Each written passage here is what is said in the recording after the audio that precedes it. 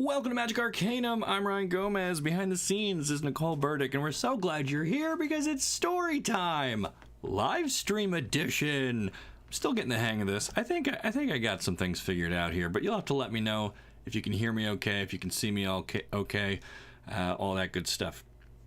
I'm real excited to be here. I look forward to these live streams. They're a ton of fun. Last week we did the story recap for Dominaria United. That video is doing very, very well, and it took a lot of work. So this week I thought I'd kind of give myself a little break and just do some streams, hang out with people, build up the community, and have fun playing Magic.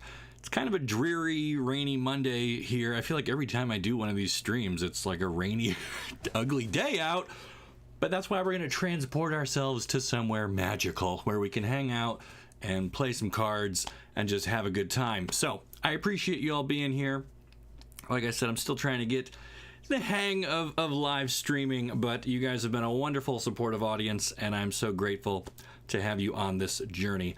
Today, we even have a sponsor. How cool is that, guys? We've got Into the AM tossing some t-shirts at us. They make the best shirts you will find anywhere. I love them. They are basically Dragon Shield sleeves for people, okay? They're all I wear. I only use Dragon Shield sleeves on my cards. I only wear Into the AM clothes on my body. So you should check them out. I got a link down there in the description. You use that, you save 10% site-wide.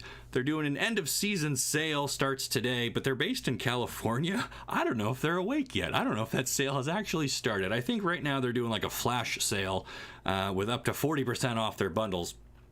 Fantastic shirts. If you have a favorite Magic card or character or location, they've probably got a shirt that like matches the style, right? I've got a few examples up on screen here. They are just such a cool company. I'm glad to have their support. Check them out if you get a chance. Pick out something to refresh your wardrobe going into. Maybe you're starting school again. Maybe you're starting a new job. Maybe you just want to be the best dressed wizard at your next FNM. Whatever your reason, check out Into the AM using my link. Enter promo code Magic Arcanum at checkout. 10% off. Beautiful, beautiful. We love it. We love it. All right. Here's the deck that I have got to start with, okay? And this one's inspired by my experience at the Dominaria United pre-release. I opened an Urborg Lurgoyf, which is a mouthful, but there he is. This is reminiscent of Tarmogoyf, one of my favorite cards, just because it's so unique and such like a magic thing. I love it. I love it. So this guy, 1 and a green, he's got some kicker options. We'll talk about those in a second.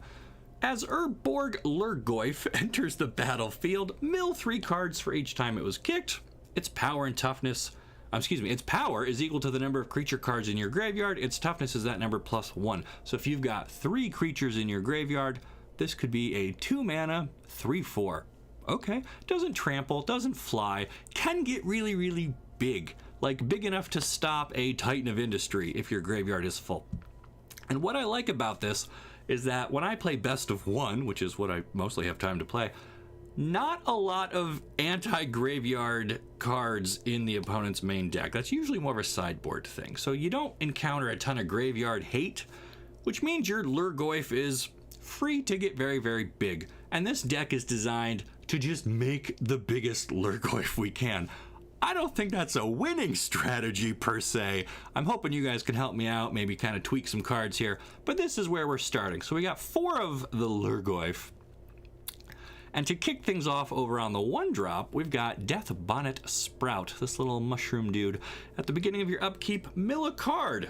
Okay, so that's just gonna keep chucking stuff in the bin there. And then if there are 3 or more creatures in your graveyard, hopefully we'll have that, this transforms into a 3/3, which is a little bit better.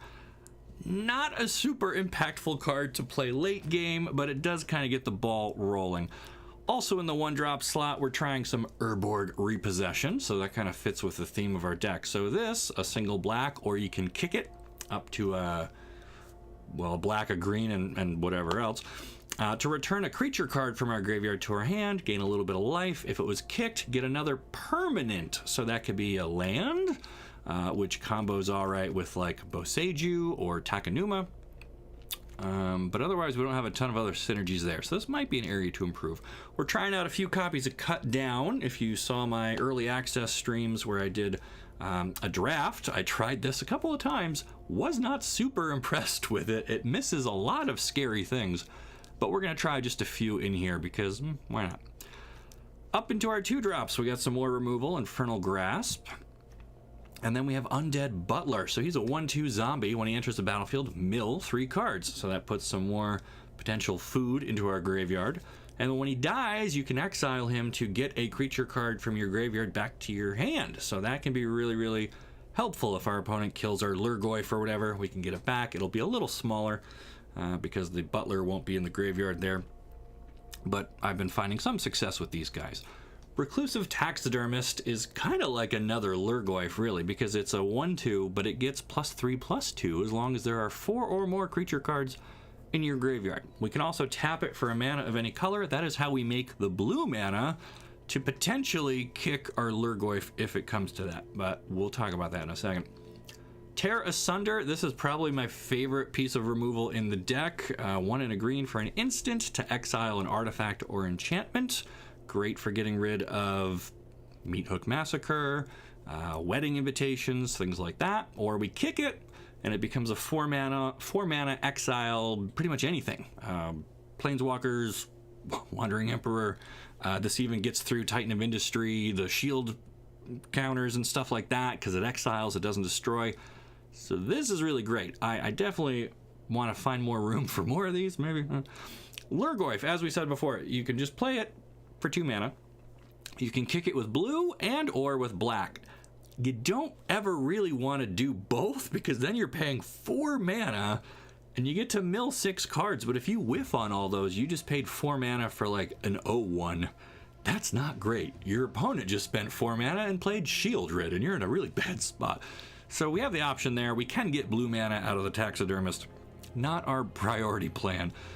We got some old stick fingers here. He's a cryptid. He's a creepy fellow from Innistrad, but we're gonna transplant him over to Urborg. When you cast this spell, reveal cards from the top of your library until you reveal X creature cards. Put those all into your graveyard. This is a great way to grow our Goyf.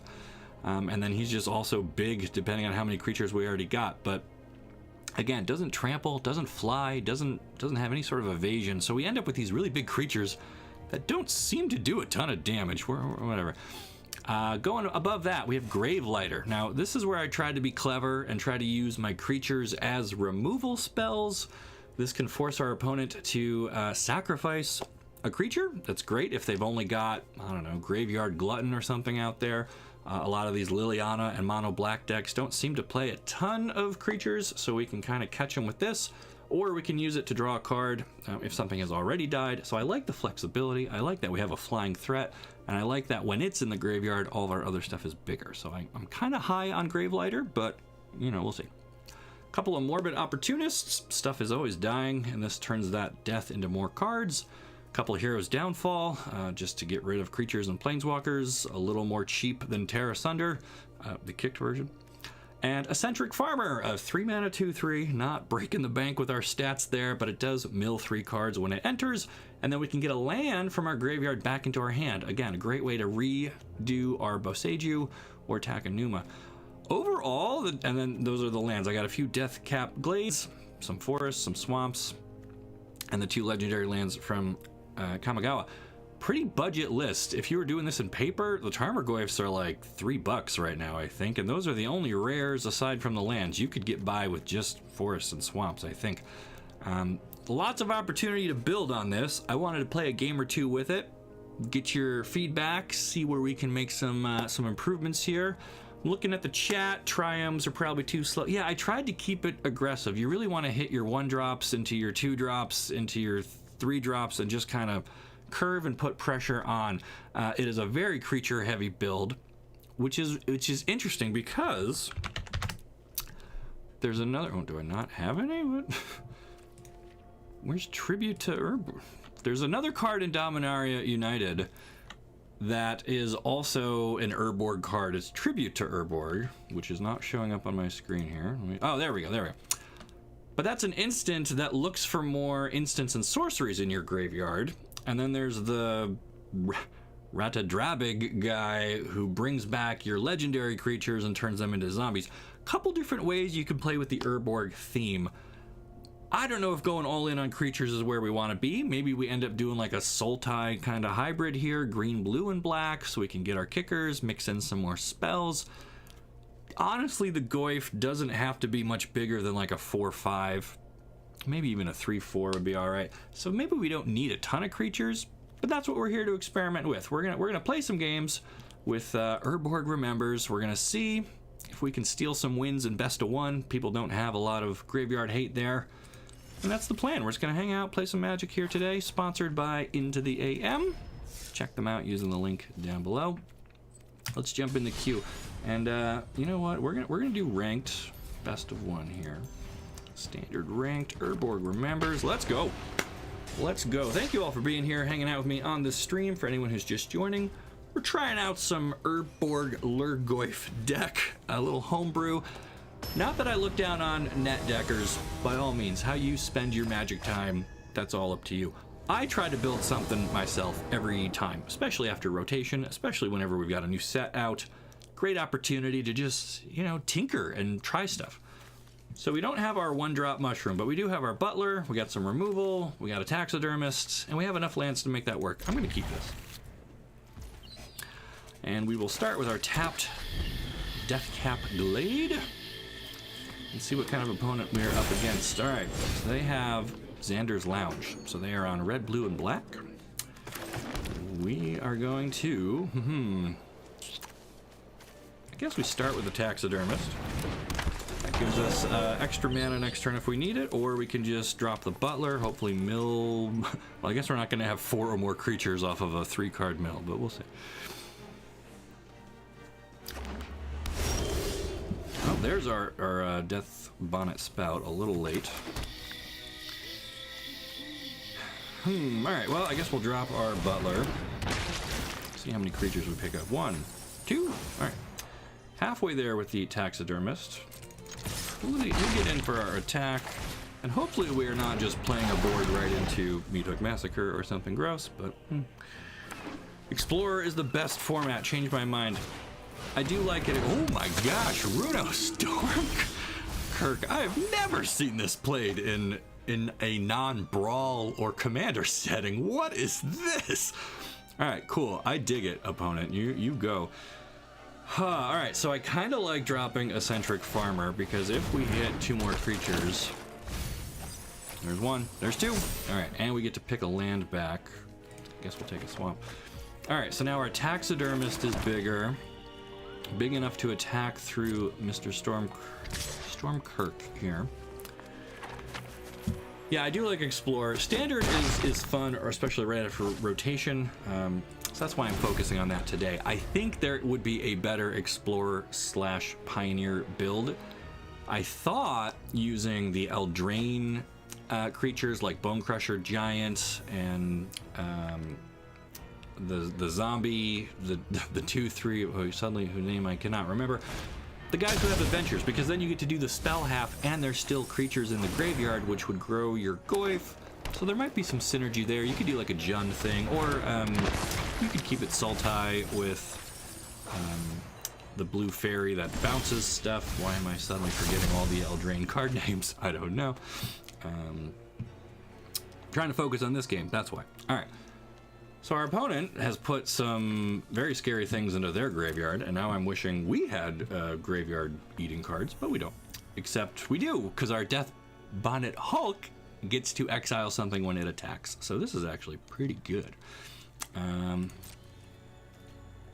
So I'll tell you what, we will attack with both of those.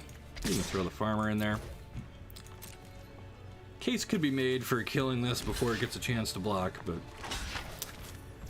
Oh, this was on my next upkeep, so I don't get to eat a card now. I forgot. Okay. So this is not whenever it attacks. It's at the start of my upkeep. That's fine. That's fine. We get to kill their butler. That's fine. Totally fine, guys. That's not a misplay at all. I meant to do that. I meant to do that. Kraken in the graveyard is scary. Yeah, and I thought I'd get to eat one with my mushroom, but that happens next turn. And they are going to, what? Take a Snooping Newsy. Sure, you can have it. Alright, so I think we will just keep developing our board here. I don't foresee a board wipe in their future, but perhaps. Alright, look at the top card. If its mana value is 6 or greater, they get to transform this guy. I think we're alright. We're gonna see a Cruelty of Gix. Oh, I forgot that that's totally a card. And that, what, just lets them put something straight back into play? They don't have it. Alright, you have your Snooping Newsy. Common from Streets of New Capenna. When it enters the battlefield, mill 2 cards. So that could go in our deck, really. Well, there are 5 or more cards. Silex. So there's a board wipe. A very slow one, but it's coming. Okay. Boy, so we really need to draw our Tear Asunder right here, please. We're gonna eat your Kraken. Didn't draw Tear Asunder. That's okay. Well, there's one sitting in the bin right there, so I guess our odds were not in our favor. Do we just kill their board and swing in? That's 8, 9, 12, 13. Yeah, if we just kill everything, I think we're all right. We will murder you. And then grasp the Newsy. And then swing team. Did Urborg do it? There we go. First win. Okay, not bad. Yeah, just kill both attack for the win. I saw the line. You know, I'm not not the worst player slash streamer, although it is a struggle sometimes. Okay. No shield road. Yeah, no shield road. Yeah. That's a scary card. I don't think there's anything that matches up to that for 4 mana. Like, she's a 4/5, right? Is there any creature that has 5 power for 4 mana right now in standard? I don't know. All right, so that worked out pretty good. I think we're gonna run it back. Let's try another one. Let's see if we can do another one. All right, Ryan, what's your favorite card from Dominaria United? I like the Lurgoyf. That's kind of why I'm building around it right now. I got another deck that I might show you later. That's a red and white, because you know I love my Legacy Pegasus. A red and white deck built around Barid, who just kind of spams out some soldier tokens. But wanted to start with this one today because I've been having a lot of fun with the graveyard and making some really big goifs. A couple swamps, not a whole lot else going on. I think we have to mulligan. This is much better. We'll keep that. I don't think we need 2 butlers though. We'll get him back. Although now we have this awkward turn 1 Sprout or turn 2 Butler, but probably not both. I guess we'll take the Sprout first. I have the same gaming chair. Yeah, it's a little creaky. It was nice and solid when I first built it, but that was like 2 years ago, and I haven't oiled it. It's also got stuffed in a moving truck and transported from Texas all the way back to New York, so it's got some miles on it, but it's a nice chair, very comfy. It's pretty affordable. I have no complaints. Okay, our opponent has a basic island. We're gonna try to nip him with our little mushroom buddy. Got there. Play a tapped Glade and then a second mushroom? Hey opponent, if you want to blow a Fading Hope on a 1/1, that's your game. Okay. When you completed your collection. Okay, now we find basic swamps. Alright. So I guess we will try for the farmer. Keep some pressure on him. Yo, Ryan, you still play Paper Magic? If so, have you drafted it all recently? I have not. I have not. Oh, did we just get syncopated? That's a shame. That's a shame. The last time I played Paper Magic was the Dominaria United pre-release, but I did that as a pre-release at home. Got together with some friends. We did the at-home kits, brought them back to my place, and just kind of hung out. I'm still a little leery about sitting at a local game store. A little nervous about big crowds.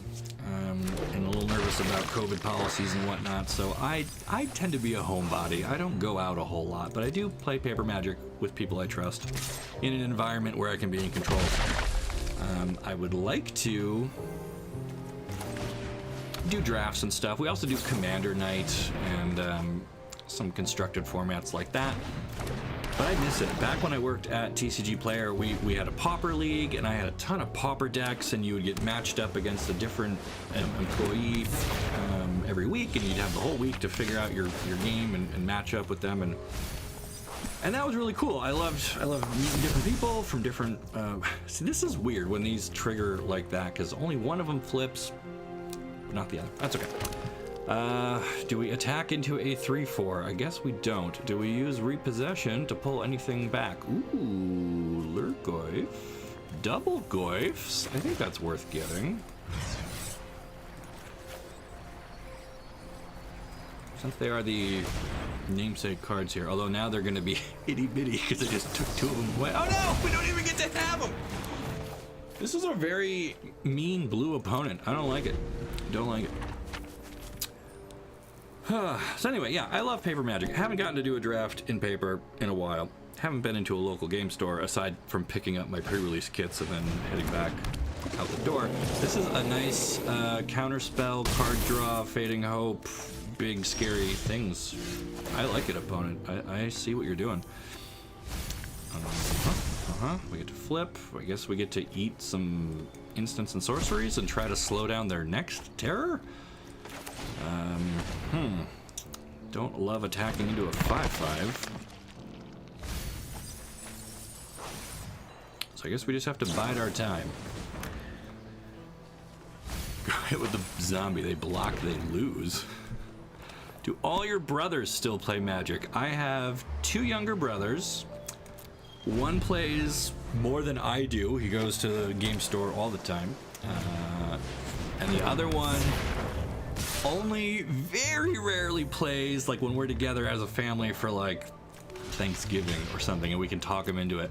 And that's my youngest brother, Corey. He is a teacher, super smart dude, love him to bits, but he is the trolliest player. He knows how to play the game, but he'll deliberately be like, yo, I made a sweet wood water deck, and we're like, okay, and he'll hold up like a forest and an island. He's like, what do you think of my wood water deck? And I'm like, that's not what it's called. You know that's not what it's called. But I like your game. We're gonna get more of these instants and sorceries out of here. Shrink some gins. All right, do we test her counterspell first? With our farmer, see if they take that. I mean, they know we're holding the Goyf. They let that go, though. Take a land back, I suppose. Now we can kick this, or try to. What say you, opponent?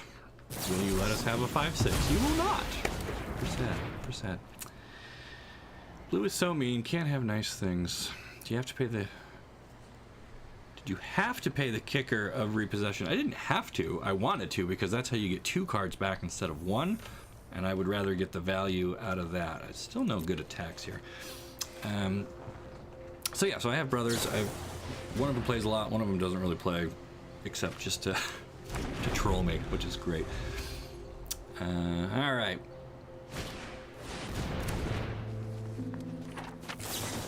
Lava Sun, yeah. There's so many like fun names you can like. Oh, my skull trees are out to get you. All right, zombie. I think we're just dead to the gins here. Did not draw any of our removal. Not that we would have got it past their counter spells anyway. Okay, so we're 1-1 with Urborg. Not terrible. Not terrible. Nice wood skull deck. Yeah, so funny. There were some other questions. I'm trying to keep up with chat. I got chat over here on one monitor. I got the game over here. My head's on a swivel. Trying to keep up with everything. For anyone who just joined.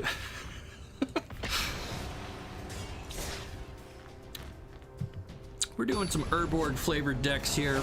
Mostly creatures going into the graveyard. Because we know Best of One doesn't have a lot of anti-graveyard cards. Damn, that water, all those water drops just steamrolled us. Okay. We got some skull magic. We don't have any tree magic, but we're gonna try with our skulls. Nerf water. Water OP. Too much drown. Oh, water deck OP. It's like, yeah, it's like a Pokemon thing with like, oh, my water deck, but he uses it for magic. A mountain with no turn 1. Are they holding shock or some sort of a burn thing? Play with fire. Show me play with fire.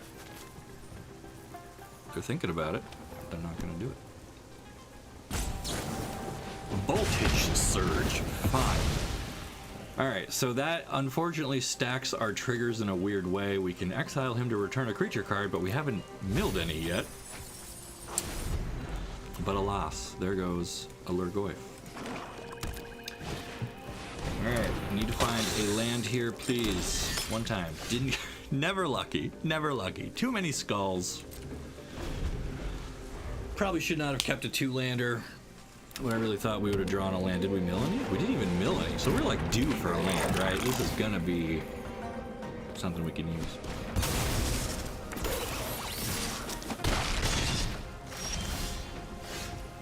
Keith still has my Thoughtseize. It's been 2 years. Oh, somebody in chat knows Keith. That's my brother. Okay. What's our best play here? Probably not Gravelighter. They just sack a token and we have no board. Hero's Downfall. Taxidermist. A kicked Goyf. They might not be able to kill that. Let's try it. I mean, they're red-black. If they just have burn, this might be too chonky for burn. If they have Insidious Grasp, though, that doesn't really matter how big it is. Definitely Anvil. Okay. That's a scary one. Artifacts. There it is. You guys called it. Good job, chat. And there's Infernal Grasp. I called that one. I don't think we're gonna win this, gang. Being short a land definitely hurts. We have no board wipes. We have almost no 2-for-1s in this deck at all, except for kicking Urborg Repossession. That's the only way you can turn one card into 2. So, Alright, we're up to 4. Double. We don't have double green. We can't do double taxidermists. Welp. Surely we can block and only take 3 damage here. That's my plan. I think we're dead. Wish the colors had made up fantasy names, like red could be called Ender Magic? Ember Magic? Would add some flavor. Yeah, and it's, man, not to just spin a web of tales here, but for being such a core component of the game, the fact that the planeswalkers themselves are largely unaware, like they know they have magic, but like Nissa doesn't think of herself as a green mage, and she has an affinity for like forests, but she's OP. She touches the ley lines everywhere. But like Jace isn't like, oh good, an island, now I can counterspell Nicol Bolas or anything. So it's kind of weird, and like I like how every plane has all these places and the geography is, you know, consistent. But the fact that like that doesn't play into the stories and the characters don't ever address it, it's kind of weird. Kind of weird. Alright, so now we're 1-2. I think we'll just jam one more game just to have a nice sample set before we start making any changes here. Only 1 wood energy. She's not, she's a wood mage. Guys, please help me turn this into a meme. My brother would be so happy if he knew that his trolling had Phyrexian infiltrated. Maybe he's a sleeper. Maybe that's it. All right, 2-drop, 3-drop, some cheap interaction here. I will even open with the swamp to have cut down handy, although I don't know how handy it's really gonna be. Like in the story, did Chandra grow up near any mountains? Not really. Kaladesh is mostly the city that we've seen.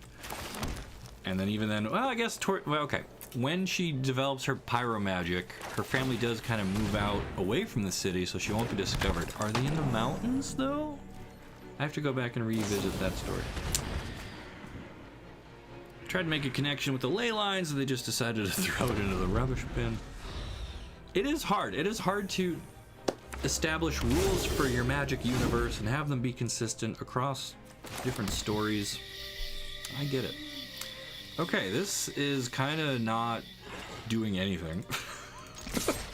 Like, I'm not going to run a Gravelighter out there. They have no creatures. I have nothing to repossess. I've done no self-milling, so our taxidermist is not even a bear. And there's nothing to cut down. So here we go. Okay, this is much better. We're going to try to farm some bodies. The islands here, the water drops scare me. We're going to get Nope. Nope, they let it happen. All right. Chandra developed her powers in the mountain monastery. Yeah, after her spark ignited and she became a planeswalker and started traveling around the multiverse, seeing more mountains. Sure, but I'm saying, like, in her youth, when her pyromancy was first developing and she was, you know, becoming who she is, did the mountains play into that at all? I don't think that they did. I don't think so. Okay, opponent just kind of sitting there. Oh, they have cruelty, so they're on the discard a fatty and then reanimated plan, so which means our cut downs are going to be useless. Okay, and we only have one thing in the bin, so I don't think Gravelighter just to add another creature helps either. Phew, rough. What do we think? Are we going 1 and 3 with Urborg? I think so. Jace's character growth happened on an island. Yes, I've said that in a different video. I forget which one, but I did point out Jace on Ixalan had some of his best character growth, and it was an island. That's probably not a coincidence. Zendikar is just like 40% forests. Liliana's manor is near a swamp, and Gideon is dead. Yes, these are all true facts. So if you squint, the land influence is there, but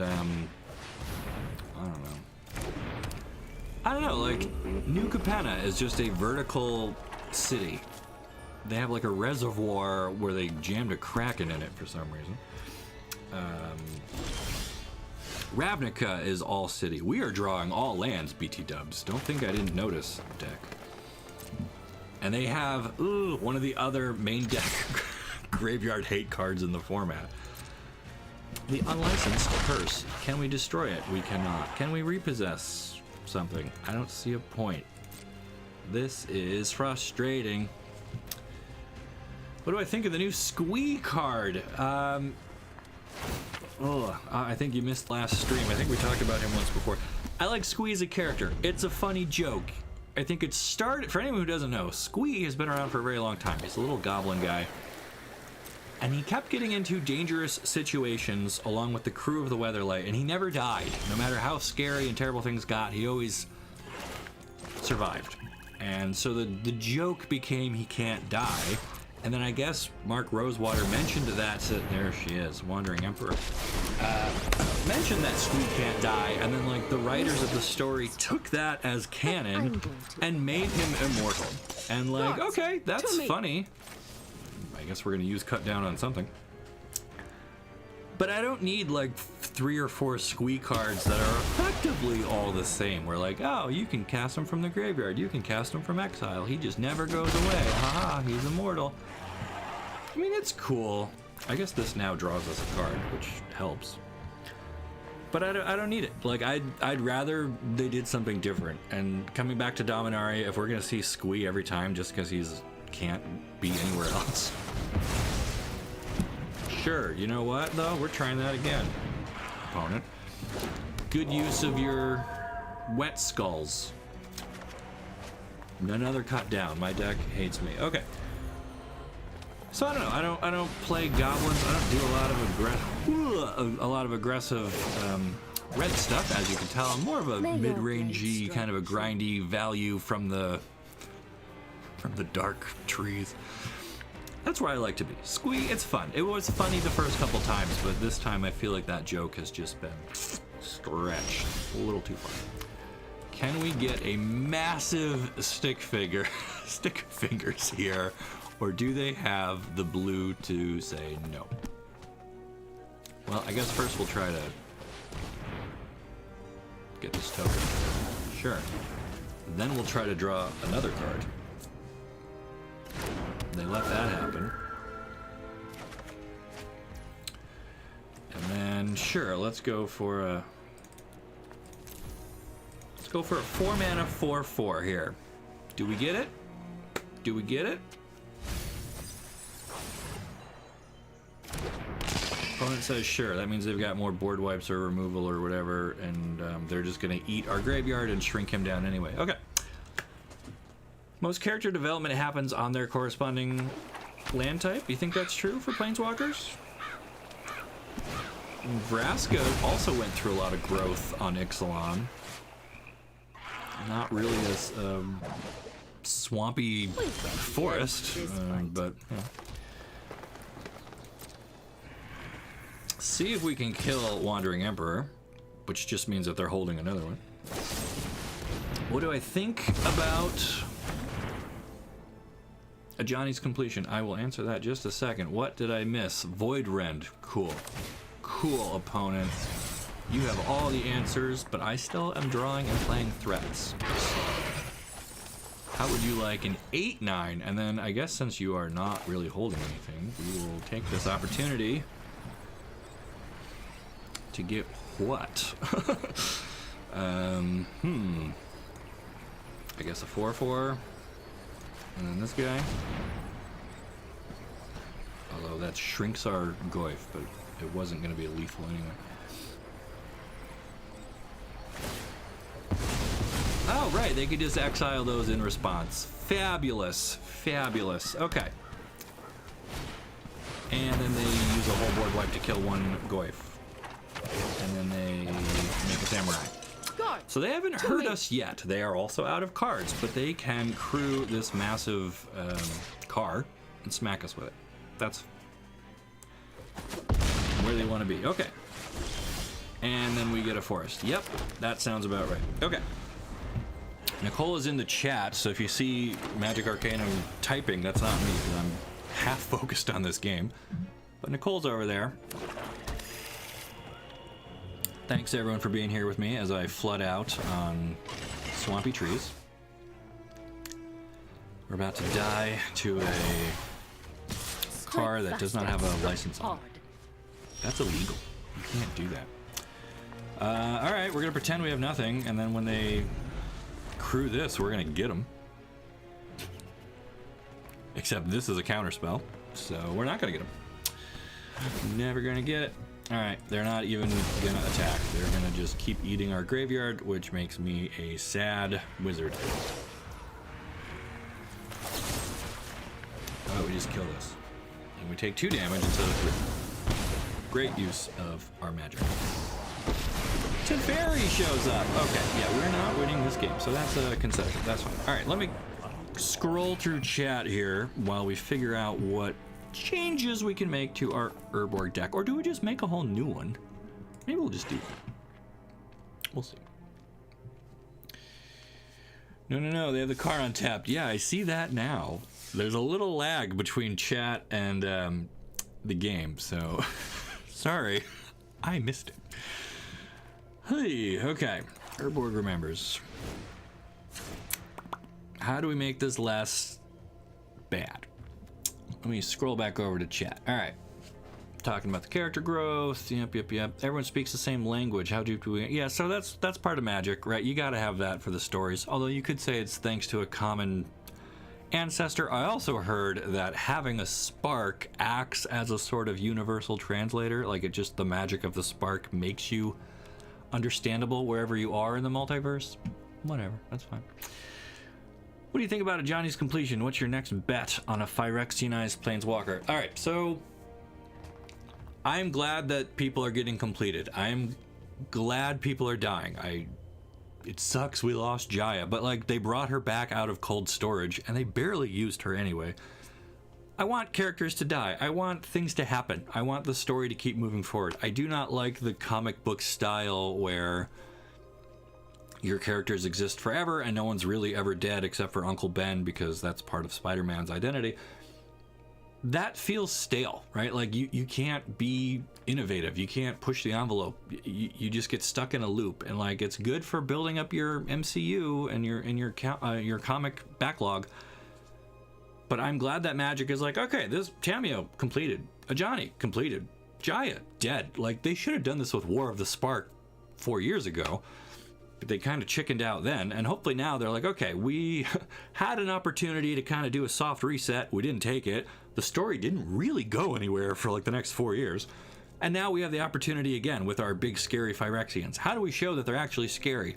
People need to die. People need to get completed. We need to understand that Shieldred and Elish Norn, that they are serious, right? If it's the scariest threat in the multiverse, but nobody suffers for it, then how scary are they? So I'm glad this is happening. I think the roster of Planeswalkers is huge right now. They have room to replace these people. Apologies if Jaya or Johnny or Tamio are your favorite, but we've got Teo, and Vivian gets a chance to shine, and you know, there's room now. Davriel will probably take over for Liliana, who I think is my next pick for being completed, or dead or something. Her storyline is pretty much wrapped up. They just reprinted one of her most iconic cards. She's not doing a whole lot. They even kind of tied off her loose end with the Raven Man. Chainveil's done. She's just kind of sitting there. They gave her the little professor storyline where she kind of passes the torch to the new generation and the Kenrith twins, who also, again, more Planeswalkers. So I think Liliana's next to go, or will be one of the casualties over the next 4 sets, or however long we're doing the Phyrexian arc. But I suspect that there will be even more. And I'm okay with that. I want some fresh blood. I want... Bad choice of words. But I want new faces, right? I want to see new cards. I don't need the 5th, 7th, 8th copy of Teferi. Put Teo in there. Put Will Kenrith down. You know, give me something else that I can be excited about. I think that's cool. All right, scrolling through chat. Yep. Oh my gosh. Yeah, I've been hoping for Davriel to enter the main story for a long time. I don't think Lily will be completed, but she'd do a Gideon and sacrifice herself for someone else. Okay, that'd be a good full circle on her. But I do think she's probably going to die or be removed from the story in some way, whether it's through completion or death or whatever. But I think her time is pretty much up. Which butterfly is Teferi going to step on in Brothers War to set up the wrong future trope? I am not clear what type of time travel he's going to actually do, okay? Is he going to physically go back in time to the Brothers War and exist as himself? Is he going to be able to interact with things and change time? Or not? I think based on the machine that Saheeli built for him, either he's going to like transplant his consciousness back so he could be like an observer. Maybe he's going to inhibit his own younger body somehow. Was Teferi alive? Yeah, he was around for that. But he can only like see through his own eyes, but he has to like take in clues and try to understand Brothers War better, but maybe he can't do anything. Something like that. Kind of like the X-Men movie, right? Where Wolverine went back in time, but he was just to his younger self. And I guess he had some agency there. He wasn't just an observer, but I don't think there's going to be like 2 Teferis. I don't think he's going back in time. Teferi is very, very old, from what I understand. I'm trying to remember if he was around for original Brothers War, though, or if he came on the scene after. I know he was alive when Karn was created, right? We know that he was, he studied under Urza. He was a student at Tolarian Academy when it was new. He used to make fun of Karn when he was created, but maybe he wasn't alive during Brothers War. I guess, okay, so I'm trying to... There's so much history on Dominaria. I'm trying to keep it all straight. He was certainly around for the Mirage War, but I guess that was after Brothers War. So maybe he can't go back far enough to inhabit his own body. But I still suspect whatever version of time travel they end up doing, I don't think he's going to be able to talk to Urza unless that's going to... Or maybe they want that to happen. Maybe that creates some sort of a time loop paradox thing. I don't know, man. I don't even know. Time travel's weird. It's overplayed. I don't love it. I would like it better if he just goes back and we get like a flashback Brothers War. For the players, it's cool to play with all those toys. For the story, I don't love that Teferi could be there and could butterfly it and change the future. That, to me, is bad. Speaking of changing things, though, we're going to change this deck, but first we're going to take a quick commercial break here. Remember, today's stream is sponsored by Into the AM. They gave me this really sweet skull slush shirt where it's like a skull getting ripped apart with all the colors of magic in it. So that's just one of many shirts you could get from Into the AM. Here are some other shirts you could get. You could get one that looks like Drawn from Dreams. You could get one that is sort of Kamigawa-ish with the pagoda thing there. You could get a shirt that has a giant kraken on it with a barrel full of whiskey.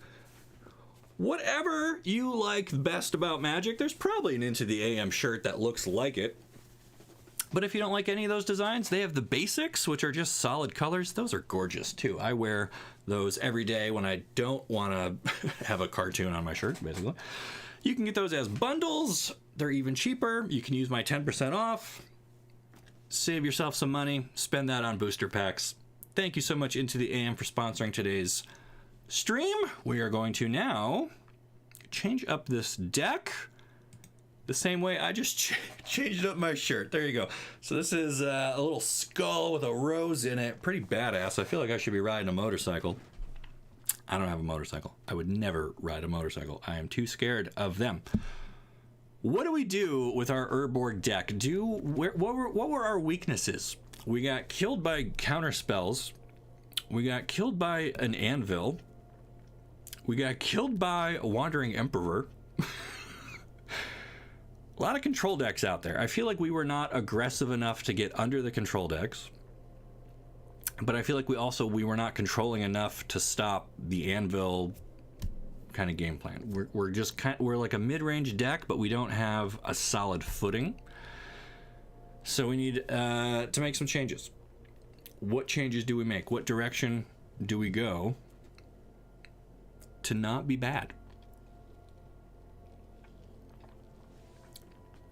Teferi could go back. Karn was corrupt. Yeah, a whole bunch of stuff could happen. Could go the time travel route of everything that has happened will happen, and you know, Teferi was always the cause of something, and therefore it's not a paradox because it's just yeah, that's the beauty of magic. They can do whatever they want. So trying to guess what they're gonna do feels hopeless because like they'll make it whatever they want. Wile E. Coyote was killed by an anvil once. Just once? Add Lily instead of farmers. That is a bold suggestion. I feel like the farmers were crucial to our game plan. They are the best way to beef up our Lurgoyf,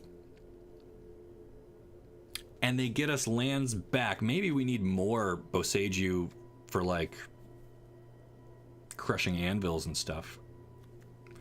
And then these can fish those out of the graveyard after they've been used. That seems good. I would turn Morbid Opportunist into a Lily. I would turn some number of Gravelighters into Lily. I don't necessarily want to touch the farmers, but you might be right. Yawgmoth comes back with Teferi, sees new Phyrexia, gets yeah. So many characters could appear in Brothers War. So many things could happen in Brothers War. It's impossible to say. I don't know. All right, so we have a suggestion. Cut down out. Cut down out. cut down. Oh. Put bone splinters in. So let me get a better layout here. Or is that worse because now my face covers it? My stupid bald face. Okay. Bone splinters. Love the art. One of the best in Dom United. As an additional cost, sack a creature. Do we have stuff to sack to bone splinters? Unsure. Isn't there also a better... Oh boy, I gotta set some filters. There was an Innistrad... Why are these not in... Midnight Hunt way up here, Crimson Vow way down here. They came out right back to back, but we're gonna split them up in the filters because we can. Hui, I thought there's like a 1 mana... What? Instant or sorcery from one of these sets that what is black. Why is it not showing me any cards? Where's all my... There's no 1 mana instants or sorceries? Oh, because I still have bone on. What was I thinking? Okay. Eaten alive. Isn't eaten alive just better than bone splinters? Because as a cost to cast it, you can sack a creature, or you can just pay more if you don't have a creature. And it exiles instead of destroys. So if we're putting in anything as a new 1 mana kill spell, Eaten Alive is, I think, strictly better than Bone Splinters. Is it not? Maybe I'm wrong. Oh, now my filters are also working against me. All right, screw that. So Bone Splitters, again, have to sack a creature, and it only destroys a creature. They're both sorceries. Eaten Alive, sack a creature or pay, and it exiles. So I think Eaten Alive is what we would call strictly better. Although art-wise, you have a strong case with Bone Splinters. All right. Just not a fan of the farmers. Yeah. You want stuff in your grave? Get them back, right? You get them back. Not many cards that bring them back. Cult Conscript. Ah, okay. More aggro with the Conscript. That's a good one. That's okay. Let me pull that guy up, and now I don't want any filters. There he is. Okay. A 1 mana 2/1 enters battlefield tapped. You can pay 2 to return it from the graveyard to the battlefield only if a non-skeleton creature died under your control. That might be better than our little sprouts. That might be better. I like the mill here, but like, it's just so weak. And it doesn't get to exile something from the graveyard until like after it's transformed. Ugh. So this might be better. Let's try a 2/2 split. We'll put in 2 of those. Nope. Take out 2 sprouts. Okay. Any other ideas? Maybe 1 Eerie Soul Tender. Do I not own any? Do I spell it wrong? Double E's? How do I spell Eerie?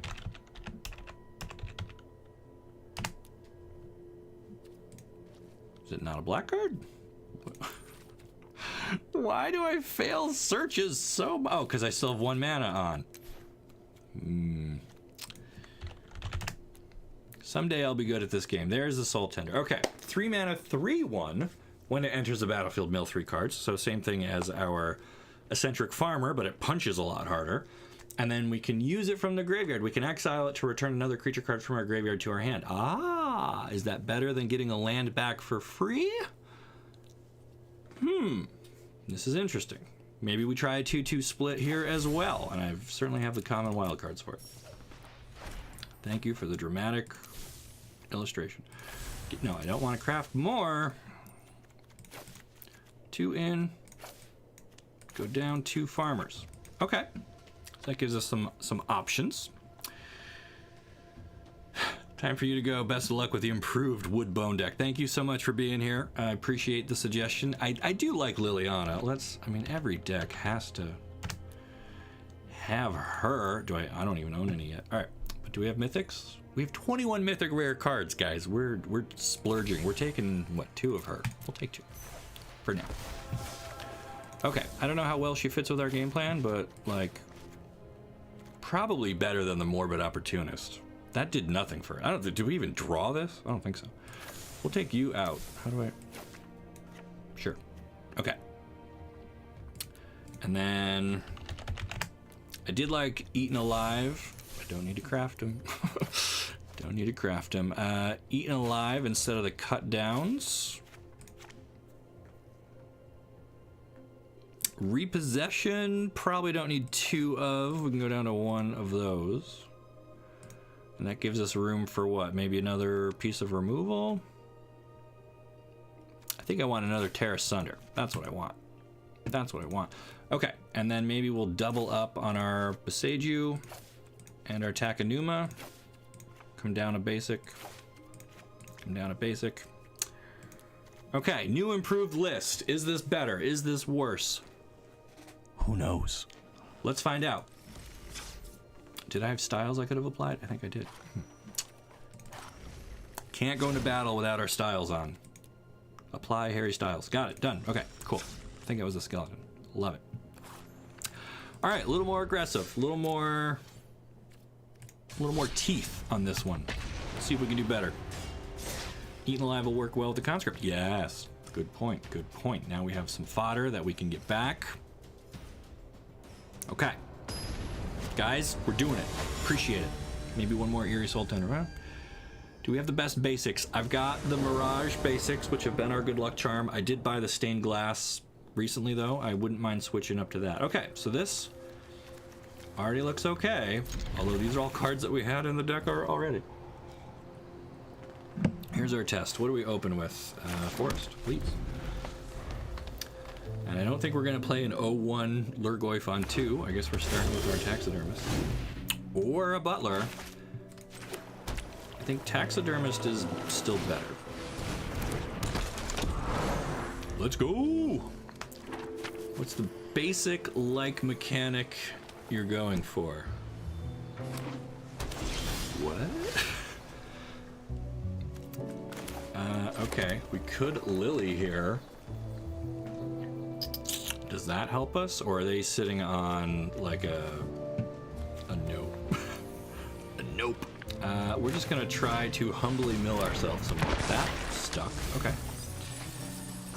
Only one creature. So I don't think I want to just dump Lurgoyf out here. Or do I? Nah, we're gonna wait and see if we can kick that next turn. Notice the basics making a difference. Yeah, the shuffler and the whole algorithm definitely cares what your basics are. Absolutely, it's rigged if you're not using the best basics. Azusa's Many Journeys. So this is a saga from Neon Dynasty. Our opponent's gonna play lands. They have a Courier's Briefcase. They have a token. Is this gonna be like the Transmogrify deck where they're gonna turn this token into a Titan of Industry? That would hurt, although we could just exile it. Or do we just kill this token so that they don't have a... I think we're gonna go for a kicked... We could double kick this guy. That could be fun, right? Is this a good idea? Don't know. But we have a 4-mana 3/4. Ugh.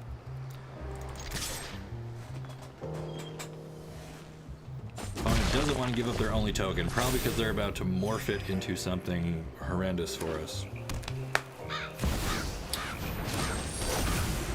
A Timeless Lotus. I've not seen that in any constructed deck yet. Interesting, interesting. Okay, so here's what I want to do now. We're gonna Lily. Enough with the mysteries. We're gonna make him sack. Answers. I've always That's for, oh man, for some reason I thought she makes both players sack. She doesn't. She makes each player discard a card, which would have buffed our dudes, but we're fine. We'll just do this. Go get them. Okay. So now they do get to flip their journeys, which I guess they could still morph into something crazy. They also have a ton of mana from this Lotus and all these lands. They have not missed a land drop. They also ramped their land drops. And all they're using it for is to draw 3 more cards. Okay, well, you got the braids sleeves, so I guess you're doing something. I mean, what does the deck do mostly? Okay, so our game plan for our deck is to put some creatures into the graveyard, use that to fuel up a huge Urborg Lurgoyf. I knew this was We have found that maybe it doesn't have to be so big. My first draft of this deck was all about self-milling, all about getting value out of the graveyard, because in best of 1, our opponents don't usually have a graveyard answer, although we encountered unlicensed hearse. That was a little problematic for us.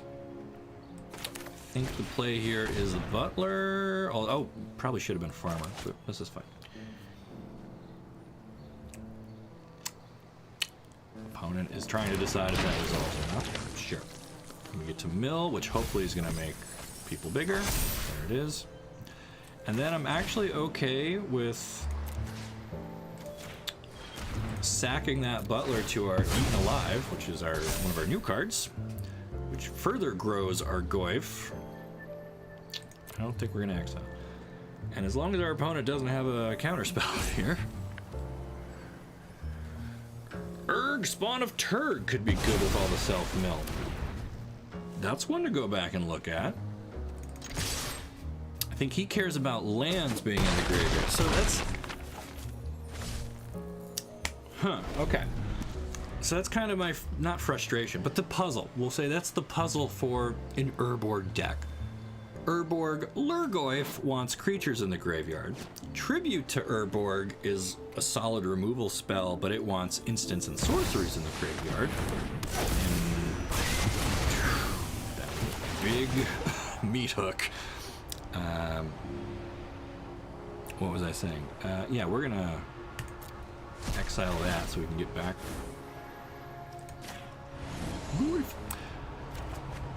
And Turg wants lands in the graveyard. And then there's Windgrace himself, but he's in Jund colors, and everything else for Erborg seems to be Sultai colors.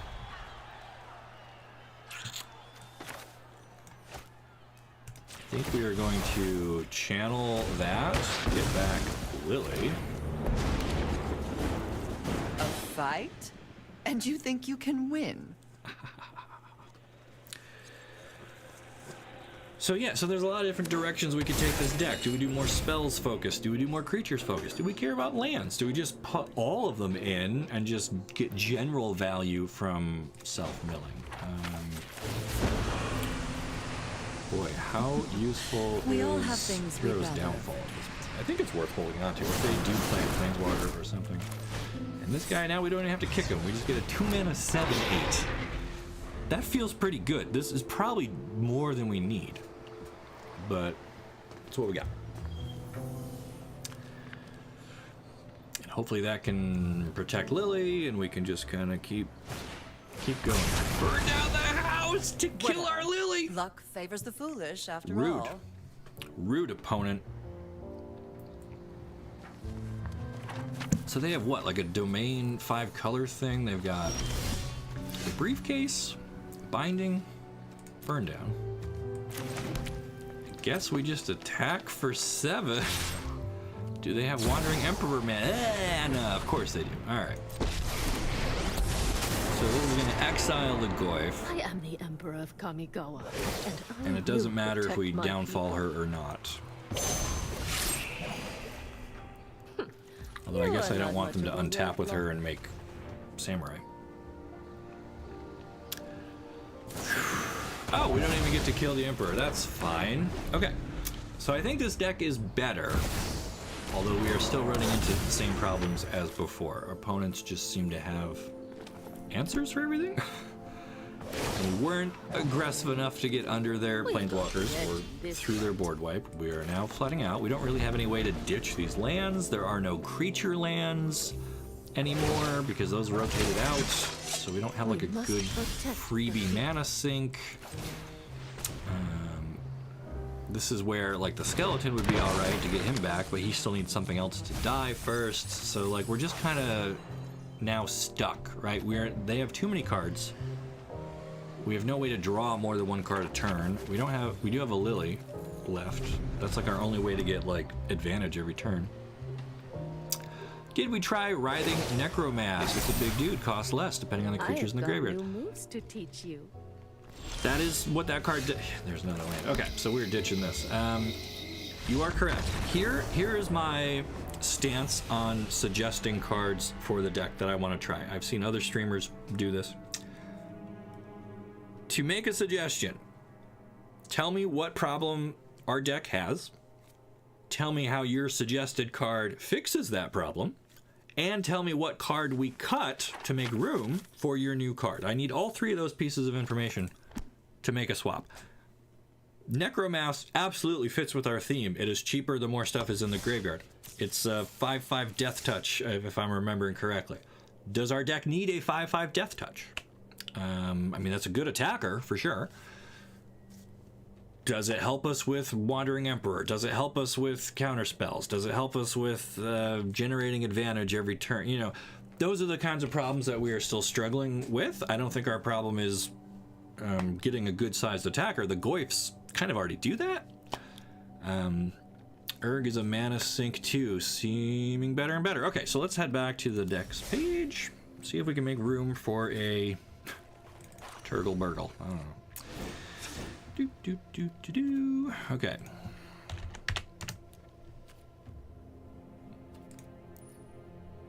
All right, so Erg, oh, it's double U's, excuse me.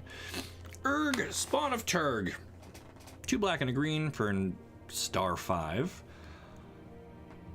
His power is equal to the number of land cards in our graveyard. At the beginning of your upkeep, look at the top card of your library. You may put that card into your graveyard. All right, so basically a free surveil or scry. Pay 2, sack a land, gain 2 life. Okay, but it does also make him more powerful. I would be willing to try some number of these. What do we cut to make room, though? What do we do? What do we do? All right. I would be okay putting some of these in. Where do we make room for it? Well, first let me craft. We'll start with a pair. I always like to do like 2 or 3. I don't ever go to a full playset right away. So we bring him in, and now 2 things have to go. I think we still want our butlers because they are one of our best self-milling cards. I think the farmers are the other part of that package. Gravelighter. No, why is it? Let's take out a Gravelighter. Maybe we don't need 2 old stick fingers. He's just kind of another vanilla beat stick, really. And he's legendary, so we'll go down to 1 on him. Okay, we got some Turgs. Let's see what this does. Do we buy a win now?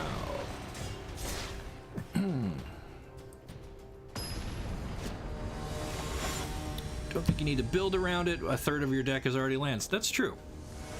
That's true. We don't have to do anything special. He might just kind of dig us out of some trouble. All right. We have a 1-drop, but we don't have the right colors. We have 2 drops, but they will be itty bitty. This is frustrating. Send that back. More green. All right. At least now we have a 2-drop, 3-drop. Okay. That's better. And I guess we ditch Soul Tender because we don't know if we're going to ever be able to play it. Try Old Rutstein. It's good. Okay. Old Rutstein. All right, we might come back and try him as well. There are a glut of 3-drops that would, I guess, all be good for this deck. I don't know that our problem is a shortage of 3-drops. The problem is we can hit our numbers in our graveyard. Like, we can make big goifs. We saw that last game. He was like a 7-8 or whatever. Like, that's huge for 2 mana. But there are other shortcomings, right? What else can we do with the graveyard besides make big goifs? What else can we do with self-mill? Rutstein, again, you know, he makes tokens and stuff. I have to look at his card again. I don't truly remember all of it. Okay. Do we tear this asunder? Or do we wait for something better? A 3-4 goif is pretty good. A pair of 3-4 goifs is pretty darn good. We might just do that. We might just run out the twins here. Opponent doesn't block. Right, because even if... I'm gonna kick either. Right, they won't have enough mana to meat hook, which is always a card I'm scared of. In fact, they have a tap land, so they're even further off. And Blood Tithe Harvester can't kill this with just the 1 blood token. Corpse Appraiser, though, does shrink both of our goifs and then replaces itself. That is another one of the popular main deck graveyard eaters.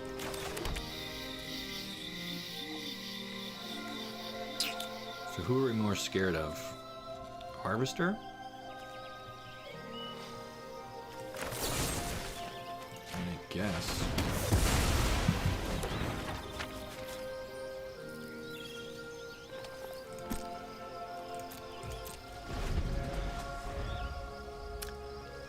Alright, now we just, oh man, back-to-back appraisers is brutal. So now these are going to get even smaller. Now we need to draw like another farmer or somebody who's just going to help refill our graveyard, because otherwise the Lurgoyfs become itty-bitty.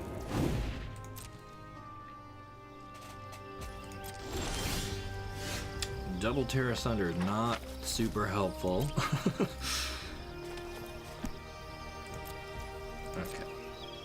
the good news is if they attack, we can like double block, and then surviving Goyf will get big.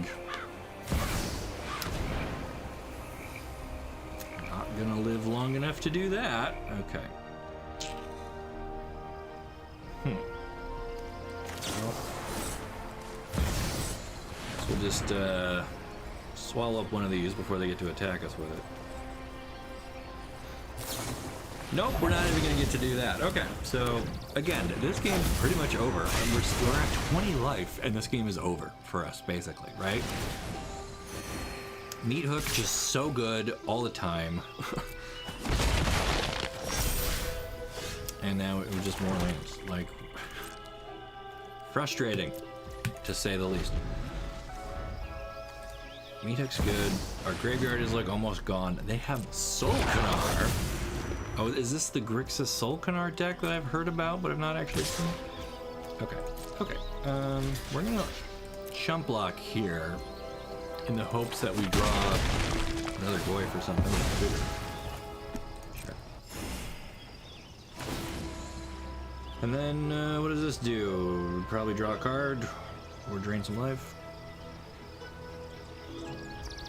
Then we draw. All right.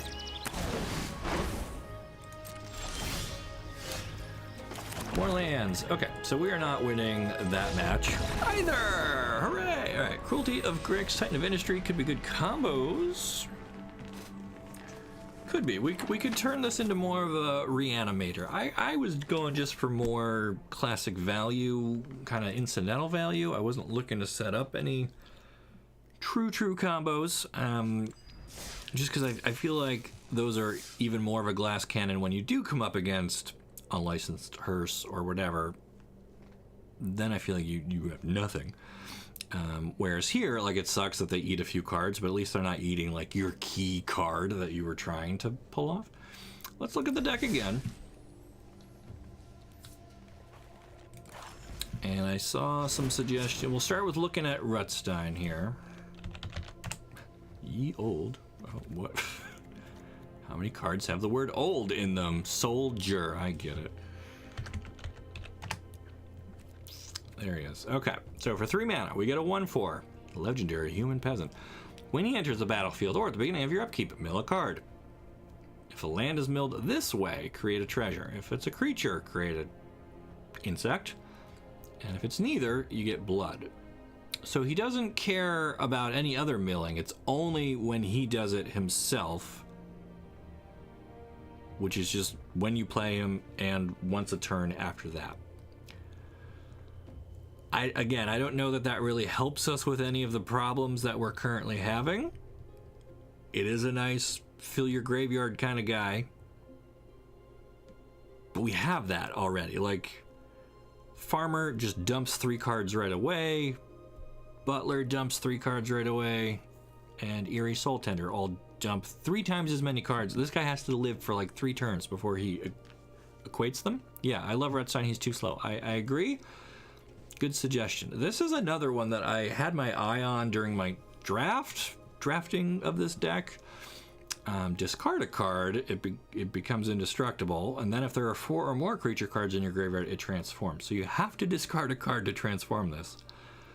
And then its power and toughness are equal to the number of creature cards in your graveyard. So it becomes another old Stick Fingers, but this one costs 4 mana plus 2 more plus a card. It can become indestructible, but I don't think that this is like helping. Whew. Okay, so here's what I want to do. We're gonna approach this from a different angle. We're gonna start blank canvas. I think we'll still stay in standard though. Or do we want to try this in Explorer? Do we rebuild it better, faster, stronger for a different format, or do we stick with standard? Let me know over in chat. What do we think? Do we want to see another run at this in standard? Or do we want to try a format where we get access to something like Stitcher Supplier and then we can just pop off? First person to type in a format gets to decide what this next deck is. Explorer, as long as we keep a few of the DMU cards. Okay, yeah, well, we're definitely keeping the Goyf, because, like, that's the whole reason that we're here today. All right, how do I switch this? All right, Explorer. Love it. Start with quad Goyfs. Nicole throws up the poll, a little late. But we'll let the poll run. I guess we can still switch back. We're not locked into anything yet. Graveyard Trespass is good against Wanderer, not a lot of options against Ingolgar. Yep, standard. Like, keep the essence, but make it better. That's what we're trying to do, fam. We're trying to keep the spirit of the Urborg nation. Alright, Explorer still wins. Cool. We're doing Explorer. Okay. So. Stitcher's Supplier enters or dies, mill 3 cards. That just seems way better than like the butlers that we were using, right? I think we can agree on that. Maybe we can even go into 3 colors. Maybe this ends up being a true Erborg kind of a, just look at all these mill.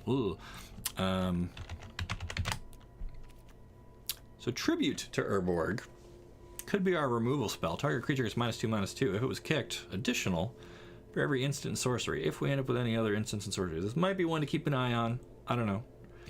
We could have Yargle. Doesn't do a whole lot for us. Don't necessarily want him. Lurgoyf. So my original idea was to go with some adventure cards. So Order of Midnight. Return a creature from our graveyard to our hand. We're going to have a lot in the graveyard, hopefully. And we get a 2/2 that can't block. Add Urg, the land mill card. All right, we'll come back to that in just... Murderous Rider is the one I was trying to remember earlier. So we get to destroy a creature or a planeswalker who loses a little bit of life. The only problem with this guy is when he dies, he goes on the bottom of our library, so he doesn't actually go into the graveyard, so he never actually helps make our Lurgoyf bigger, so maybe he doesn't really work for us. Reaper of Night is hecka slow for Explorer format. And this guy, why? Oh, because he's an adventurer. I get it.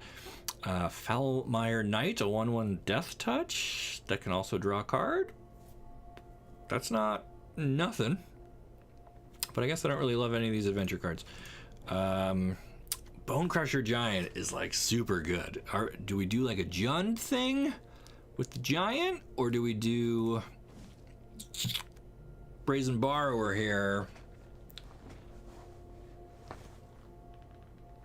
And more of like a control-y, bouncy thing like that. Please at least one Yargle, please. Grizzly Salvage. Also search for under... Yeah, so now we have access to a lot more mechanics that care about the graveyard. This is good. I'm feeling better about this.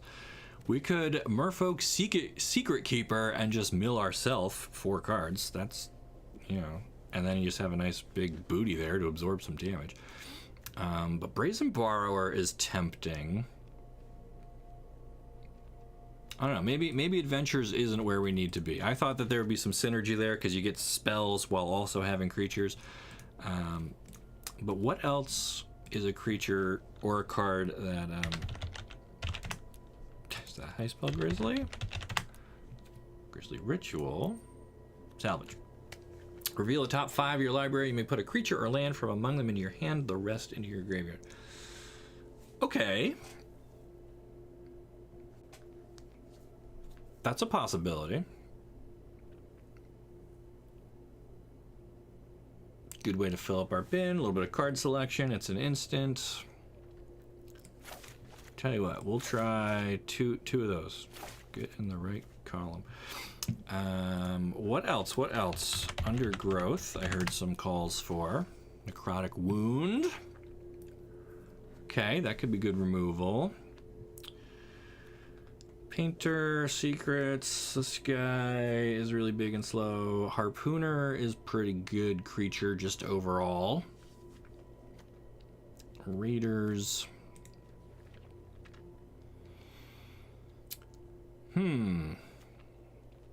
Mulder Hulk costs less for each of our things, and it gets lands back. Okay, I could see a couple of these guys. And again, we're gonna start with 2, and we'll tinker. We'll tinker. If you go Jund, you need to get Windgrace. Yep, that's possible. All right, I see the Yargle. Just because you asked nice and you're here with me on stream today, we got a Yargle. Okay.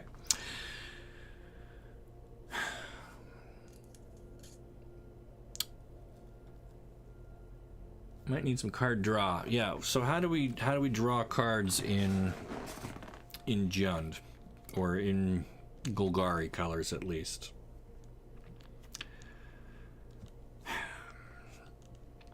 Grizzly Salvage, I guess, can get a creature or a land. That's not really drawing. 1 Yargle, you got it. All right. What's our removal? What's our other mill cards? Try some Necrotic Wounds. Not crafting. I mean, you can even do like the classics, right? We can do some Fatal Push. Now that we're in a format that supports it. Man, if we go Jund, how about this? How about... No. I like Bone Crusher Giant. I like... Fable of the Mirror Breaker. This card is like just legit good in every format, right? Discard 2 cards, throw some creatures in the bin, fatten up our Goyf, make copies of our Goyfs. Could be all right.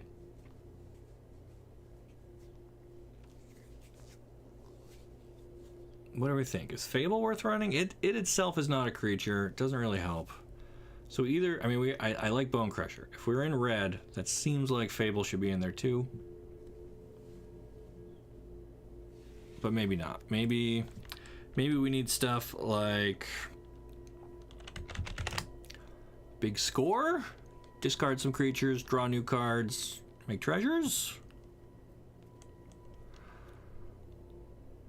Seems good. Chapter 2 helps. Yeah. Yeah. All right, let's try. I just don't want to be like the exact same as every other deck. We'll take 2 Fables. We'll try that. We'll try some scores. We'll try... I do own a Windgrace. We'll try him. We'll try... what else? What else? What else? Oh, Erg. I said I would put him in. He's not red. He's not red. There he is. We'll take those. Now I have a crosshair on my mouse. I don't know why that just showed up, but it's there. Okay. Am I doing like a thing? Who knows? All right, we're at 52 cards already. What else do we need? More self-mill, more creatures. I like...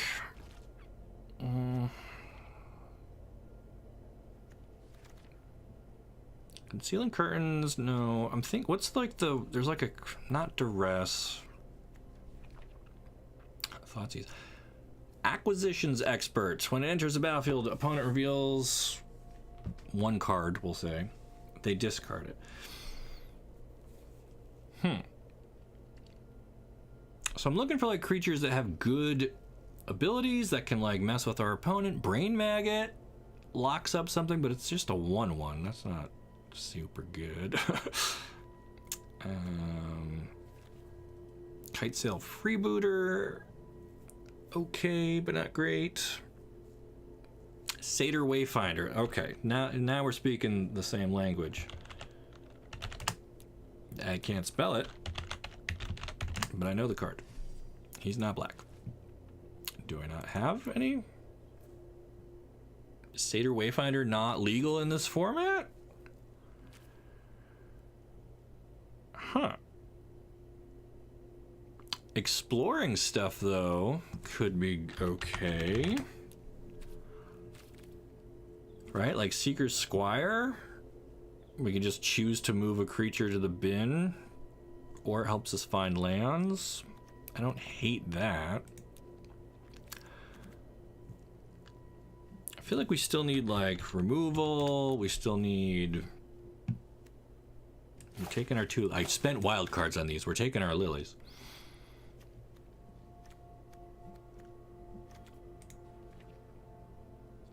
There are other versions of Liliana that also care about the graveyard. This one cares more about zombies. Yeah, I don't love any of those.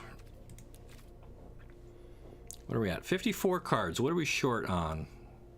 Wayfinder, not Mire Triton. Yes. Okay. That I like. That's Mill, Death Touch, Life Gain. I don't need to craft it. 4 of those. Okay. Okay, and I feel like we still need probably either some card draw or some removal or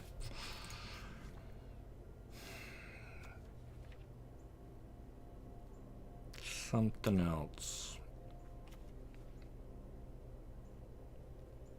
Village Rites. We don't really have Deadly Dispute.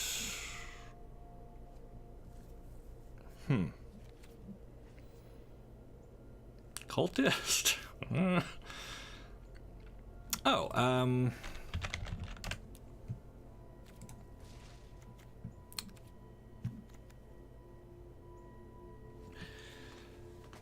Let's talk about Shigeki, right? A 2-mana 1/3. We can bounce them to our hand. Look at the top 4 cards of your library, put a land from among them onto the battlefield, tap, put the rest into your graveyard so he can mill. We can also channel him to get a non-legendary card from our graveyard back to our hand. So he might be worth having. Let's try one of him. And we still have room for one more. Callous Blood Mage does a little bit of everything.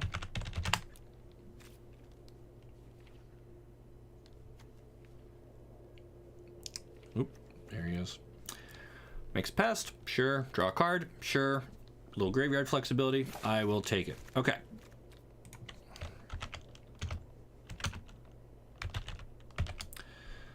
Here is where we're at. What the heck? What? Why are these in such weird rows? I don't understand how this works. Let's talk lands. What can we do with lands?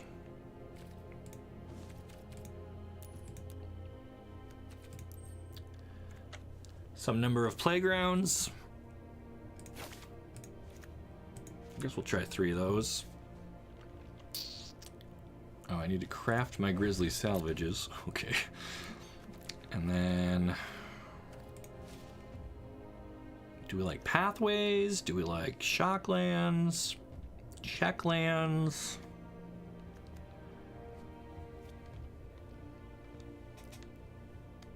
Creature lands become an option again. We're swapping some swamps for Takanuma. Yeah. We can use creature lands again. Okay, so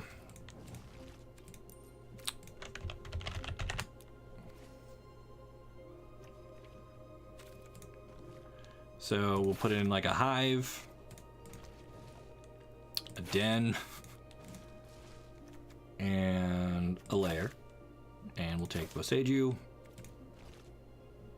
and a Takanuma and a Sokazan. Do we need all of those?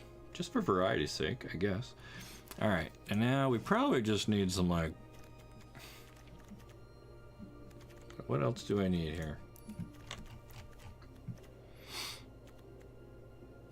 Do I want duels or some basics? I guess we want duels.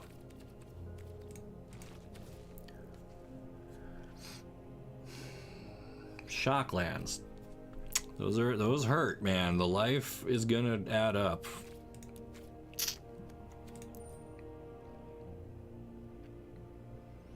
I feel like checks might be better. How about this? How about 1 shock, 1 check for each combination of colors? If I got them all, where's... Yep, Tomb, Cemetery, and Stomping Ground, Crag. Okay, and then we just need 2 forests that are basics And I think we're going to try the stained glass, since I got those.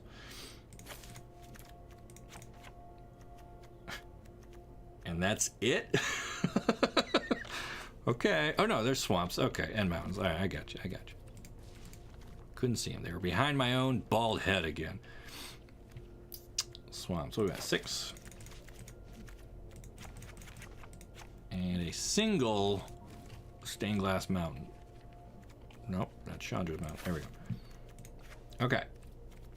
Okay, this has been a fun exercise. Is it good, though? I don't know. Let's find out. Urg lets you sack a land for 2 life. Totally makes up for running shocklands. Oh, absolutely. Absolutely. Absolutely.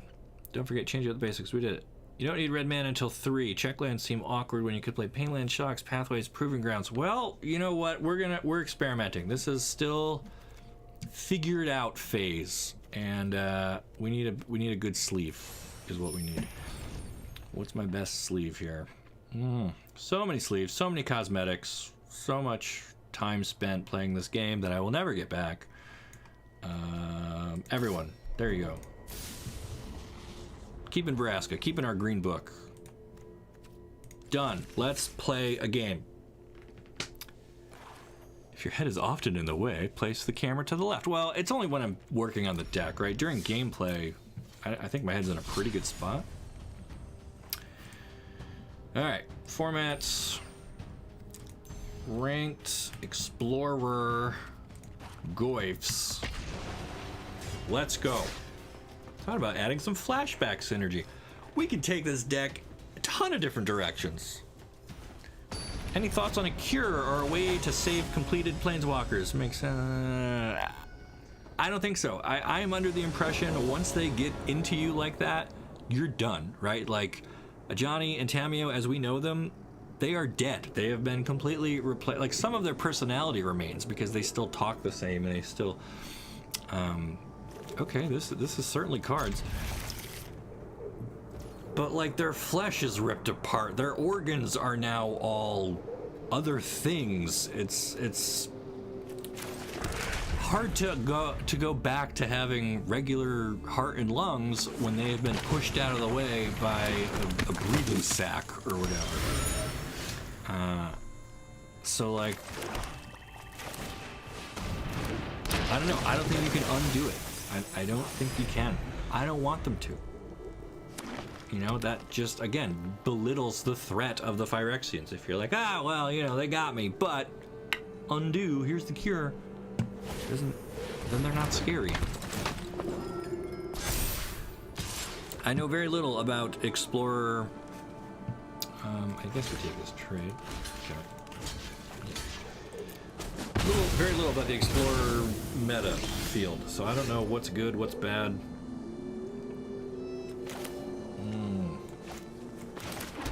Welp. Oh, this is that new, yeah, interface. I think we're just gonna stomp this now before they can protect it. Feels harder to decomplete versus deborg. Yeah, right. Even the what? Did we just what? Okay, fine.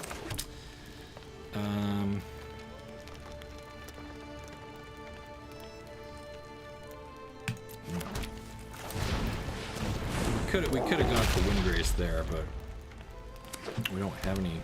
Oh, we did have a land in our graveyard. Oh, we could have. All right, opponent on humans. Wedding announcement. Bone Crusher holding the line here. Check lands now looking great because we got the basics. Windgrace. Whenever he enters the battlefield or attacks, you may put a land from the graveyard. This dude seems all right. We'll take a Proving Ground back. And then what else can you do? I can discard a land to gain 3 life. Hey, I like that. Or draw a card or get indestructible. All right. Do we attack with our Bone Crusher? I don't think so. Even though we probably should be the more aggressive deck. I don't know how we win this game. What is our game plan here? Spellbinder, so they're gonna grab a Molder Hulk, which doesn't affect me in the least. Go for it. Interesting point. Could be redeemed. Darth Vader's gonna be okay. Darth Vader can't be repaired, but he can turn good. I mean, I guess. But that's, again, the nature of the Phyrexians is that once they get into you, you become obsessed with their ideals. You want to spread...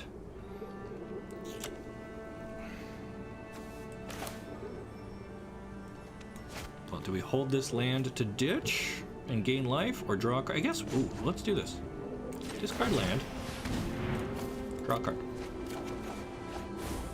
Goyfs. Okay.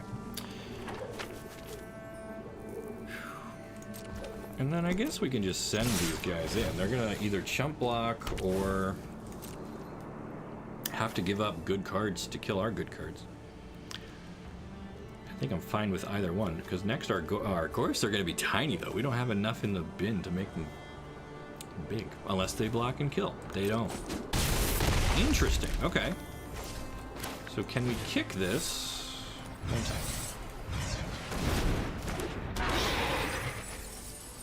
There we go. Double bone crushers into the bin. We have a sizable Goyf.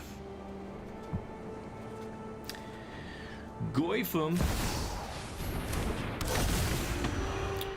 Best thing I can see in terms of a cure is the leadership falling and Planeswalkers not feeling the influence, still being Phyrexian. Yeah, so, but okay, where does the Phyrexian influence come from? Is it the leadership? Is it something in the oil itself? Do you just feel compelled, like a virus, to multiply and spread yourself? And this is gonna hurt. I guess we can eat a token.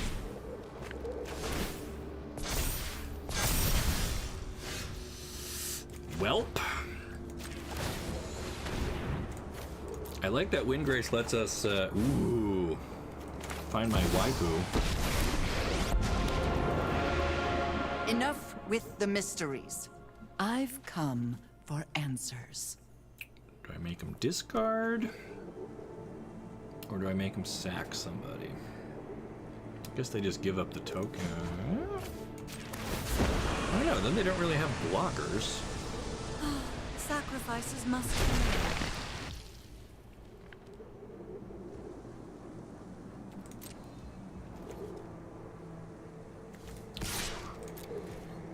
But we also don't have blockers, so this is close. This is surprisingly close for being a deck that we just kind of team built. I don't know. Ryan's new catchphrase: "You've been goifed." I mean, I love it. I love it. Look, here comes another one. I can't kick this one, but I'll take it. Maybe I was supposed to attack with Windgrace and get a land back, but I don't know how that helps us. Hive of the Eye Tyrant might be menacing in here. Elspeth is gonna give something flying. I'll light your way on these stars. Yeah, if they go over our heads, now I don't have any defense. Okay, well, first showing for our Jund Goyf deck.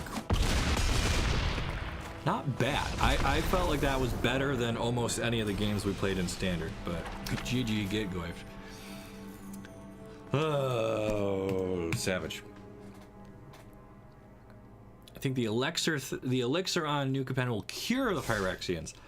A bold claim. I don't see how it can cure. I think it can... I don't know. We don't really know what it did on New Capenna. It just stopped the invasion somehow. Did it just destroy the Phyrexians? Did it freeze them in statues somehow? I don't know. We just know that it was bad for them, but good for humanity. Freeing them from control makes more sense than a total cure. Aaron broke through for a moment. Yes, and Ajani, as he was awakening as a sleeper, even he was like, wait a second.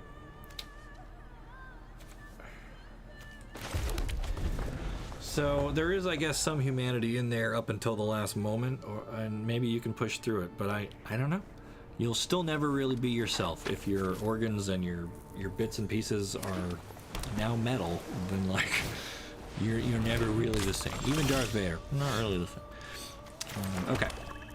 So, do I fatal push a Ruin Crab?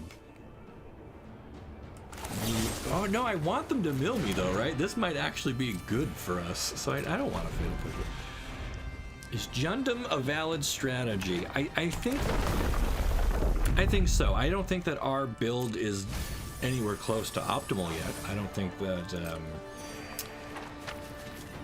it's bad, but I think we could make some changes here that will take us all the way. We're gonna nip this guy before he gets to do it. So our Goyf already a 1-2. I think we just play out Bosager. Do we kick Goyf and accelerate the milling? Do we drop Bone Crusher? I think I do that. Because this can attack through the crab. It's a Jundum! I mean, I love it. I love John. Cool color combination. Lots of fun stuff to do. You got removal. You got good creatures. You got a little bit of burn in there, which we have through our Bone Crusher Giants. They are our burn experts. Isn't Urborg going against the Phyrexians? Well, his stance is more of a let people be as they are. He is not as aggressively trying to convert people over. How will that play out in the future battles? Don't know. Alright, so we're not under any life pressure, so I guess we are fine doing that. And then we'll drop in our Urge, which is somehow a 0-5, despite all of the milling that we've been hit with. There are no lands down here. I feel like this guy also does not play great with Windgrace, because Windgrace wants to take lands out of the graveyard, and this guy, although I guess he can put them in there for Windgrace, so maybe there is a synergy. I don't know. Sticky Fingers over Mulder Hulk. Maybe? Stick Fingers can be big, and he can do the self-mill, but he is largely just a vanilla X. Mulder Hulk gets lands back, which could be good. Maybe we're supposed to be doing like a Jund lands in the graveyard thing. I don't think I need to draw that, but it also doesn't super help me. Haha. Will you let me have a Mire Trite? And you will. What a nice opponent. Okay, Goyf looking huge. I think we play this. I think we try to attack through the crab now. Let's see what our opponent says about that.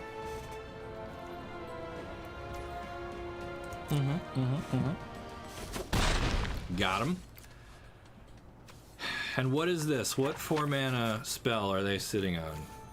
Drowned in the Loch? Is it worth trying to play the Goyf here? I mean, I guess. They probably have a response, though. Whew. Well, we'll miss another stream by Mage Zyron. For anyone who doesn't know, my player name on Arena is Mage Zyron, which is just Ryan Gomez with the letters rearranged. I was able to make a cool wizard-sounding name out of it, so that's been my name for several years. You might find me on like Xbox Live or Steam. I use it in a couple different places. That's me, Mage Zyron. Oh dear, Goyf dies to a Bloodchief's Thirst. That is unfortunate. They're making Urg huge though. That's appreciative, but then this thing has Death Touch, so we get a whopping 1 attack with this guy. Not feeling great. Not feeling great. What do we do with our Blood Mage? Exile their graveyard? Does that help us at all? No, because she cares about our graveyard. Could just draw a card. I guess that's always good to have. And again, our life is not under any pressure. Ooh. Okay, well. We gotta make moves to kill him. They really don't want to give up the Druid grab. Guess we just take another Death Toucher. Alright. Still have 28 cards. That's plenty, right? Temporary swole goif. He was huge while he lasted, but now he is dead. Do I channel to get him back? Like, is Shigeki just goif number 5, effectively, in our list? Or do I play him out and then use his ability to accelerate the milling? See, again, Stitcher Supplier, also very dangerous when you're playing against Ruin Crabs. I think we just keep trying to attack in here and bleed our opponent out. They take all 6, unless. There we go. So what do we do? Like, do I play Stitcher Supplier here? Probably not. Do I play Shigeki? Also probably not. I guess I can channel him to get 2 cards. I'll take a goif. Ooh, and a cheapo Mulder Hulk. Oh, I don't have enough. I thought I had one more land. Darn it. All right. Well, I can wait. I can do that on their end step or whatever. That's fine. Because I wouldn't be able to play whatever I pick up anyway. Ah, opponent with a Zareth Sand flashed in here.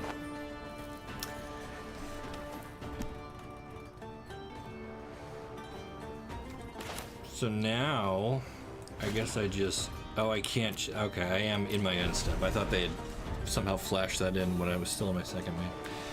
But I guess not. Alright. So, but can I channel this in response to them? So whenever Zareth Sand deals combat damage to a player, me, put target permanent card from that player's graveyard onto the battlefield under your control. I'll get to see what they target, right? And I can respond to that with Shigeki yanking it out of the way. Anyone else getting a little bit of lag? You might be. I saw a little flash on my dashboard here saying that there was some encoder trouble or something. I don't know all the ins and outs here of how OBS and YouTube talk to each other. There might be a little bottleneck happening somewhere, in which case I apologize. I'm not sure how I can fix it. I do have fiber green light fiber optic, really good high-speed internet. It should be okay, but again, it's also kind of a rainy, gross day out, and I know sometimes the weather affects things. I've lost internet here before when we had a big rainstorm come through, but it's not really doing that right this second. So okay, so yeah, so let's see what he's targeting, and then I think I can just channel remove it with Shigeki. Opponent thinking long and hard about what they want to take. If I was them, I think I would take either Windgrace or a Mulder Hulk, or maybe Liliana.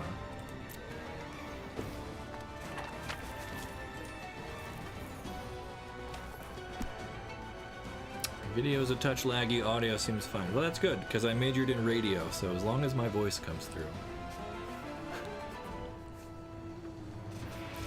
Welcome to Magic Arcanum, this is Ryan Gomez. Alright, they are going after a Mulder Hulk. I don't think I want them to have that, so I will channel. And then does these... It does. Oh, thank goodness. It shows me which Mulder Hulk they're trying to take. So I will just steal it first.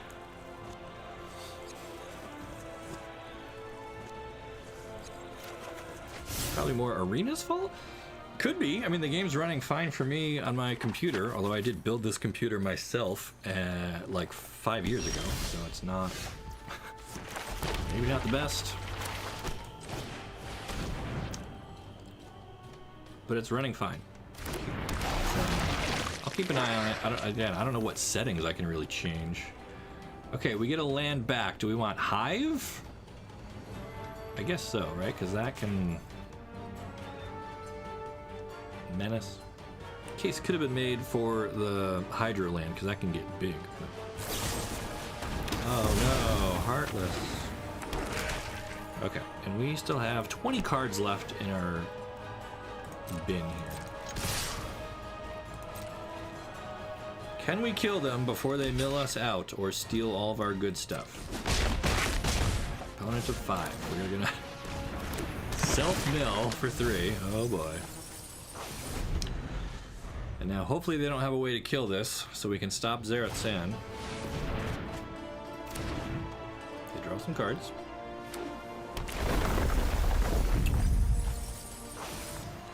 Try to crab us out.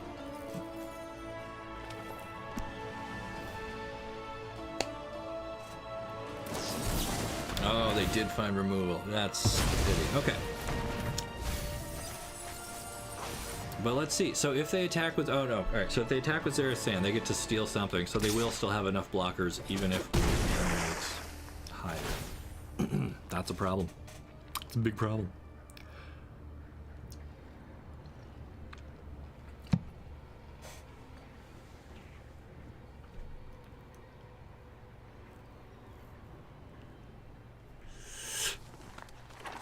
Still going after that Mulder Hulk, which is a really curious choice because there are other good creatures in there. And it's any permanent. They could take Liliana. I have 8 cards left to work with. This could be bad. Oh, we're going to have 5 cards left to work with. Lag could be your work Wi-Fi. I don't think it is because other people are also experiencing the lag. So as much as I love to blame stuff on work, I don't think that's the problem this time. Oh, man. Can we get there if we wake this up?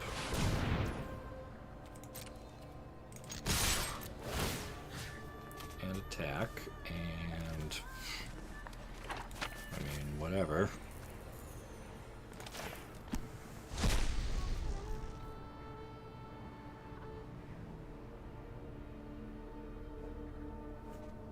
Maybe they still don't have enough. Okay, so let's see. If they block, 5 still gets through. If they block the menace creature, 6 still gets through. I think we actually got there. Hive is still lethal. Yes! That menace is so clutch. We might be about to win our first good game. Good game, mill opponent. Okay. That is victory. Jund Urborg Lurgoif gets a W. I forget, did we lose against humans or was that a different deck? I don't even remember anymore. This is all blurring together. But hey, a W, I'll take it. We have a whopping 2 wins on this stream today. Shall we go for one more? Let me first take this opportunity to drink from the green cup of celebration. For anyone who recently joined, we're hanging out. It's a rainy Monday, but we are doing a live stream here focused on Erborg, specifically the Lurgoif from Dominaria United. And today's stream is sponsored by Into the AM. They hooked me up with this cool, creepy shirt that's got a skull and a rose on it. They have a ton of other cool stuff. All available at Into the AM. They're doing a end of season sale. Should be starting today. This company's based in California though, so they might not be awake to start that sale yet. Although I hope they are. You can find all sorts of cool stuff. You can get bundles there. You can get 3 shirts with graphics on them, or if you prefer to keep things a little more subtle, get their basics. Nice and simple. Bold colors, fun to wear, super comfortable. These are basically the dragon shields of clothing. They are all I wear, my entire collection. Right now, right down to my sweatpants. I'm not wearing those today. Although I could be, and you wouldn't be able to tell. But Into the AM, fabulous, affordable, well-fitting, high quality, super comfy. And they just look gorgeous. They inspire me every day. I am super grateful to have them sponsoring today's stream, where we are now killing it with our Explorer Erborg Lurgoif deck. And look, we changed again. Now I've got this spaceman getting his skeleton shot out of him. How cool, man. These shirts are so vibrant. I love them. They're just fun to wear. But, you know, last week was my wedding anniversary. Wife and I went out for a nice dinner. I threw on just a black t-shirt. Into the AM, one of their basics, looked hella sharp. Felt great. You know, it fits well. It's like the fitted fitted fit, tailored fit, that's the word. So it's not like a baggy t-shirt like you'd grab off the shelf at a big box place. These are nice shirts. Hit them up using the link down below. You save 10% on your entire order when you use promo code Magic Arcanum. Help support the channel, lets me keep doing these streams. And Slowpoke and I really appreciate it. There he is. Oh, he's a little blown out from the from the light there. What do we think, Slowpoke? Are we gonna win? Are you gonna be my new buddy? All right, you can chill right there. And every time I make a bad play, you can remind me of how bad I am at Magic. Okay, we got some basics. We got a Triton, we got a Bone Crusher Giant, and we have a Lurgoyf. This looks pretty good. I don't love big score here, but I almost feel like the 2-drops are like, they're pretty good in this deck. Howdy and congratulations. Howdy, I just moved from Texas up to New York, and it's great to be here. No, I don't want it. No, decline. So I have a 6-year-old daughter. She started 1st grade last week on Wednesday. And I was like, what are you going to say to everybody? How are you going to introduce yourself? What are you going to tell them? And she was like kind of nervous because we just moved here. She doesn't have any friends yet, really. She doesn't. So I was like, here's what you do. Walk in there and say, howdy, I just moved here from Texas. Where can I hitch my horse? And see what all the other 1st graders say after you do that. And she... I'm not sure if she actually went through with that or not. We're up against Cat Oven. We have no way to exile any of their stuff. Oh no!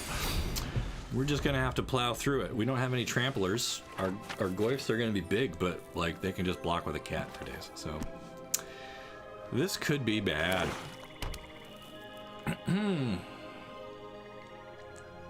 Arena client is the lag. It's better when I'm not playing Arena. That is interesting. I am surprised that it might just be that OBS, the software that is encoding Arena, is struggling with all the stuff. You need to sit still up here, Slowpoke.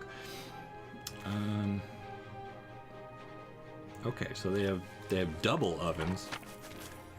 Do we stomp this guy and then just plow through for damage? Let's do that. Oh no, because now they can sack it, and now my stomp fizzles. I am so bad at this game. Ah! It's fine though. We get 2 damage. We got 2 on him. Slowpoke. Ryan can't play good Magic after streaming for 2 hours. I got this in New York City at the Nintendo store. It's not in Times Square, but it's in New York. And this has been my little buddy ever since. It's a little Slowpoke. He's great. My favorite Pokemon. Close with... I love all the goofy ass Pokemon. Can I say that? Slowpoke, Farfetch'd, Psyduck is another great one. Those guys are like the reason I play this game. Okay, we can make some really big Goyfs here. Oh, we do have a way to exile their graveyard, but like they don't have any cats in there yet, so I guess it doesn't matter. First... swing with Triton. There's no way they block this. Okay. Bonk. And then I don't even need to kick it. I just want to drop them both. Maybe we should get some graveyard hate in. Scavenging Ooze, for example. Yes.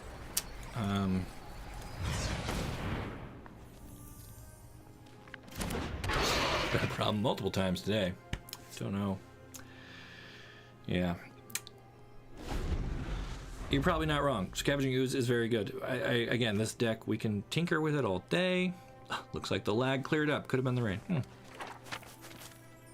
Scraggy, that's another good one. Yes. Okay, so in the chat, I see you now.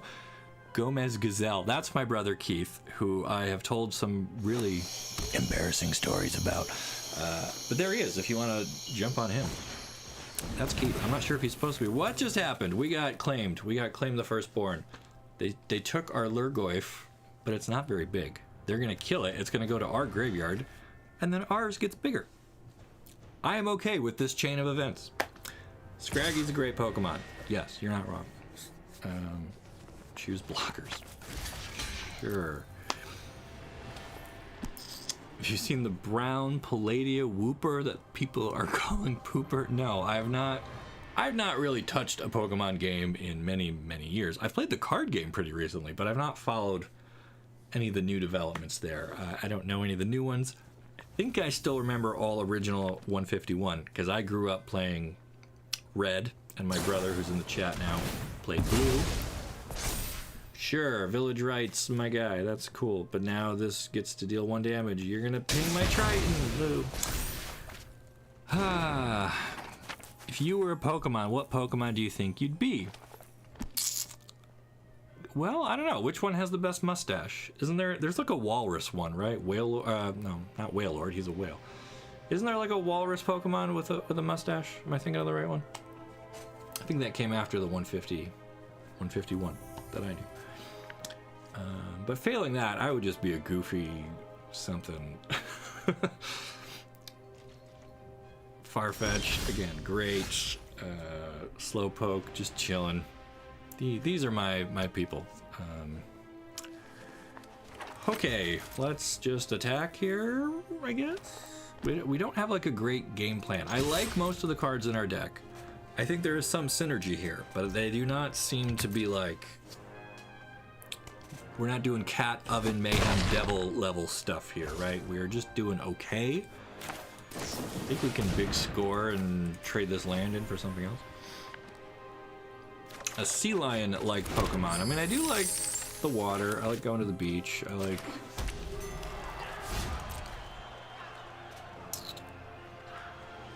the ocean. So I could be a... Can you do the Pokey Rap? I do not know the lyrics for the Pokey Rap. CeeLo! CeeLo Green, the musician? Croxa may be good add to the deck. So again, as I explained earlier, it is perfectly okay to call out cards that we could try adding. I'm all for brewing and experimenting. I almost never net deck or copy anything else. I try to make my own stuff wherever I can. If you're gonna suggest a card to go in though, you gotta back it up. You gotta do your homework. You gotta tell me what problem our deck has, what your suggested card does to fix that problem, and what card needs to come out to make room for what you want to put in. All three of those things. The trifecta of deck building. You have that for me, and then I will make the swap. How do I kill this person? Go with Goyf? I mean, they're not going to double block it with the Devils. They just chump block it with this idiot. But, I mean, like, we got to attack. That's how we win this game. Not going to win by blocking. Just rejoined the stream. Looks like we switched formats. Yes. For anyone who just joined the stream, that's our catchphrase. We have switched over to Explorer, where we are exploring Urborg, Lurgoy, and some other Dominaria cards, but we are trying out a little Jund build here with Bone Crusher Giant, Mire Triton for some graveyard help. Oh my god. And so on and so forth and such. Keith, as for what stories, I explained to them how our little brother, Corey, does play Magic, but he plays the most trolly Magic I've ever seen. And so...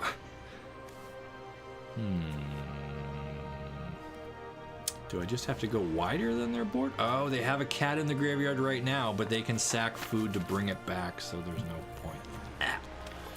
Like... Blood Mage can This is what I hate about the cat, right? Like, you can never get rid of it. I'm thinking, hey, I can just use his third ability to exile their graveyard. In response, they bring the cat back into play. Well, then I'll just Bone Crusher it. I'll stop it. It'll die then. Nope, then they'll sack it, and then it'll go back to the graveyard. It just keeps going around in circles. Yargle for fun. There is a Yargle in this deck. I don't know where he is. Somewhere in the bottom 42. We haven't seen him yet, right? I did put one in here. There's the cat again. Look at this opponent. Big brain, very smart. Looping cats in the oven. Terra Sunder wouldn't be horrible as spot removal. I had that in the standard version of this deck. I do like Terra Sunder. It does exile. It does get by a lot of stuff. It does target just about anything you want it to target. I think you're onto something, friend. Heroescape, low points, is the trollest move he's ever played. Heroescape, fantastic game. We'll talk about that one in a second. Anyway, as I was explaining to my other brother, he plays trolley magic. He would say things like, check out this wood water deck I made, which was just like a green and blue. We would say Simic because we are highly enfranchised players. But he's not, so he'll just be like, check out my wood water deck. And it's just 30 forests and 30 islands. And we're like, I don't think this is a good deck, little brother. So for a while in this stream, we were referring to all of our decks as a skull tree deck or whatever, and that's where we're at. How do I kill this person? Ryan Gomez, that's me. Mage Zyron, I'm in character right now. The real Ryan Gomez is a competent wizard. What is happening here? Who are we waiting on? Raids. Alright, beginning of your end step. You may sack an artifact, creature, enchantment, land, or planeswalker. If you do, each opponent may. Or we can lose 2 life and give them a card. I mean, okay.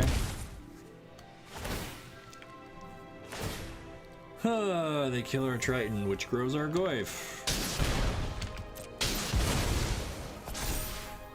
But they can just block it with a cat forever and ever and ever. A colossal Dreadmaw. Yeah, well, we need something with trample. Alright, Fable. Do I want to... I mean, I guess first we just attack and make them block with the cat, and then sack the cat, and then we're gonna be here for the next hour. Dead burned tree deck. Yo, that's what we are.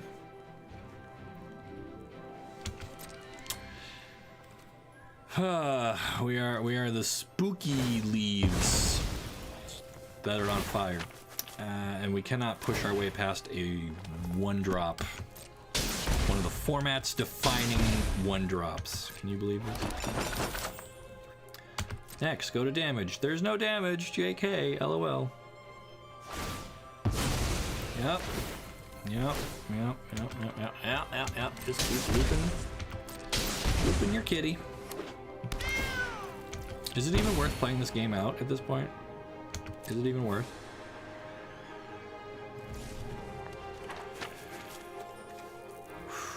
I mean, I guess we can try a Fable.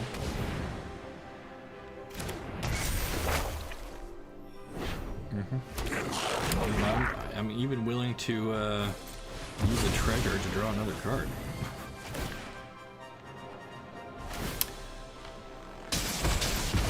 Except I should have sequenced that better because these guys work whenever any player sacrifices anything, and I had to use a treasure to play my Blood Mage, and therefore Slowpoke.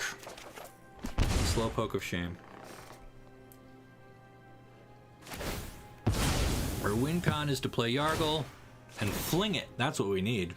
We need a fling in here. Dude, maybe that would work. We make just a huge Lurgoyf and then fling it. Don't know the entire deck list. I don't either. We just slammed this thing together in about 5 minutes. Or what to trade out, but I would say Grafdigger's Cage could be a good call for the cat oven. Could be. I feel like that's more of a sideboard thing, and we're doing best of one, so we don't necessarily have a sideboard. I mean, I guess we do, but you're probably not wrong. There are answers to Cat Oven. The reason people like to play it in best of one is because opponents don't usually pack answers to that. That's also why we were bringing Urborg Lurgoyfs, because we knew that they would get big because opponents wouldn't likely have answers to that. Chump blocker solution. Kodama. Well, Kodama gives trample to anything that is modified, and the Goyfs get big, but they're not modified because they don't have counters on them. So Kodama does not grant them trample. I think there are some enchantments that like give everybody you control trample or something. Planeswalkers could do it. I think there's like a version of Garruk that gives them +3/+3 in trample or some such. We lost that one. I'm fine running it back. Let's actually look at that deck one more time, see if we want to make any changes here.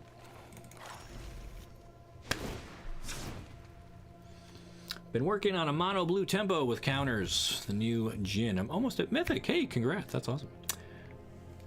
Till everyone's played.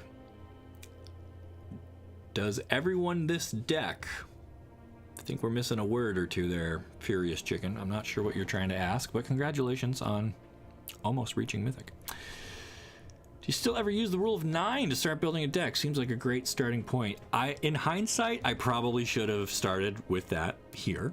Instead, we just kind of grabbed whatever cards looked like they would fit the theme, and I think that's kind of why this deck is still being pulled in different directions, and it doesn't have a clear focus.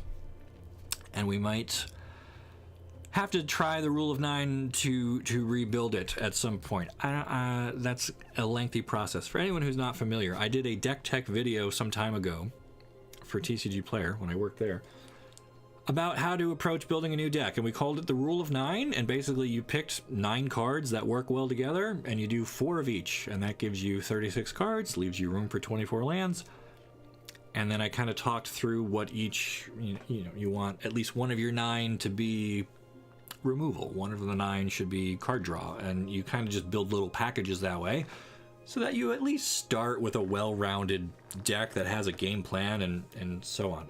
We didn't do that here, but if I was going to do this process over again, I might have to start from that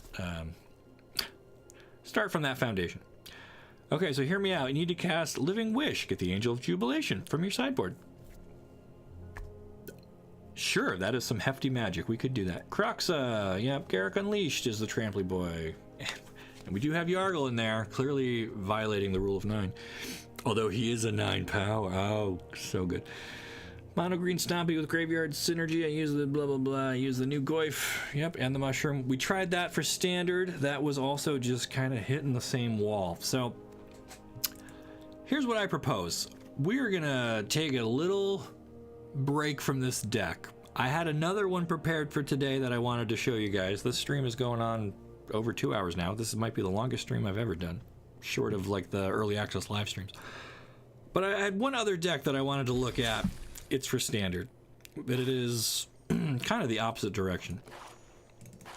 And I call this one Baird's Recruitment. So our star here is Baird, the Argivian recruiter. He's a 2-mana 2/2, so you know he's good. At the beginning of your end step, if you control a creature with power greater than its base power, important words there, power greater than its base power, create a 1/1 white soldier creature token. Every turn, we want to make a 1/1. How do we get creatures with power greater than their base power? Well, check this out. If your creature starts as a 0/0 that enters the battlefield with a 1/1 counter on it, that is power greater than its base power. That is also true for Shivan Devastator, who's a 0/0 who enters with some number of counters on it. Either one of these, by themselves, give you a live Baird starting on, on turn 2. I guess you're not playing a Shivan Devastator on 1, but Hopeful Initiate has training. He can earn counters. Homestead Courage throws a counter on somebody. These are all good ways to get more power than your starting power. Lion Sash is my graveyard hate card. So this deck is kind of built to prey upon the Urborg deck. So this kind of behaves like a Scavenging Ooze. You can pay a white, exile a card from a graveyard. If it was a permanent, we get a 1/1 counter on Lion Sash, and then it has power greater than its starting power. And if we equip this to somebody, then they'll have power better than their starting power. Some Lightning Strikes to burn, some Lizard Blades. These I like, but maybe they're not ideal because they don't actually increase your power. They give you double strike. And if you throw this on like the Devastator, oh boy. So they're fun to have, but maybe 2 is too many. Impulse, red and white don't have a ton of great ways to draw cards. Most of our stuff's not too expensive though, so this is fine. We got the Baird. We got some Sacred Fires here, which don't love them, but we can play them because they're in our colors and they have flashback and like they're okay. I only have opened 1 Peacekeeper so far. Probably should be up to like 3 or 4 of these. Brutal Cathar is still one of the best creatures in Standard, I think. And we have a lone Angel Fire Ignition in here because it also puts counters on stuff. And then Danitha is just a beast. She gets to equip Lizard Blades or the Lion Sash. I keep wanting to call this a Lion Slash. It's a Lion Sash. So I just like her a lot, and then some pretty basic lands. Although maybe I should have.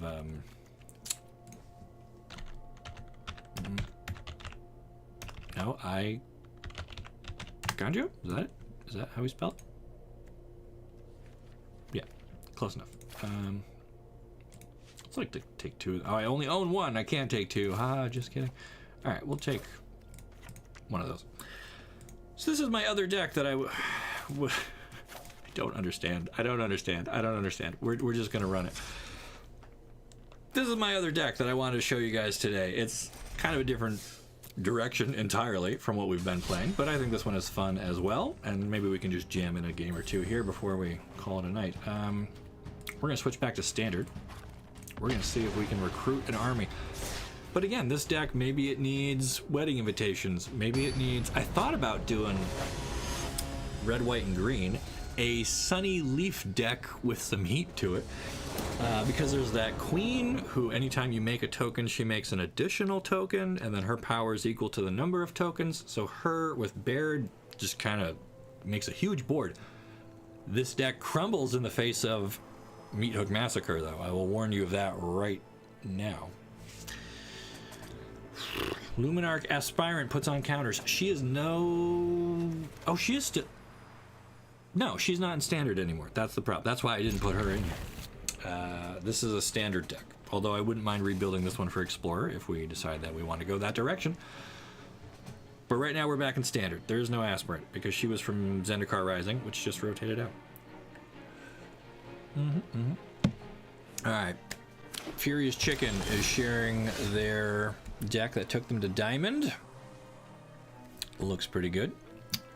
We are going to start off with our Apprentice.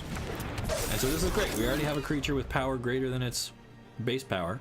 We have the lands to do a turn 2 Baird, which is going to then make a token. And our opponent has an island that is not a swamp, which means hopefully there is no Meat Hook Massacre in our future. Let's go. Although...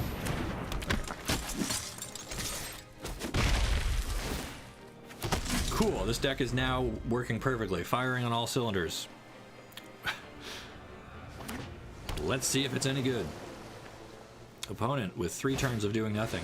Prosperous Thief. What even is this? A ninja that didn't ninjutsu. Whenever one or more ninja or rogue creatures you control deal combat damage to a player, create a treasure. Wow. Okay. That's fine. Do we... Sash? There's nothing to eat. Do we do a 2/2 Devastator? Probably not. I don't really necessarily want to use Impulse yet because we just played our land for the turn. Huh. Maybe this is a 2-mana Devastator situation. That can go, and that can go. We're going to keep Baird back. Although now they get a treasure because now I have no blocker. Oh no, I will. He'll make a token. We're fine. Slowpoke. Get on the shoulder. Okay. Alright, so they take all that damage. They find a 4th island. What kind of tokens does Baird make? He makes 1/1 white soldiers with cool hats. Yeah, I can't let you have a treasure here.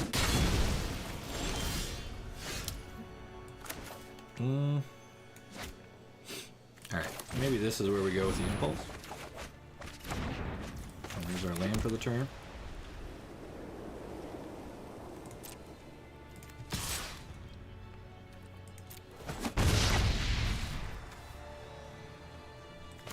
And I guess we could just drop the Apprentice here. Alright. Look at this. Army in a can. We get a free soldier every turn.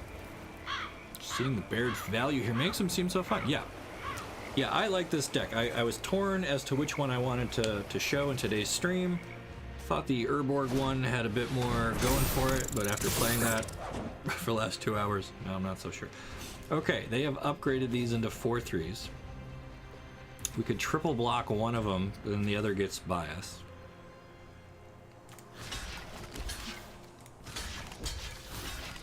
Actually, I think I'm okay with that. Unless they like Fading Hope one of these, and then I regret the whole thing. No, okay, cool. Cool. That's fine. Where do we put our counters? The Devastator? Maybe we split them up here. Maybe we do 1 and 1. I think that's alright. So now Baird activates himself, right? Even if they clear the Devastator, we still have a creature with power. Base power, but here comes Kaito. Based on being a soldier, you can play Valiant Veteran, which would make Baird trigger himself. Now this is a juicy secret. Because Baird's also a soldier, so that's the lord that bumps up your soldiers. I like it. We might find room for that. Okay, so Kaito is phased out. So we could drop a 4/4 and do 7 up top. We could do Lion's Sash and start eating our way through their graveyard. I think I kind of like that best.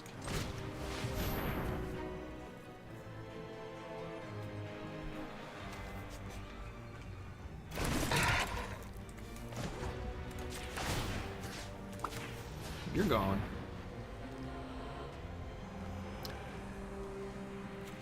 Okay. But yeah, I think that it's funny that this channel kind of has a history now of red and white decks, just because I probably could have gone with Baird there too, because they only have a 2/2. Ninja deck not using ninjutsu. I mean, if you don't hit your 1s and 2s drops. Oh no! They're gonna kill our Baird!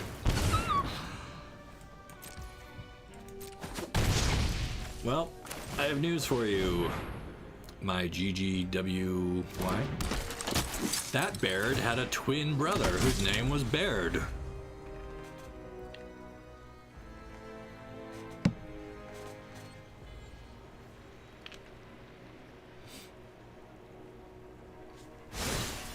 Okay, Kaito making a ninja. I got someone on the inside who can help. How good is this next Devastator gonna be? Like a 5/5 with haste? Like if they tap out here or don't respect this, then we get them? They only have 2 cards left, right? They can't all be counterspells. They commit to an attack. Well, I think we just want to stop the thief from making any treasure. I'm okay taking 2, unless they're going to ninja this guy out.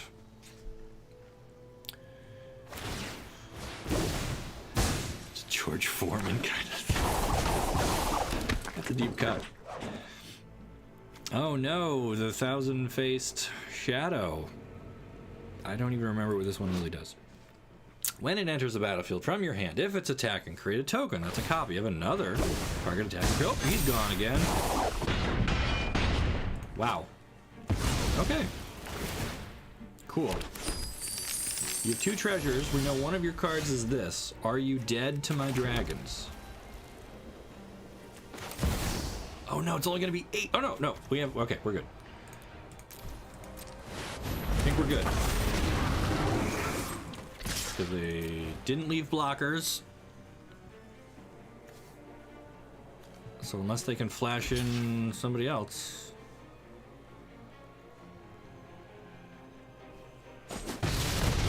There we go. Cool, I like this deck. This is actually working. We're gonna keep this one. Yeah, add the queen, right? Do a little kings and queens thing here. That does stretch us into a 3rd color. And the queen also makes soldier tokens. So the queen and the lord who buffs the soldiers, we still die a horrible death in the Meat Hook Massacre. It's basically the Red Wedding for us if that ever happens. Well, let's take another look at the deck.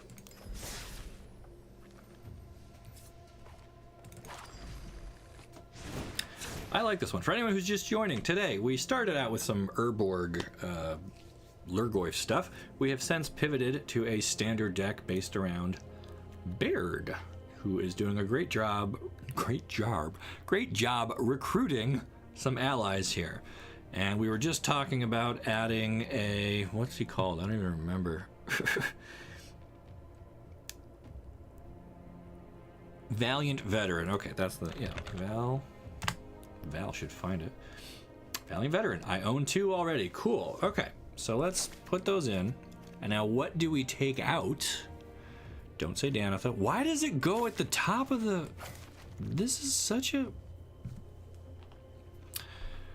What do we take out to make room for our Valiant Veteran? The Lizard Blades? I guess, like, those are fun, but, like, they don't work with our theme at all. They're not soldiers. They don't actually buff anyone's power.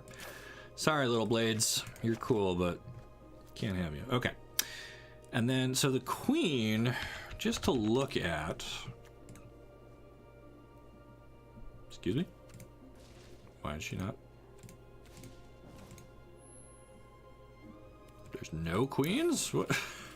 Oh, do I not own any? That's why. Don't own her. Okay. So the queen, green, white, white. So that's actually not a bad splash. Her power and toughness are each equal to the number of creatures you control. She is a noble. Note. If one or more creature tokens would be created under your control, those tokens plus another soldier are created instead. So she works great with Barrett because he'll make a soldier, she'll see that, make a second soldier. But is that worth trying to fit green in for? Just for her. We'll think about that. We'll think about that. In the meantime, how do we like the rest of this stuff? I feel like Sacred Fire is not great. 2 points of burn is not enough. I would rather have something that's going to exile. Something like Borrowed Time. Yeah, no, I don't need to craft you. Don't need to craft you. We're going to do those. We're going to take away the... No, still don't need to craft. Take out the fires. Just so we have like a legit answer for like planeswalkers and stuff. Although it's a little pricey. All right. Let's try this.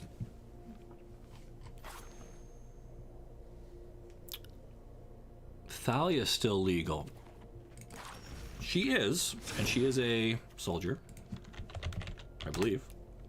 She is. Non-creature spells cost 1 more to cast. Okay. She has first strike. She's a 2/1. She's a soldier.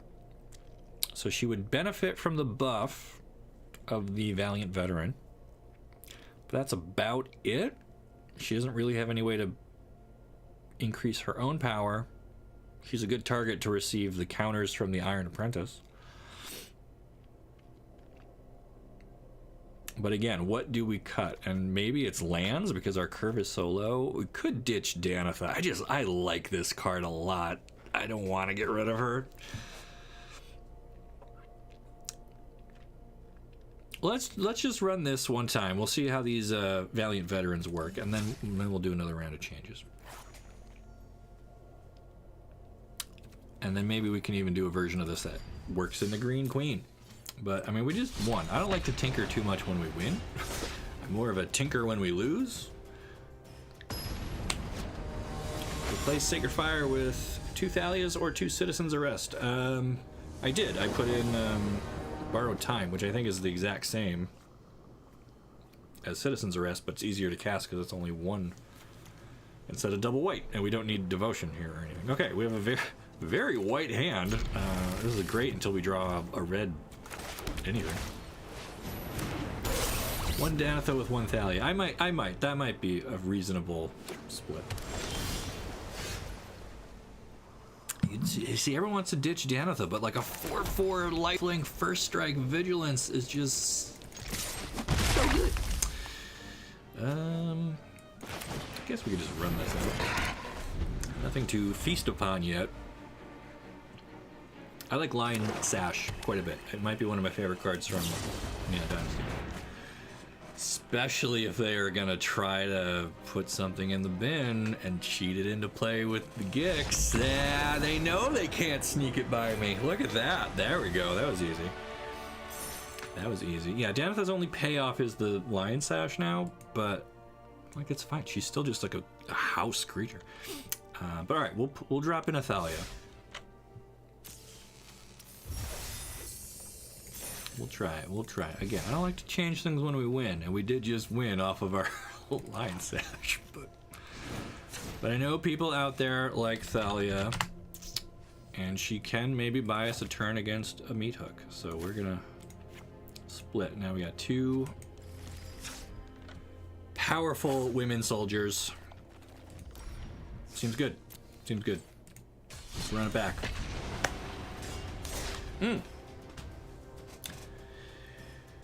Thanks everyone for being here. I'm enjoying this stream. It is running pretty long. Probably the longest one I've done. And the sky just got really dark again, so there might be storms coming. So we'll do another game or two of this, and then I'll probably have to wrap it up. Not a great opening hand. A lot of lands, not much action. And our opponent goes first, so we get to see another card. So I think we'll keep it. Good game. The game's not over yet. This is a preemptive good game. Not gonna play a 0/0 Devastator. Yeah, there's a knight. Oh, that's right. She doesn't even get the perks. So she doesn't even become a 5/5. Gross. I should have read the card more closely. Okay, opponent on the briefcase citizens plan thing. I don't think a 1/1 dragon helps. I don't think impulse really helps yet either. So another turn without doing anything. Fable, classic.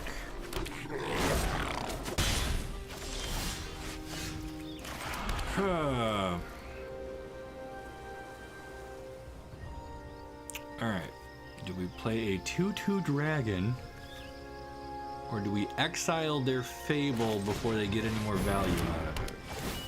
I guess that's what we're doing. I don't love it, but that's what we're doing.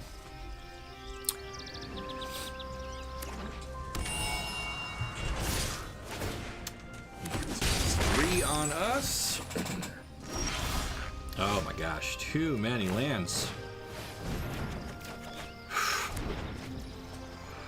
Way too many lands. Who put all these lands in this deck? What were they thinking? I guess we just do this again. Okay, there's our next turn figured out. Man, this deck was doing so well, and now it's like, JK.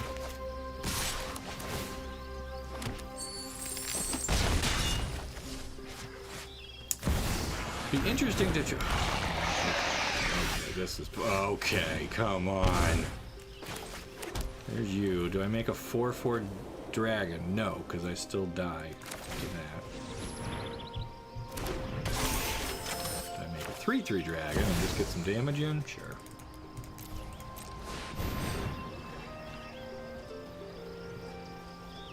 Or I guess he can block the shaman. That's probably fine. What are you thinking about here? Oh, you want to kill the apprentice before my creature comes in, so that way I don't get that counter? Is that your plan?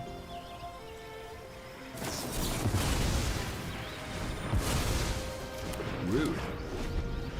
Rude use of disdainful stroke. Alright, we're not coming back from this. Unless we draw Danitha.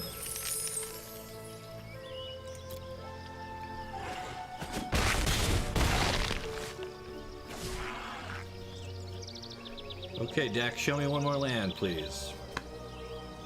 Could take a land out, but Danitha in. Oh, I don't even get to draw another drop step.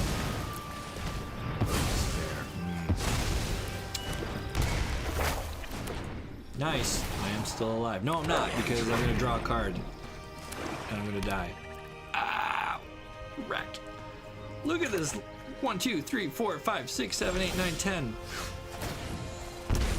10 lands in our top however many cards. Brutal.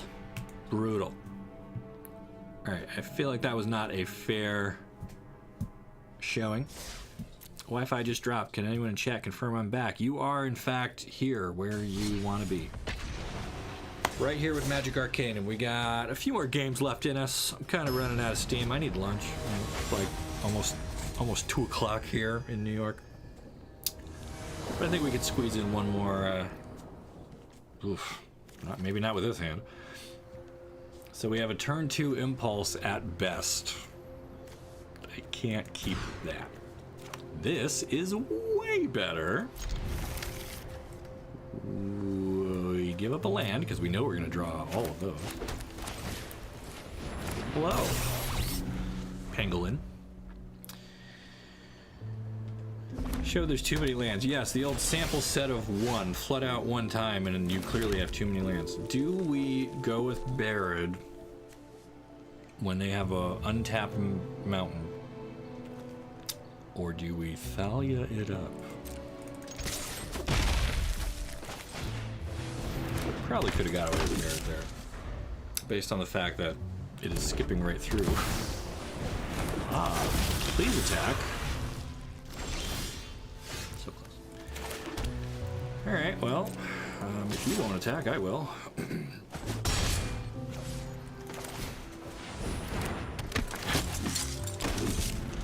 Hello there. Yes. Love Obi-Wan Kenobi. Probably my favorite Star Wars character. I just watched the Obi-Wan Kenobi series. I know I'm a little behind, but I was moving across country, so sue me. I didn't love it. Like, I liked the character, and I wanted to like the show, but it just felt like they had to do so much work to get things to happen, but then still have everybody in their starting positions for A New Hope, right? Like, they couldn't do too much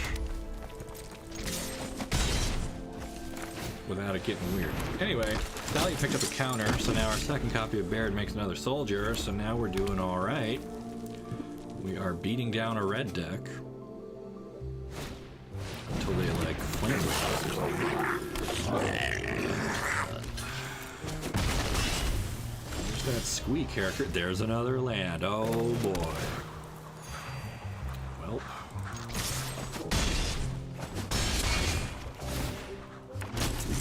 Literally don't know why I have this in here. Tapped land that gains us 1 life.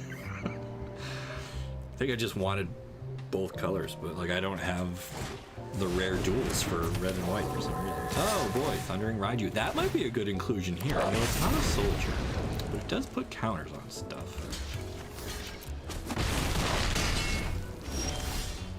You didn't love it. That's generous of you. Show is terrible. Well, I mean, it is still Star Wars. Do we play the other Baird here just to have an untapped blocker? I guess we don't need to. The soldier's gonna have to hold back a whole army. Yeah, just like the premise of it wasn't great. Young Leia is like, okay, but like, I don't want to spoil it for anyone who hasn't seen it. So I guess I should stop talking. Oh my god, they played something with haste and hammer hand, and we are now... We're dead. We're dead. How did we let that happen? I looked away for 1 second to talk about Star Wars, and we've just lost again. We lost again. Okay. I'm gonna play one more game with this, but I will put the question to y'all. Ooh, what did we get? I suddenly feel a lot better about that loss. I'm taking the credit when you win. That's going in the vault. Okay. I'm gonna play one more. Do we like this deck enough to keep it, maybe tweak it, or do we rebuild a Soldiers King and Queen deck built around Barad and the Queen and the Lord, and we do the rule of 9, and I walk us through a rule of 9 deck build? What do you guys want to see? I'll play one more while we figure it out in chat. Do we want to do, just like we did the Jund Tarmogoyf deck, should we do one more round of deck building together for Baird? Nicole, if you're still out there, Nicole, if you want to run another poll. Okay, we don't have the planes, but surely we'll draw them by turn 3. Excuse me, get your dragon off my battlefield. I'm trying to play cards over here. Oh, a Mardu soldier build. Well, I think we were gonna, if we're gonna do anything, it's gonna have to be Naya, because the queen is green and everything else is red and white.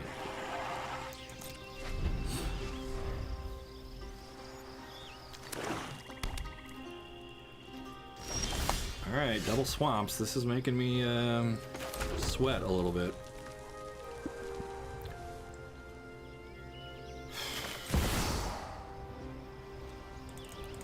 guess we're just gonna curve out with our Devastator.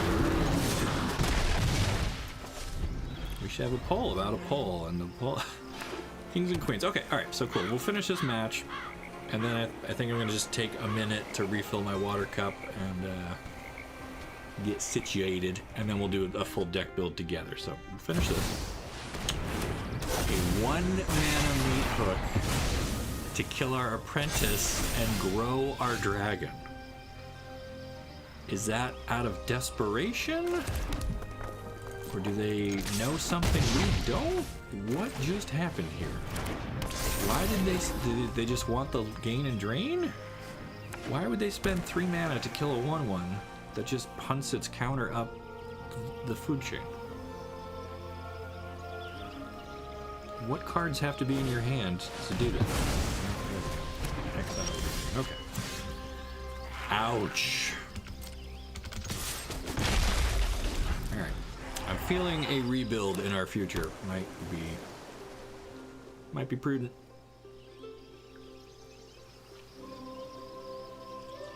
Slowpoke, what do you think? Is this Jund deck any good? Get it? Because that's the deck we were playing before. He doesn't know. Tenacious Underdog. Why did nobody suggest Underdog for the graveyard deck? Enough with the mysteries. We're putting skeletons in there. We should have had Underdog. Meat hook for 1, the new meta. Well, they were probably hoping to follow it up with Liliana. Here's a plains. Okay. Do we... Are the Underdog? Sure. Now Lily can make us discard. They can't kill this. Fancy sleeves. Meat hook for 1. Yeah, I don't know. Was it hubris? Was it confidence? Was it desperation? What was going through Eric Horn's mind? Oh, they had another meat hook. Makes perfect sense. Okay. So if she makes us discard, what do we give up? I think it has to be Barry. Even though he's like the cornerstone of our deck, he just doesn't have any support. And we don't have any planes. So we can play a 1/1 Sash, which is useless. Or we could play this. Get a peek at their hand. Okay. I think we're dead no matter which of these we name. But I guess we're gonna try and slow down Shieldred? Technically 1, 2, 3, 4, 5. I guess they could no, they don't have another. They don't have a 4th black source yet. And now Shieldred costs an extra 2. So if we don't have a land here, Don't overthink things. it's all meat hooks. Meat hooks all the way down.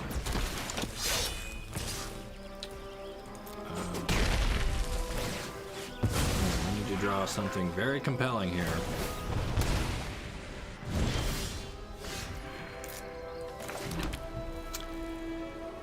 Welp, we attack, they just block anyway, and then they unlock Shieldred and everything else. So if we don't attack, they just minus Liliana, and they get everything anyway also. So darned if we do, darned if we don't. Hey. Okay, so their hand is very full of cards. Their graveyard is very full of cards. We're not winning this. So we're gonna concede. Okay, so that turns out that 1-mana meat hook was backbreaking. We didn't even know it at the time. All right, I'm gonna just take a moment to stretch my legs and refill my water cup. And when we come back, we are gonna build together a standard soldiers deck with Barad, and we're gonna win some games. So sit tight. I will be right back. In the meantime, I'm just gonna let this into the AM ad, I guess, plan a loop, because I made it. I made this morning using Apple Motion, which is almost as good as Adobe After Effects, and it's a fraction of the price. So if anyone ever wants to talk about motion graphics, I'm all ears for that. In the meantime, excuse me though, I'm just gonna step away for just a minute. When I come back, we will build a deck.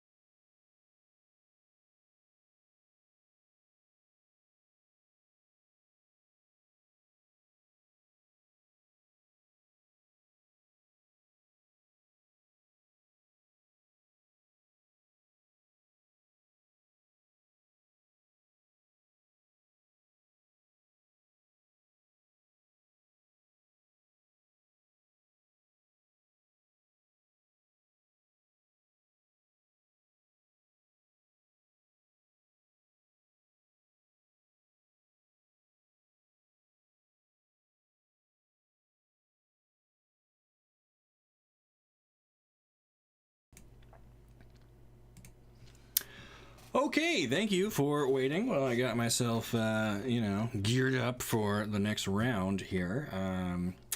We're gonna have to use our brain to build a new deck, and backed up with our heart. Okay, our love for magic. So this is the Brainy Heart combo shirt. Thought it was appropriate. Thanks for sitting through that Into the AM musicless advertisement. They are sponsoring today's video. Really great shirts. Let me just say that one more time. I have a whole wardrobe, as I've been showing off throughout the chat here, or throughout the stream. And you can save 10% right now. They're doing a end of season sale as well, I think. That should be starting right now if it hasn't already. Pick out something cool. Pick out something with a cool design on it, or grab a basic in simple colors. Whatever you like. They all fit great. They're all super comfy. They're the best shirts you'll ever own. They're basically dragon shields for your body. Okay, did you see the 40k card reveals? Didn't. I've never really played Warhammer 40k. I don't know a whole lot about it. I am not the target audience. I guess I'll just say that. I don't know if I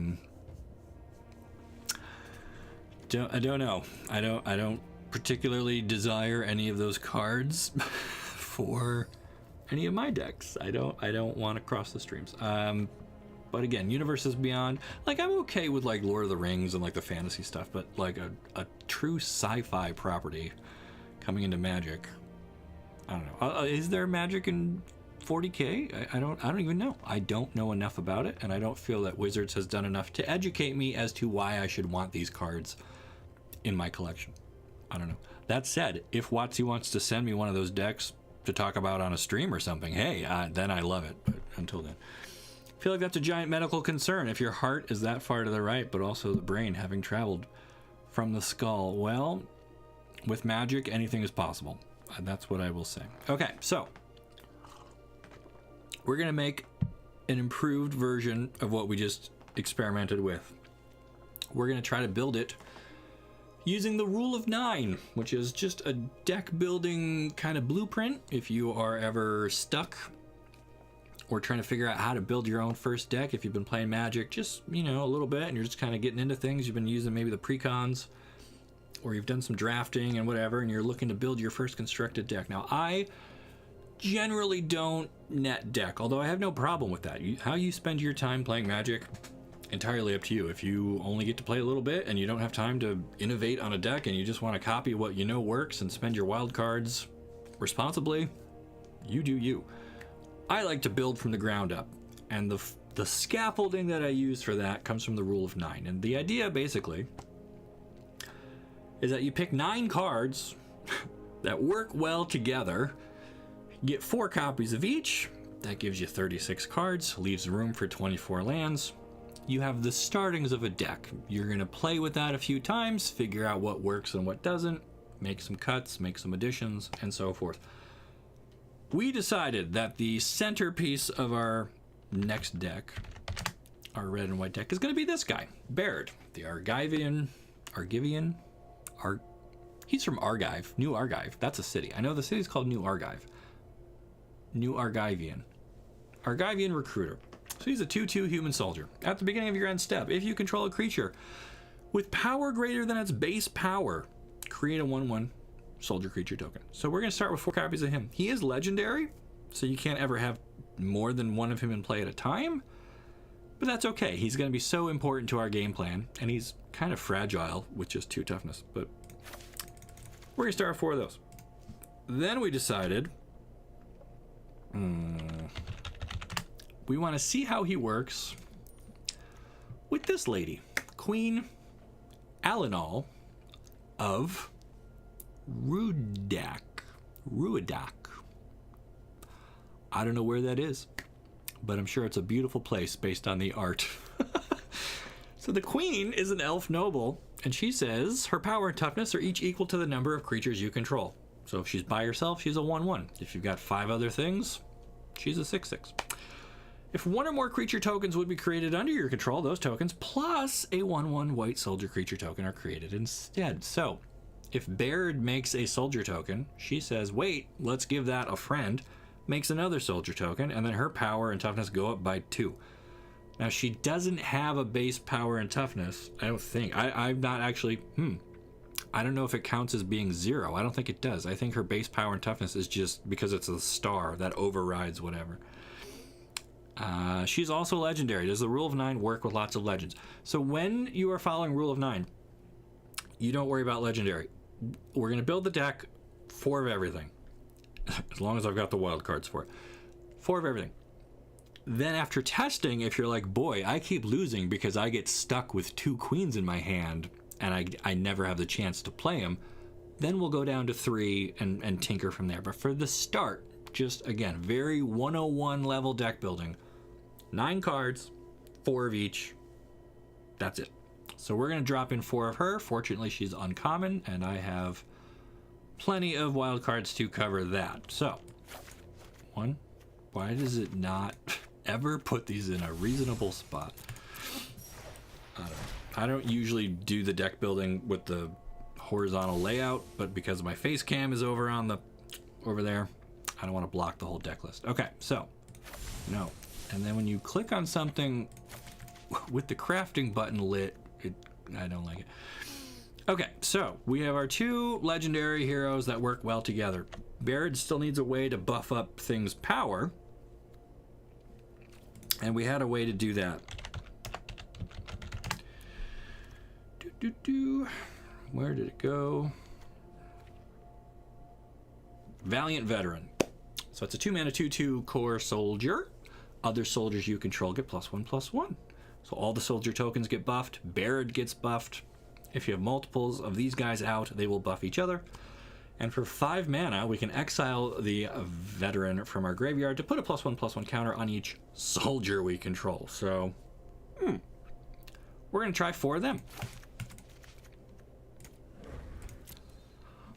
Okay, so now we have 3 out of our 9 cards picked. We have the core of our deck. Make soldiers, make tokens, make those tokens bigger, attack. Where do we go from here? We got about 1/3 of our deck figured out. The next 2/3, as I just completely derail my train to read the chat, okay. Just want to say you're awesome. You've helped re-spark my love for Magic. Well, thank you. That is great. The game is meant to be fun. I know that a lot of drama gets brought up, and it's hard to ignore that sometimes, but I'm just here to have a good time. This is a wholesome channel. We're having fun. We're slinging some spells. We're building decks together. We talk about stories. That's what we do. All right. So we have our core group of 3 cards, and I'm glad you guys are good. Ajani seems strong with these. So, okay, we can look at that. Brutal Cathar is too good not to. Good for removal. So, Brutal Cathar. Human, soldier, werewolf. Soldier, check. When it enters the battlefield or transforms into this side of itself, exile target creature an opponent controls. Love it. On the backside, it's a 3/3 with first strike. Love that too. All right, so rule of 9 says we want 4 of these guys. They're goodbye wild cards. But it's fine. This deck is going to be so good. Okay, so now we have a lot of 3-drops, a lot of 2-drops. I would like to find some cheaper stuff. So are there any soldiers, maybe, that just cost 1? Maybe another 2-drop. Wouldn't be terrible. Let's look at the 1s and 2s. And I think at this point we're pretty... Well, okay, it could be white, red, or green.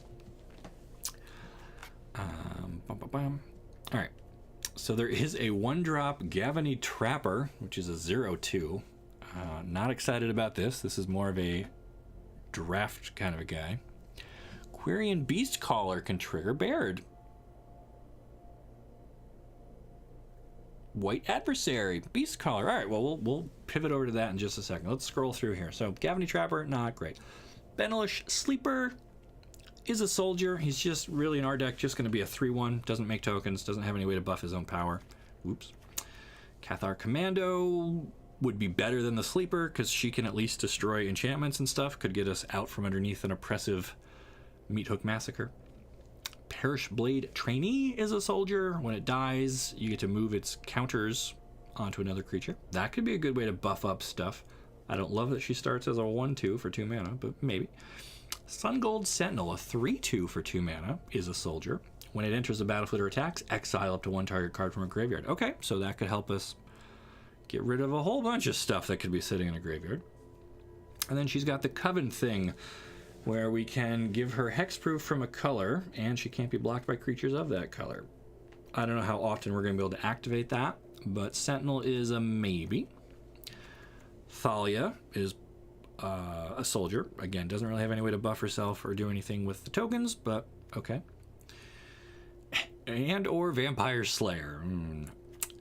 Protect the Negotiators is blue, so it doesn't really work for us. Denick is a spirit soldier, but he's also blue, and we already have Baird. So, are these really all the one and 2 mana soldiers? That's really it? That's interesting. I thought for sure there was more. What's the creature from... Oh boy. Make sure I got my crafting on. I didn't have crafting. Okay, so there's Guardian of Dominaria is a potential. She's got Enlist, and she can scry when she enlists. I think I was thinking of this, Resolute Reinforcements. So this is a 2-mana 1/1 with Flash. When it enters the battlefield, though, you create a 1/1 soldier creature token. So that actually works great with our Queen and with our Valiant Veteran. So this has good synergy with 2 of the other cards already in our deck. So I think I want to try 4 of these. If I could get those to click. Yeah, go to not collected. My bad. Okay. Did those get added? They did not. Where did they go? They go to the front of the list. Oh my god. This interface is adorbs. Okay. Alright, so I'm seeing some calls for Enlist triggers Bear too. Ooh, good point. Okay. Alright, right, yeah, okay, I'm getting better at this. Okay. How do we, yeah, show me stuff that I don't yet have. Okay, cool. Okay, new lore, going crazy right now.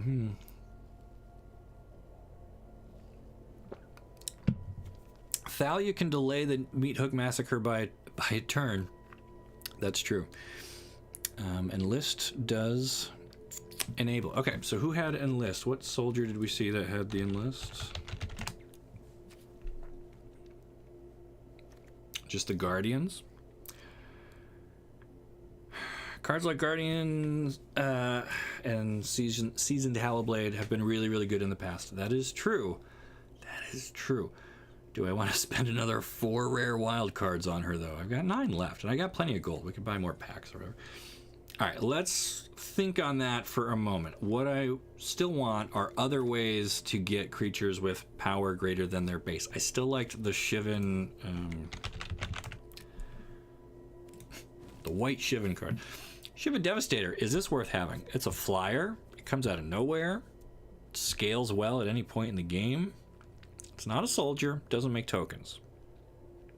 Is it worth running 4 Shivan Devastators? Think about that while we look at Beast Caller. Is that her name? Querying Beast Caller. So she's a warrior. Whenever you cast a creature spell, put a 1/1 counter on her. When she dies, distribute those counters among any number of target creatures you control. Okay. So that's not bad. She's not a soldier. She doesn't get any of the other buffs, but every time we cast another creature, she does get bigger. I do like that. And it would make our green splash worth a little more. Our 2-drop slot is already a little crowded.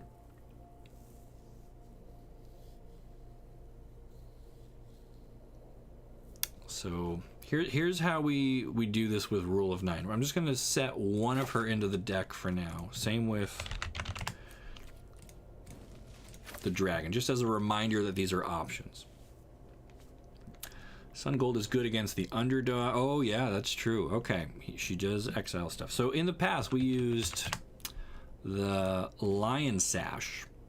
I liked this card a lot. You get to choose what you take from the graveyard as much as you have white mana for it, and then you can equip this to somebody, and then that makes their power enough that Baird will trigger. Is it worth doing the Lion Sash again?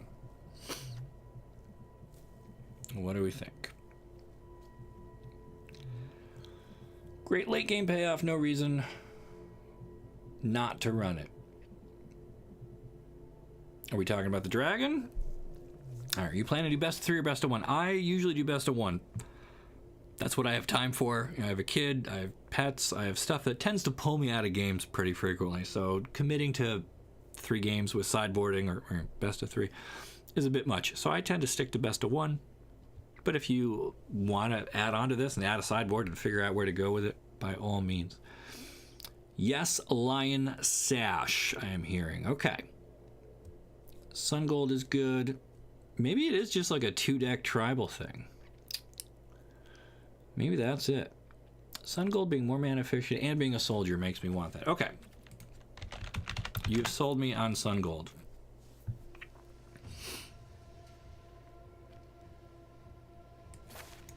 So we'll take her 4 times. This is getting expensive. Okay. So do we like her more than the Beast Caller? More than the dragons?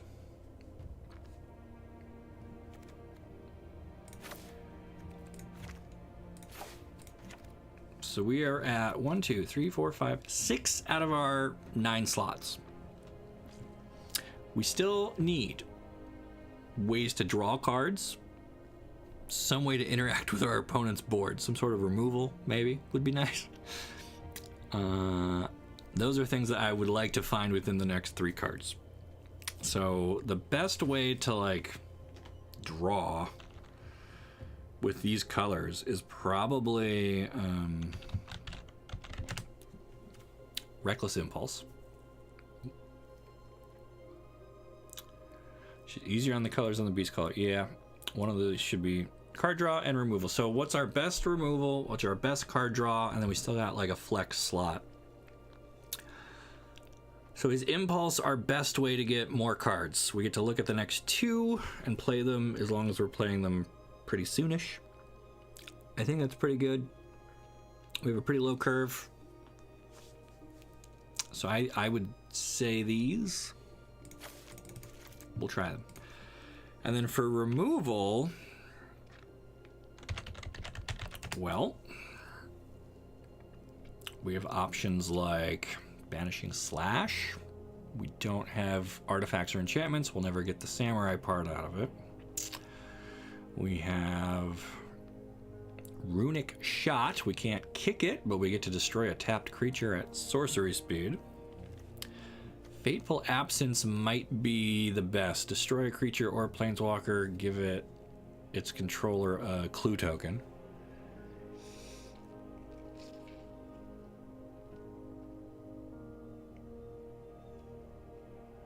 Tameo's Intervention for protection, Tail Slash or Whip or Lightning Strike. Yeah, these are all good options. Valorous Stance can kill certain size things. I think Fateful Absence is the best all-around answer. It gets creatures, planeswalkers, and it's an instant. Do I have enough wild cards left? I do. I should probably have a place out of these anyway.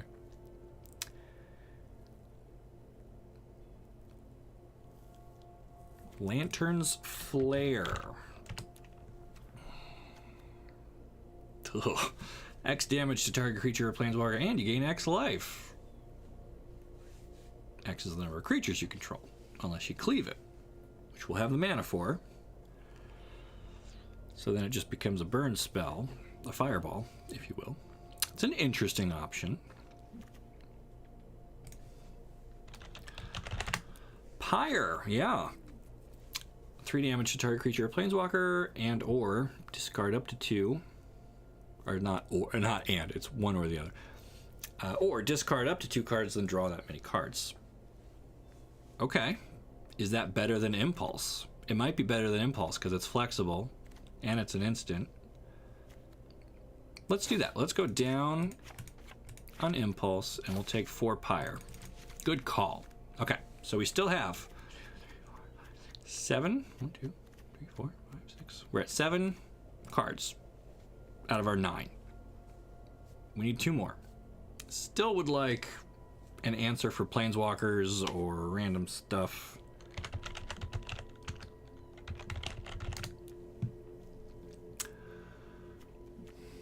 So is it Fateful Absence? I don't think we want a board wipe. I don't think we want any black cards. I guess I should be more specific.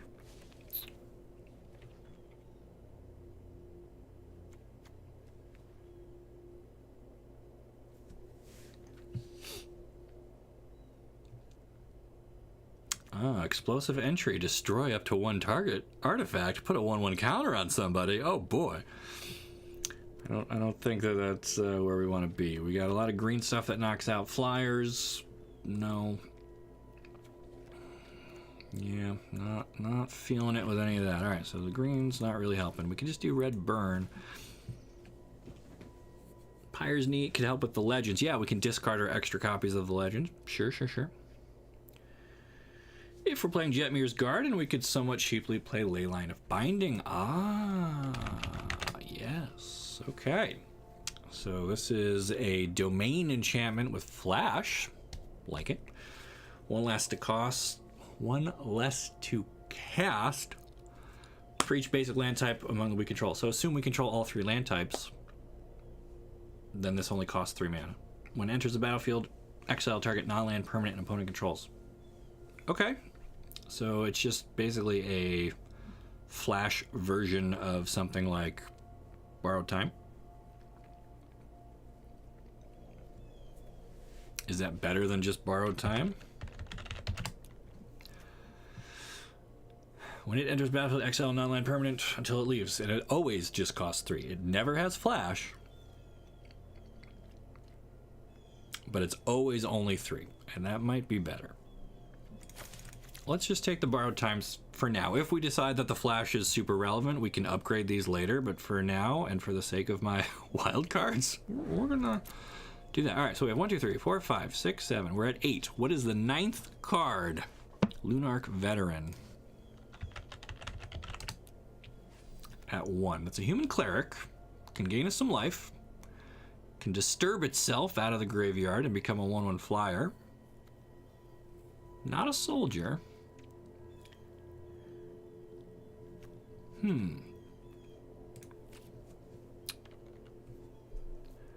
Do we want more burn? Do we want like lightning strike stuff? Do we want more way? I saw a call for wedding announcements.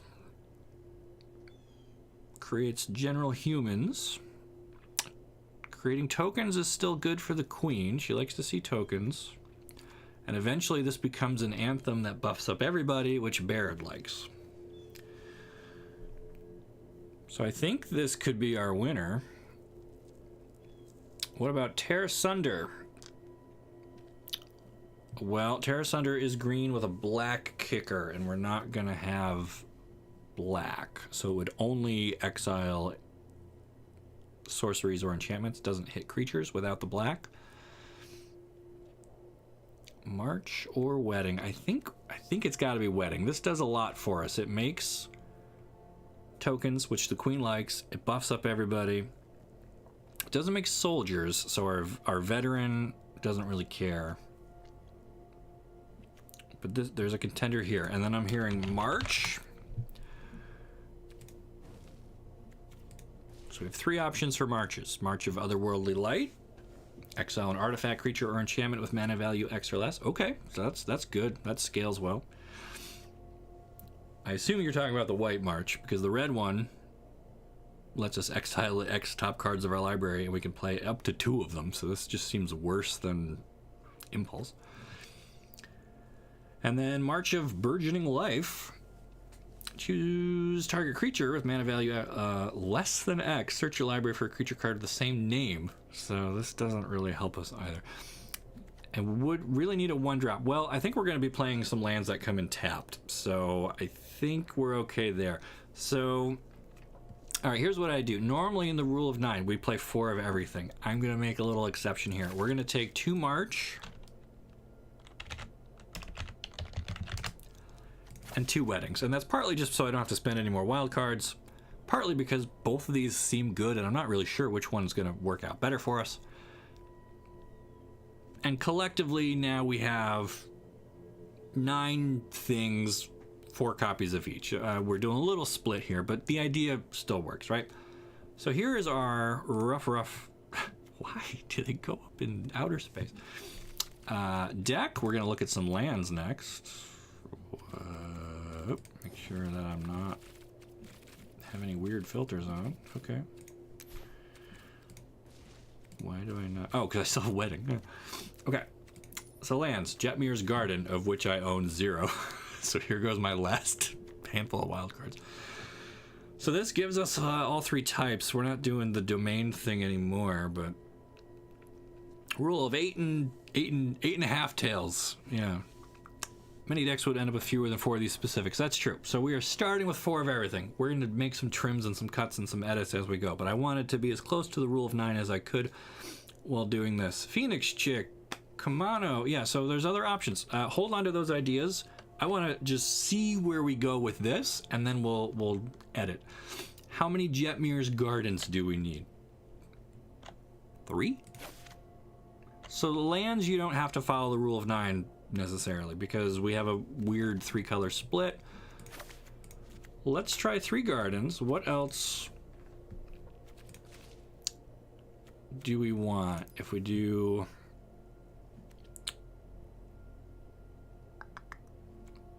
I mean, we don't really need the land types so much. We could do... Yeah, we'll take one of those. Take one of those. Take one of those. And then, yeah, we'll just try a bunch of basics for the rest here. And they're gonna be... Whoa, did I just... I think I tried to scroll too fast. Okay, whoa, I thought I crashed it. All right. We're gonna do some stained glass basics, if I can find... there we go. All right, so 11 planes.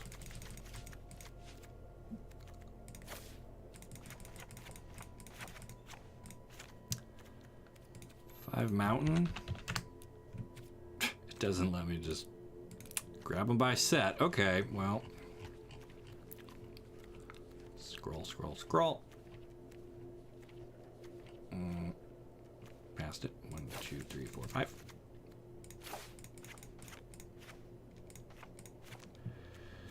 And then the 2 leafy boys.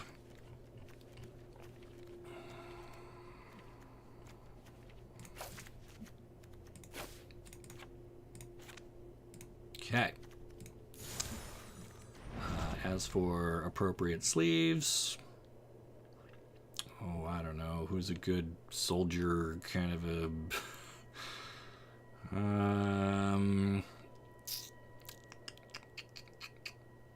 Tell you what, we're just gonna go with the City of Brass. That looks beautiful. Okay. And our avatar is gonna be this guy with a hood. And our pet is Black Lotus. And our deck name is Baird's Big Day. Okay, cool. One of all the legendary channel lands. Yeah, okay, you got me. I guess those are worth having.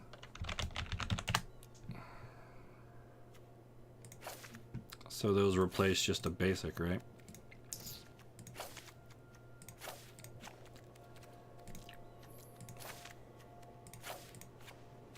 Ooh, here comes some rain, if you can hear that. All right. This is a... Oh, my God. Get out of here. Oh, I still have to craft the Jetmir's Gardens. Okay. Here comes the storm, friends. Okay. Might want some more green sources, maybe playing additional rock veil, blah, blah, blah, and farmlands. You know what? You might be right. We're going to try it as it stands, and then... we'll make some changes. I'm sure that this is not going to survive first contact with the enemy, but I just want to get a game going here before too many people quit watching. Standard ranked, Baird's Big Day, 3 colors. For anyone who just joined, hello, welcome. Which is, the sky just opened up on me. It is pouring now. We're doing a deck that we just built collectively here, as one does. We got some lands, we got some soldiers, and a soldier buff. I like this opening hand. We're gonna tinker. We're gonna experiment. We're gonna start with this. That's thunder. Mother Nature does not like my deck. Oh man, hopefully we play it in another stream. I might. We unfortunately, these tap lands punish us hard. I guess we want this. But our opponent also slow start. So it's fine. It's fine though, right? King and Queen of Soldiers. I know, we're building a little kingdom up here. Could be good. Could be okay. Alright. So what do we do? I guess we just wait and flash in the reinforcements, and then immediately, and then untap, and then play the veteran, and then attack for 4 against our opponent's angry swamps. They got the mirror, air breaker, or do we? So many options. I like the lines on this deck. We can do a lot. We're gonna start by flashing in our resolute reinforcements. There's the queen. Would have been nice to have her down first. Now, do we Cathar to rob them of this token? Or do we veteran to buff and try to attack through the token? I think I want to keep the board under control because we don't really have any wipes, so we don't have a lot of removal. So we'll just do that. And now he's a soldier, so now next turn, veteran's going to make him even bigger. Want more cards with green? King Darian might be a suggestion. Yes, and he also buffs everybody, right? So he might be better than the wedding invitations or wedding announcements because Baird wants to see people with power greater than their base. And so, like, Valiant Veteran is going to be great. This whole board is about to be huge. Or we could just exile this and attack for 4. I think that's better because even if we pump everybody up, we still can't attack through that. Or do we just pray they don't have the meat hook?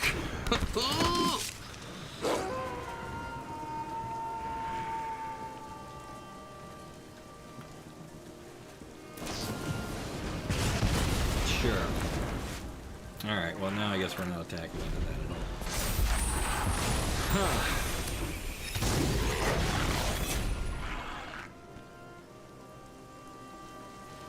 Yeah, really raining outside my window right now. But it's fine. Totally fine.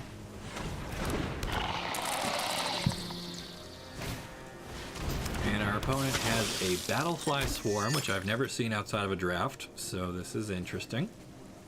Very interesting. They're committing a lot to the board, which makes me feel like they don't have Meat Hook Massacre. I think I'm okay taking 2 damage, except whenever one or more creatures you control deal combat damage to a player, create a treasure. Do I want them to have a treasure? I don't think I want to throw away a perfectly good soldier to stop them from getting a treasure. Oh my gosh, okay. So we have a lot of 2 and 3s, but we're stuck on just 3 mana, so I can't even like double spell here. I gotta pick very carefully what we play. Sun Gold Sentinel, they don't really have a graveyard thing going on. The Queen would be a 4/4.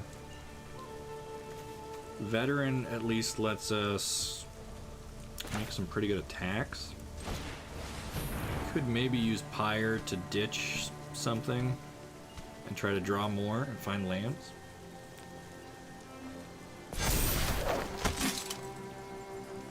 Alright. I think I'm okay attacking. I know obviously they're going to activate this and give it Death Touch and probably trade with our 3/3, but again, this is another one where I was kind of hoping they wouldn't do that. Now their blocks look a lot better. But again, we are the aggressive deck. We don't win by blocking, so.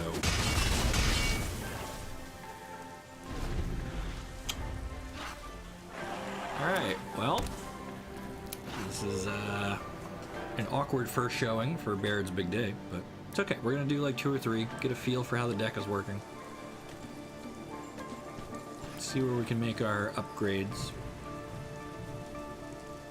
Try to justify all the wild cards I just sunk into this. You guys are bad influence.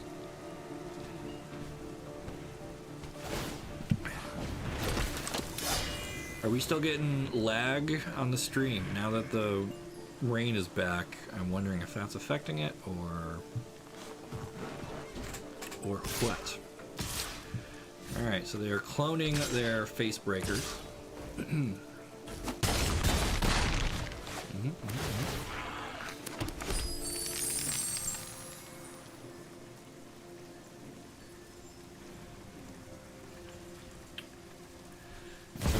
Turn. Ooh boy. Nexillus. Maybe we should have looked at Planewalker for this time. Somebody had mentioned to Johnny. We didn't even pull him up. I like that. You know what? I will give up a body. Tribute is owed.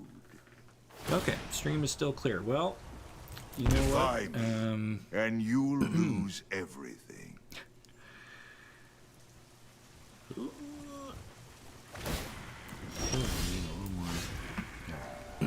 Alright, we are still only on 3 lands. This is super awkward. And to be honest, I don't think we have a good shot at winning this. But let's see. If we do, it starts by discarding some stuff. Queen. Maybe time. Try to find lands. There we go. So we found a Baird. We could play him, but he's not going to be making us any tokens because we don't have anyone with more power than toughness. We could just straight up kill something. Probably that. Because otherwise they just spawn off copies of stuff, right?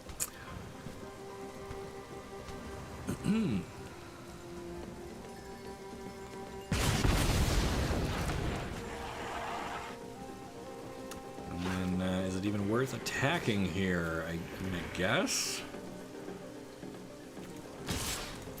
But they're just gonna block and trade, and then they get to hit us for a ton of damage. So I think this game's pretty much over. Not a great first showing. I'm gonna say it wasn't shuffled well. Whenever you make a new deck, you gotta shuffle it. And we all know the shuffler is rigged, so shuffler did not help us on that one. We'll take another shot at it though.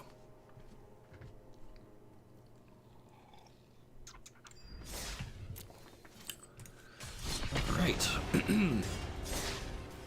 So again, for anyone who recently joined, we started the day off with a Urborg Lurgoyf deck. We have pivoted over to a red, white, and green soldier token kind of go wide thing. We didn't accidentally remove too many lands. I don't think so, but I will double check after this one. There's 2 into some great 2-drops, and we are 2/3 of the way to our queen. Okay, that's fine. And so again, game plan, flash her in, then back her up with the veteran. I mean, this is like a good little curve, as long as we don't get hooked. It's okay. Can't live in fear of meat hook forever. We just gotta play the best we can. Opponent goes underdog. We answer back. No third land. Ugh. Cringe. But I think we want to stay aggressive. Again, this deck doesn't block well. We got to attack, right? That's the only way we win. Opponent takes it. Doesn't want to give up an underdog that they can get back. Interesting.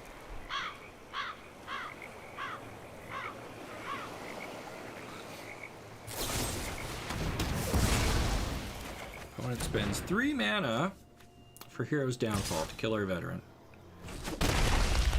Little do they know. Oh, man, what is with the lands here? Alright, so I think we're going to hold on to the Sentinel because she can eat these underdogs. You just have to punch through them all. Now, if they have untapped land, meat hook, what else can we do?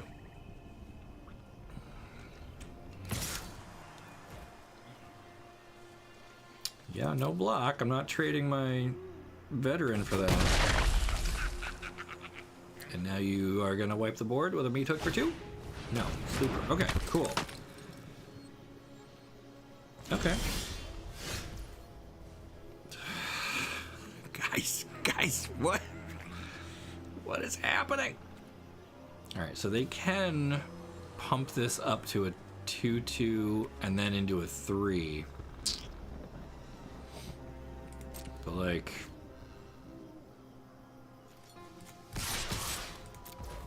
Again, we don't win by blocking. So if they want to spend their mana to eat a token or something, that's fine.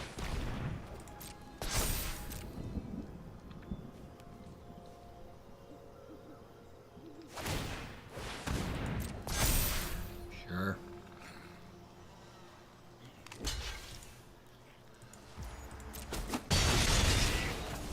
Alright, well, I like resolute reinforcements. I like that we can play it after a meat hook and still have a board. I like that it makes 2 soldiers. And I love that it's an uncommon. This might be my... I guess stained glass lands are not the good luck lands. That could be it. Invoke Despair. Okay. Okay, so we sack a token. We don't have a planeswalker, we don't have an enchantment. We get despaired.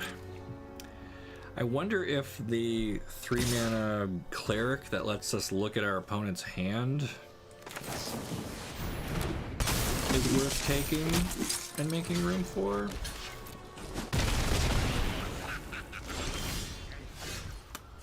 Hello?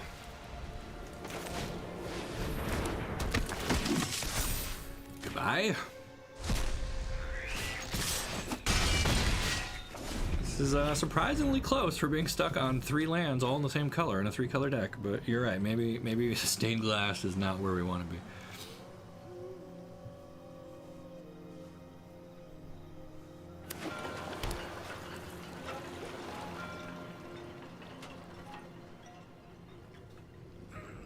Opponent now trying to decide if they want to meat hook for 3. And the fact that they are attacking first tells me that they're not afraid of dying on this crackback, so I think we have to block, because otherwise they get 3 free damage and then they still board wipe.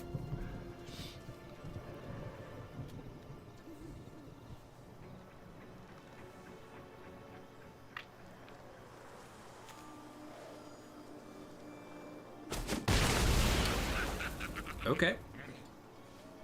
And now what? Meat hook for 2? Have they been sandbagging it this whole time?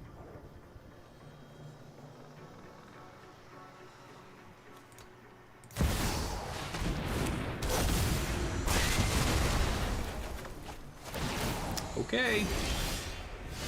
Okay.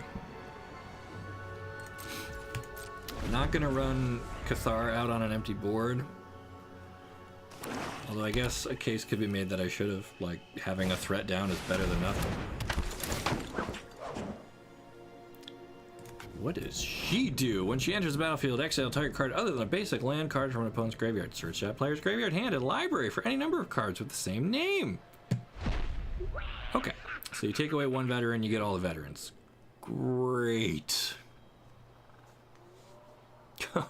Oh no, we have a chat bot. That's where the bad luck is coming from. I should deputize somebody as like a mod, since I'm not sure if Nicole is still in the chat or not. Can I just like... What happens if I do that? There we go. Exiled. Cool, great. Groovy. So, Cathar then? Yes? Take away her, although now if they kill Cathar, they just get this back, they get to do it again? Maybe that wasn't a good play? I don't know.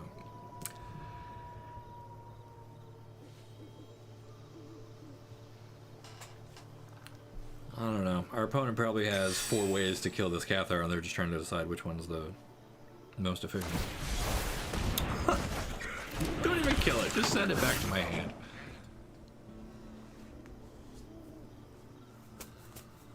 And the lag comes back. Yeah, okay. We have like an albatross around the neck situation here. We gotta shake this off. We've been losing a lot of games. I think we're about to lose this one.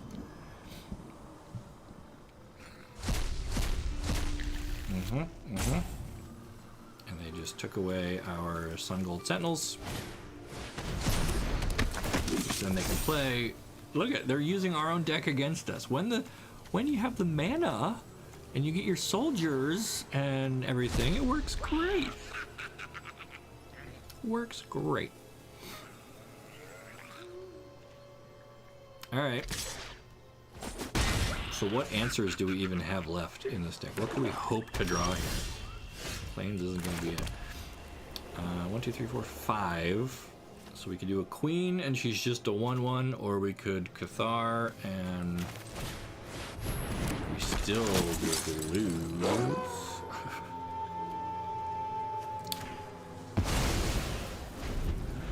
I mean, we take that. Now we can block and trade with the Sentinel. I don't know, man.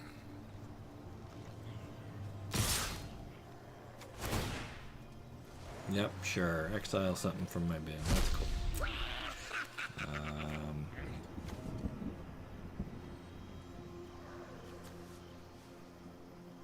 Oh, I still lose because even if I block... Even if I block Meat Hook Massacre, make sure I still lose. Very well. Alright. We're gonna peek at the deck list one more time just to make sure the lands are still at 24. I don't think we messed anything up, but take a look.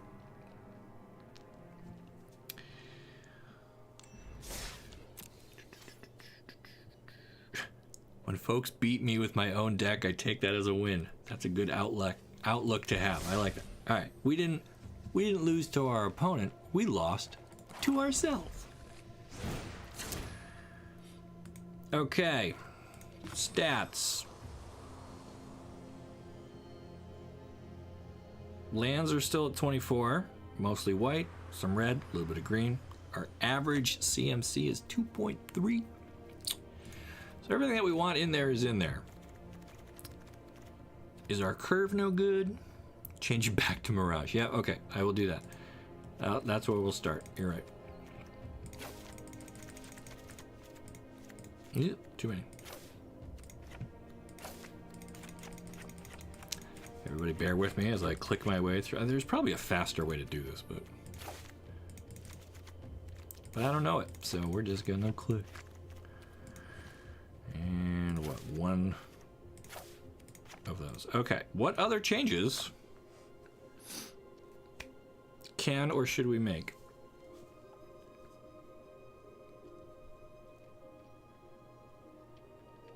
I feel like we need an answer for Meat Hook, and none of these colors have an answer for me. You either have to counter it with blue or make them discard it with black. We don't have either of those. Man, that sucks.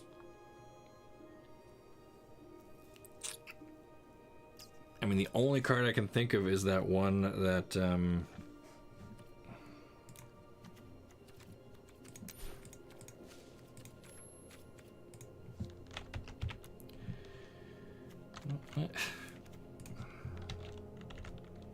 what's the thing? Do I hit?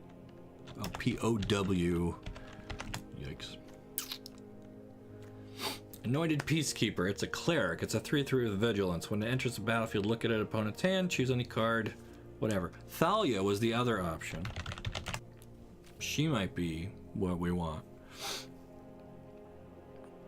Okay, how do we make room for Thalia? This is where we can start to break away from Rule of 9. Probably don't need 4 queens. I do want to keep 4 Barretts, though. So what if we go down a queen, down a borrowed time, to to make room for 2 Thalias.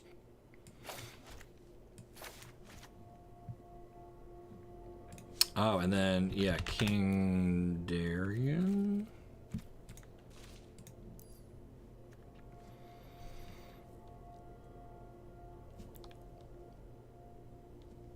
Darien in, wedding announcement out. Okay. Well, I'll tell you what, we'll just do one of each because I only have one of him right now, and I do still have some wild cards left, but we're making small changes here. I feel like we need more 1-drops. Yeah, but there's not like a good soldier one drop, really. There's, well, let's see, 1-drop creatures in these colors. We can have a 0/4. No. Chaplain of Arms. It's okay. It's still not a soldier or anything. Hopeful Initiate at least can buff its own power, and it can remove artifacts and enchantments. Case could be made for that one. Mechanic, no. Veteran, probably not. Fox Warrior with flying, no. Another cleric. So really we should be doing cleric tribal and ditch these soldiers. I heard somebody mention this saga before. It becomes a shaman, does 1 damage. It can put a counter on something. Ooh, okay. So that's interesting. So that's a maybe. Some equipment. Warriors. Yeah, I don't really love any of these 1-drops, really. That's unfortunate. We got to vote for the Phoenix. Okay, so the Phoenix, yep. Whenever you attack with 3 or more creatures, you can pay double red. If you do, return it from a graveyard, tapped and attacking with a 1/1 counter on it. Okay. How do we make room for a Phoenix? I'm willing to try 1 Phoenix. Where do we fit it?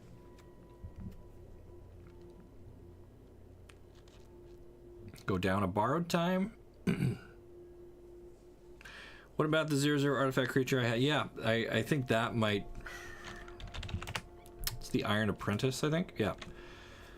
That one I really like. I do.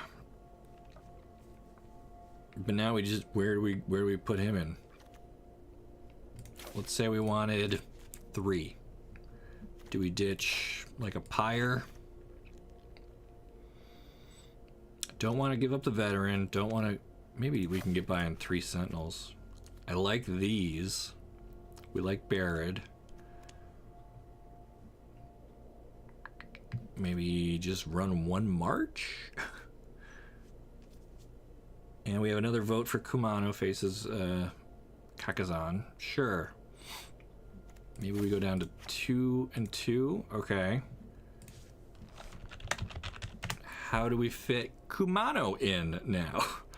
Go down to 2 queens?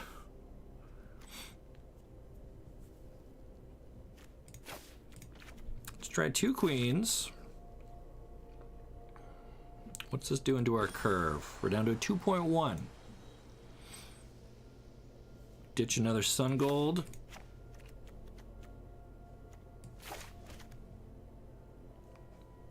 Okay. How did we feel about these lands? Coming in tapped wasn't great.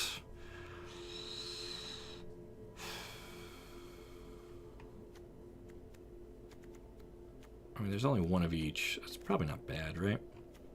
All right. I am... 2 queens feels good. It's synergy, but not focus. Yeah, I think you're right. I think... But again, rule of 9. We started with 4. I think that's too many, because by herself, she doesn't really enable herself. She's not a soldier. She doesn't get the buffs from anything else. So she's more of a little splashy splash. Let's give this a shot. Rip all those wild cards. What's money? What? Who cares? Okay. Lands, Thalia, Baird, who has nobody to work with. Awkward. I think we still keep.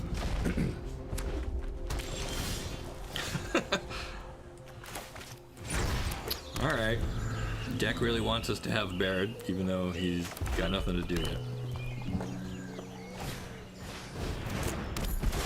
Infantry, so that can be scary. Do we pirate? Not pirate it. Do we hit it with a pyre, or do we wait and grab it with Cathar next turn? I guess we can wait. We'll do Thalia. That'll slow them from, like...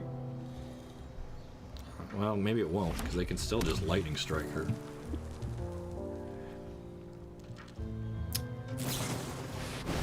Or Kami Flare. Sure, great. Thalia's dead. Okay. We take 2. Fortunately, we packed a few Cathars. We'll swallow that guy up, and even if they kill it, this comes back as a 1/2. Opponent missing no lands.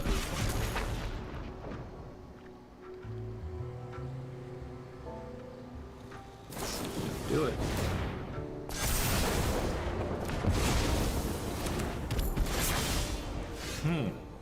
Okay, well, we're gonna need the mana. Do we just pyre this to get rid of it for real? So, and then we can run a Barret out, and like, that's fine. If it dies, we have an extra, and if it lives, maybe we find a way to put some counters down. I don't know. But I feel like we need like Homestead Courage in here again, or some of the other stuff. Maybe was the older version of this deck just better? Wow, they jumped up to us. Okay. What did they do? +4, +3 till end of turn. Interesting. Interesting.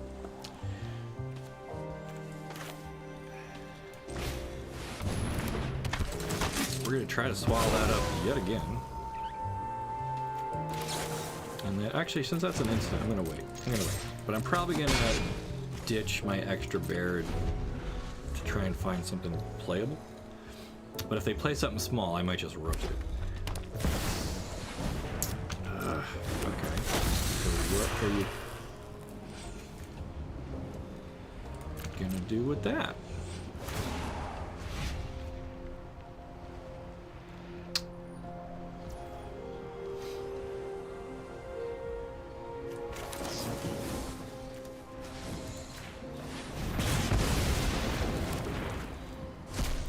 They don't get to attack with a hasty 3/3, but they do get to Kami Flare, kill my Cathar, bring your guy back, and oh god. Alright, well. Today is my birthday. Happy birthday, Gregory Cole. Hope you had a great trip around the sun.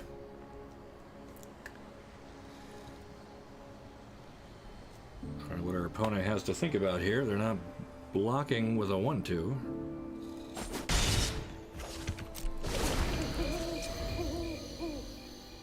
Alright. Race of the top decks.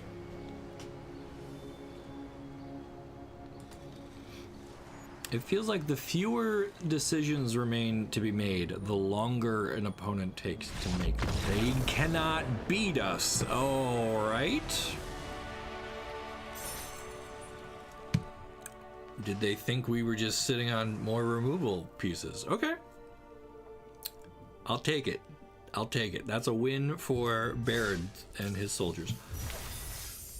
And we pick up a replication specialist. Whatever. And some coins. Okay. Opponent deep, so deep in the tank they drowned, is what I think happened there. Alright, well, we'll just try it again. Not sure what our takeaway is yet from this version of the brew. Got some planes, we got some soldiers. Queen hiding out in the top end if we can find her a green mana source. And we go first. Yeah! Maybe that's the problem. Have we not been going first? How often do we go first? I don't know. Feels like not 50%. How about that red and or white card draw? Yes.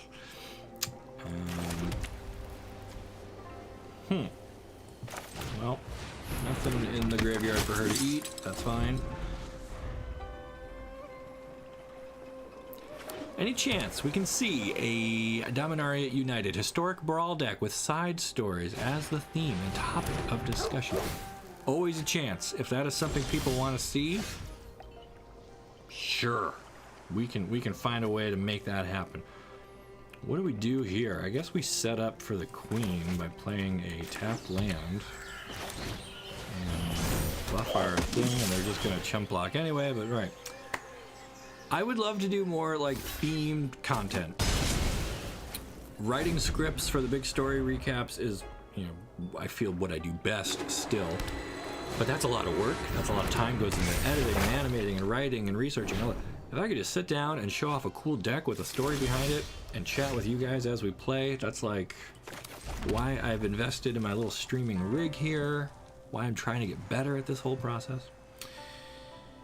Okay, not gonna pyre anything. We could drop the queen. They're setting up for shenanigans. Cathar doesn't really help us here. We just eat that. Hey, that might actually be good. And then, man, are we afraid of any board wipes? Find out. By the way, first time viewer, big fan. Thank you. Use your videos to refresh me on stories for the D&D campaign. Cool. That's like why I make these videos. The story has gotten big, complicated, not well organized. Recaps, I have people like you in mind. That's what they're for. I'm not afraid of a board wipe. Alright, well, that happens. I love the theme stuff. Nicol Bolas deck.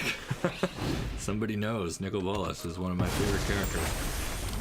I have 2 paper Nicol Bolas decks. One was a gift to me from my brother, Keith. He made a whole Nicol Bolas deck, gave it to me. I've never looked through the entire thing, so I don't even really know what's in that deck, which makes it extra fun. And then the other one I built myself after Amonkhet, and it had kind of the devastation, War of the Spark, some of the gods that he had corrupted, and that sort of a thing. Maybe I should have kept that to cycle with the pyre, but whatever. Almost reached the 4-hour mark. Oh, Wandering Emperor. Okay. Finally. I see you. I'm home. Well, joke's on This you. is Now what I you just get for hurting nuked my that, I people. guess. So anyway, I'll I be got back. 2 different paper Nicol Bolas decks, and could totally replicate one of them pretty close. There's that very expensive ley line, which frees up their saga.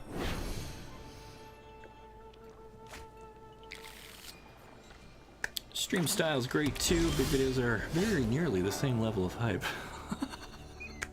Appreciate it. That is great. Great to hear. We're in a pickle here, gang. They've got 5 cards in hand. We're holding a land and a werewolf soldier with nothing to pounce on.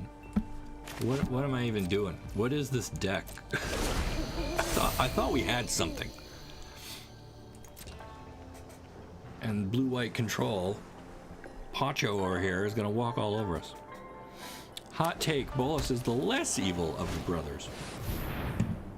Can you back that up with something? I mean, Ugin is not great either, but I don't know that he's been, I mean, he discouraged killing the Eldrazi. We haven't really seen any fallout from that yet. He didn't want them obliterated, but Gatewatch went and did it anyway.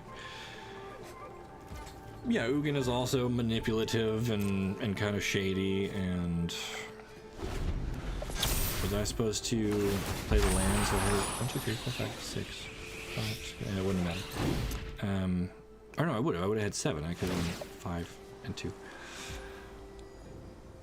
But yeah, I mean, Bolas literally enslaved gods. He's destroyed whole planes. He wrecked Scala. He destroyed Vivian. He tried to kill every planeswalker he could get his hands on with the Elder Spell. So to say that Ugin is somehow worse than that, you're gonna have to do a lot to convince me. Flash in 2 1/1s. Go. Theory about the Eldrazi and Ugin keeping him alive. Exactly. Well, it would be interesting if Ugin was somehow connected to the Eldrazi. He told Jace not to kill them, but then they did, and then nothing really bad happened. Speaking of bad things happening. Let's see, do I get to resolve this?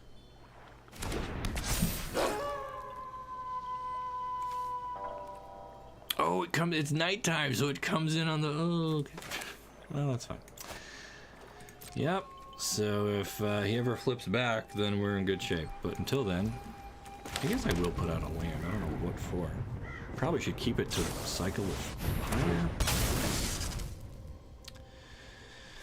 Okay, so again, they've got a ton of cards. They've got sagas going off. I'm sure there's another Wandering Emperor lurking about here. Can we beat this? We cannot fight our way through 3/4. There's that Welcoming Vampire somebody suggested for this deck because we have a lot of stuff that's 2 or less.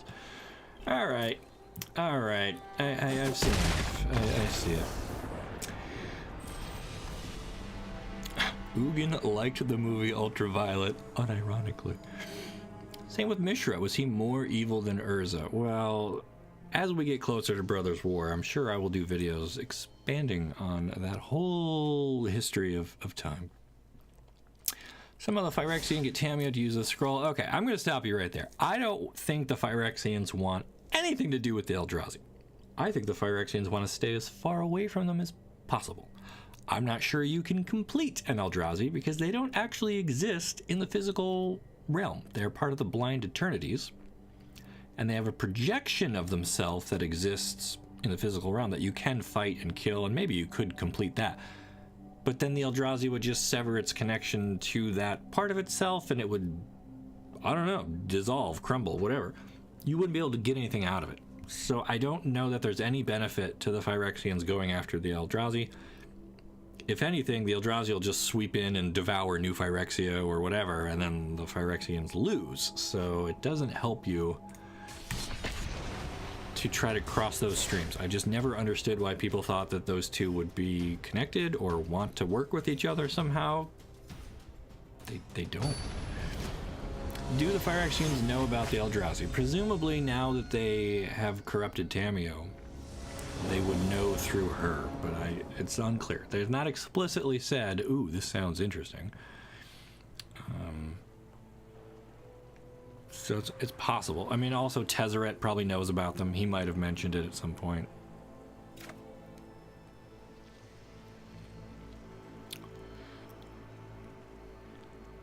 Okay, we have Thalia. We can buff Thalia. We have some lands that come in tapped. Oh, God. Guys, I gotta tell you, this deck... I don't know.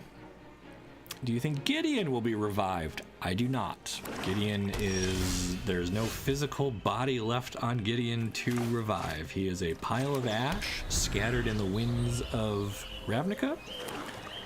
He wasn't in debt to the Orzhov, so I don't think his soul gets to get sucked into the... What is it called on Ravnica? Now I'm drawing a blank. But there's a special spot where, like, deaded souls can go and work for the Obs the Dead or whatever. He's not there. Some people think that he went back to Theros. Not true. There was some cards that... Or there was one card in particular that showed him Heartfelt Redemption or something, or Heartwarming, whatever. Get him. Tear up this black deck. Although here comes the turn 4 2-mana Meat Hook Massacre. Here it comes. Ooh, that's an interesting one. That's very interesting. I like it.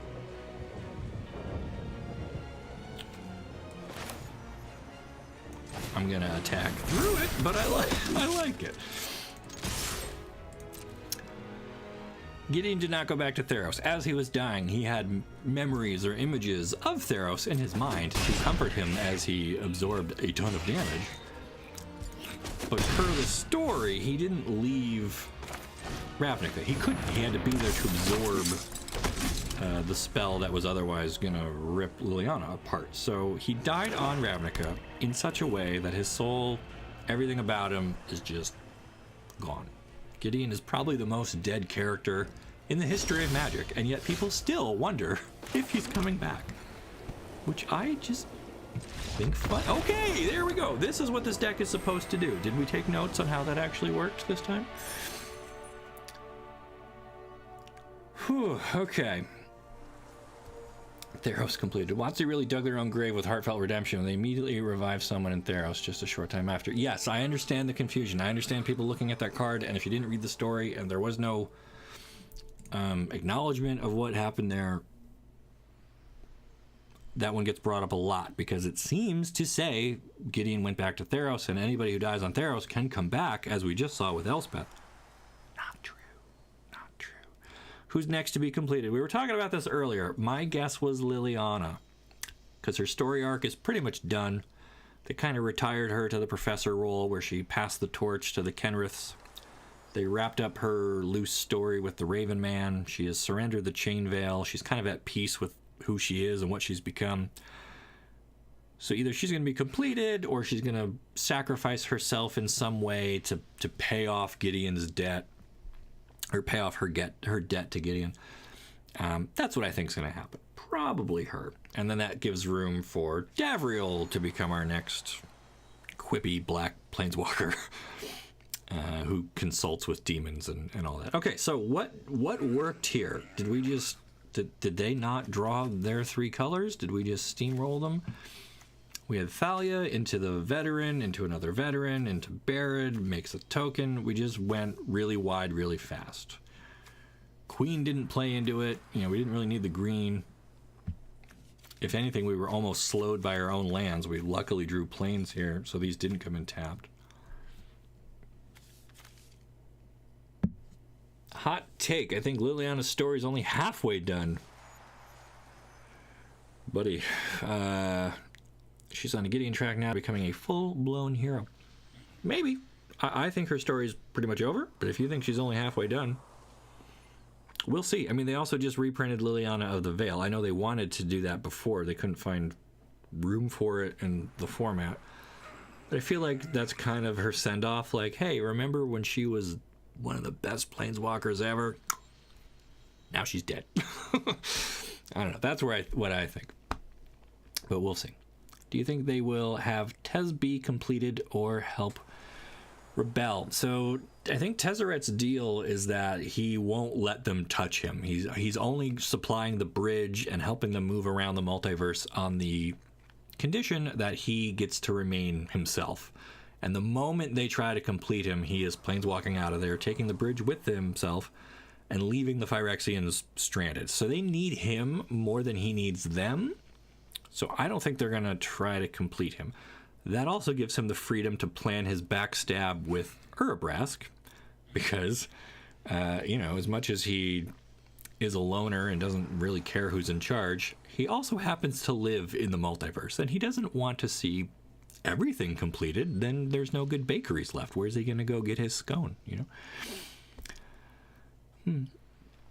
Eric Hall says, "Hi Ryan, just found your channel recently, been playing for a couple years, but knew nothing about the lore until you. Thanks, friend." You're welcome, friend. That's why I'm here. That's what the mustache is all about. We love stories. We love sharing those stories.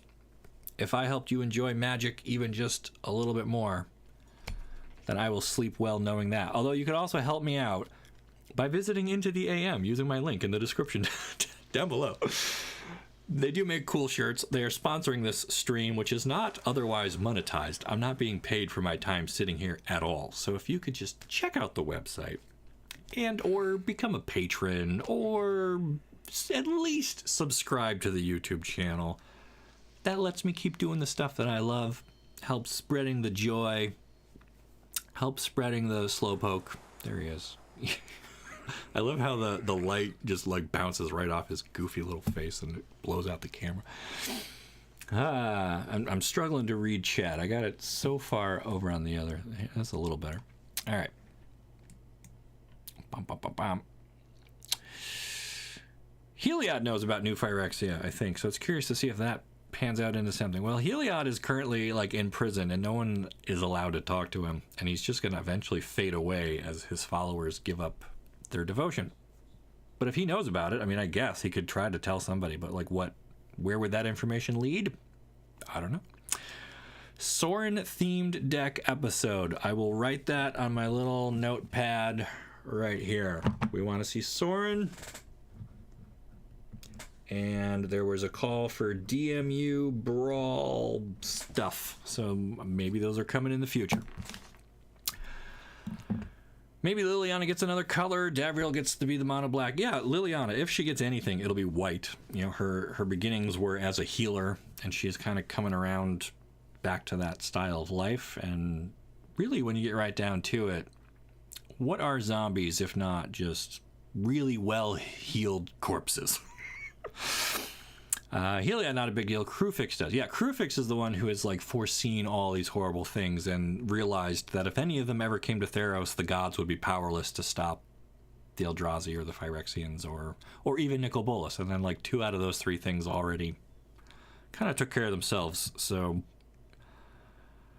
yeah, Phyrexians could still make it over to Theros, but I don't think you can complete a god because they don't have a physical form again. And the whole idea is that they're replacing flesh with mechanical bits, but the gods don't have flesh to begin with. Except for Thassa, who tastes great with some melted butter and some Cheddar Bay biscuits. I think Liliana could sacrifice herself to uncomplete some of the heroes. I don't know. I want someone to be completed and stay that way or die that way. The fact that they could flip back and forth just makes it feel like a cheap, meaningless thing, and I'm not on board with that. I think WotC should be brave enough to kill their darlings and let some blood be sacrificed or let some bodies hit the floor or however we want to phrase it. But characters need to die so the story can move on and we can get new life. That's the Golgari way. That's the Tarmogoyf way, right? Everything that dies feeds the Tarmogoyf. Garrick is my next thought for being completed. Possibly. Or he'll be able to resist due to the veil.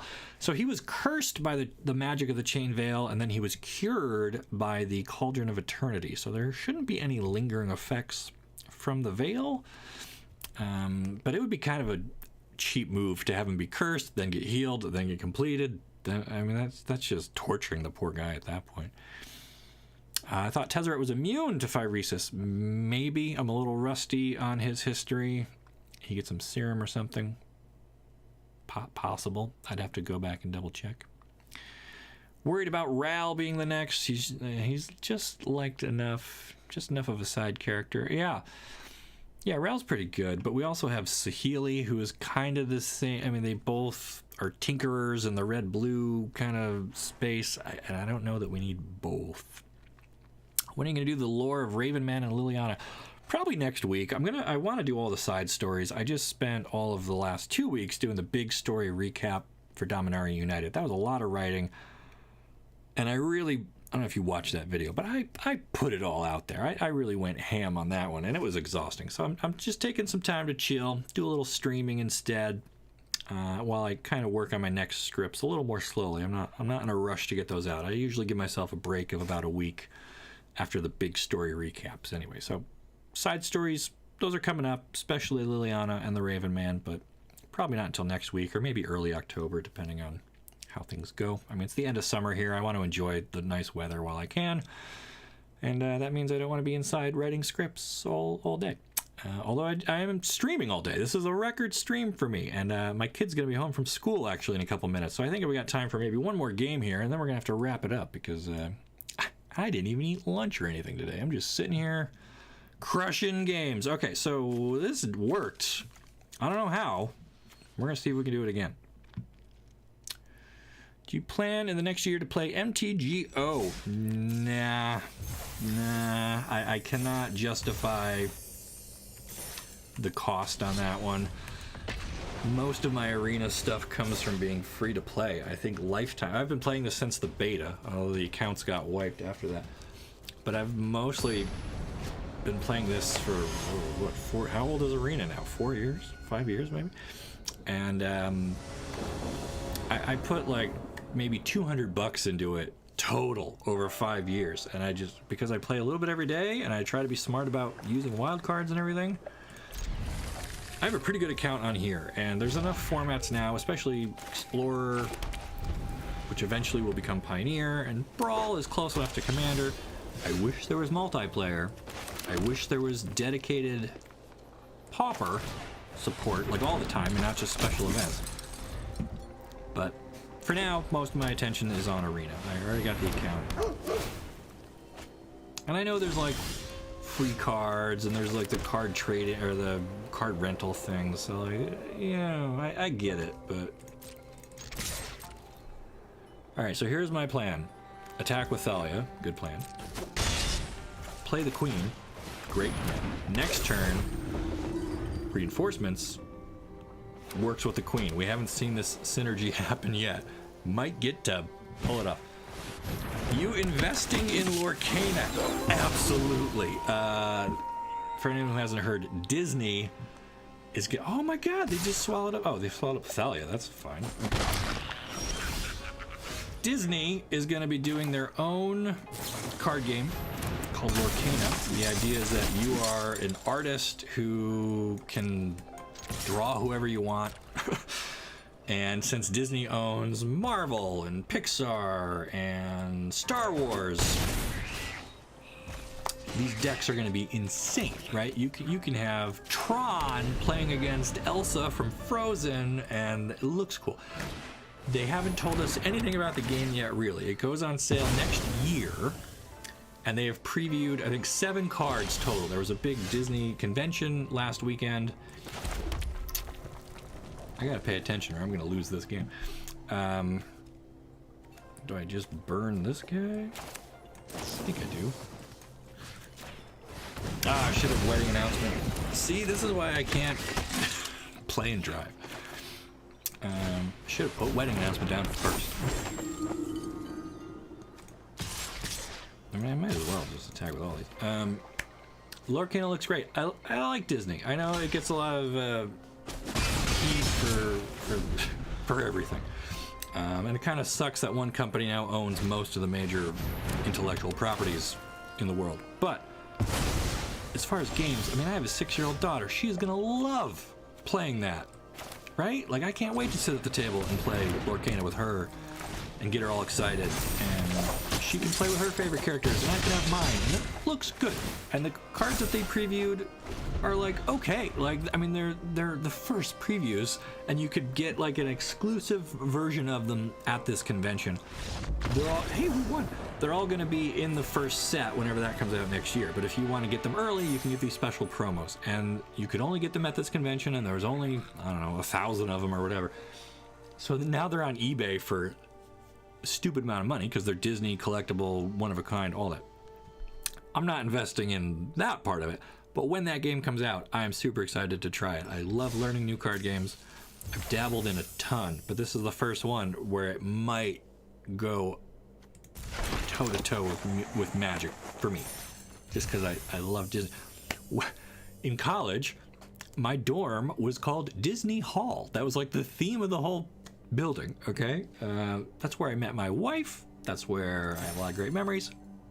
Disney is like cool, and like I know not everyone loves it, but a game built on those properties could be awesome. It probably won't be as complex and rewarding as Magic, but like to jam at the kitchen table with my family or some friends with some fun thematic drinks, all about it, all about it.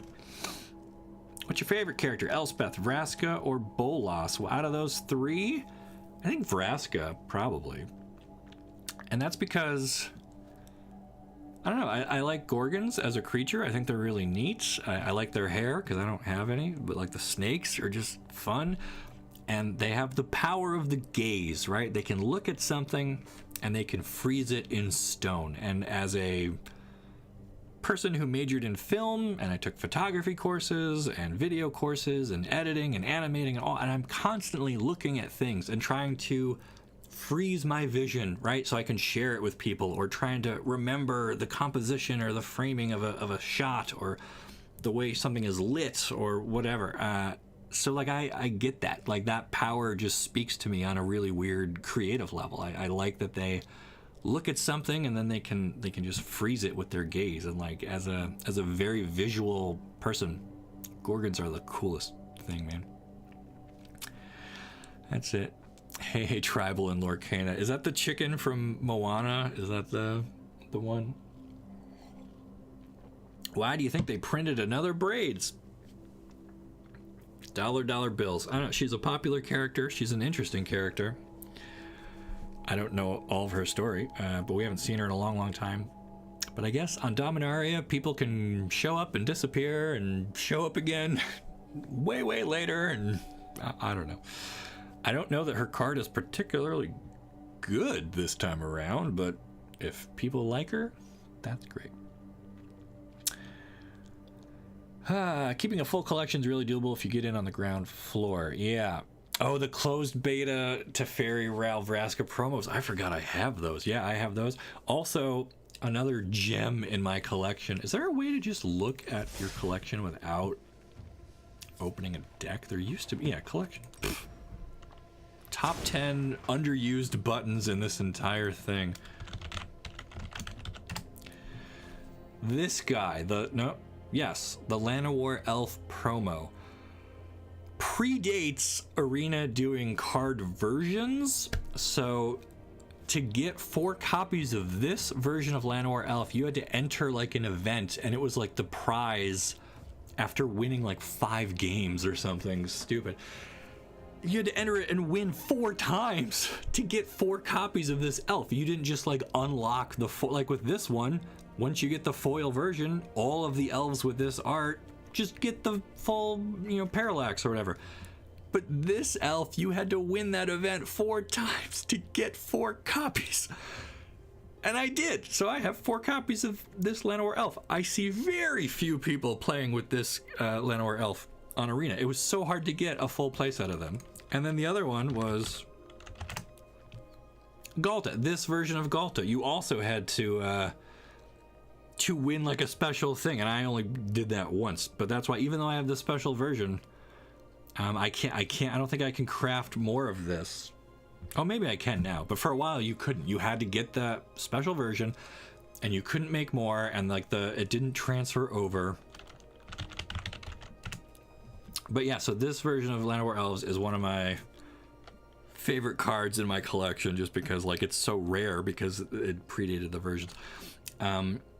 Also, I am annoyed because there's the unglued lands or one of the unsets, where each week you could enter an event to get that full art land, and I was on vacation the week that they did Forest, so I couldn't play in the event.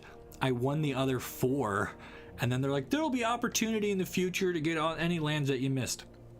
I've been watching. Hasn't come up in like 3 years now, 4 years now. No way to get that land, so I have an incomplete cycle of the full art unlands. Very frustrating. Very frustrating. And then, yeah, Vraska, where's the special?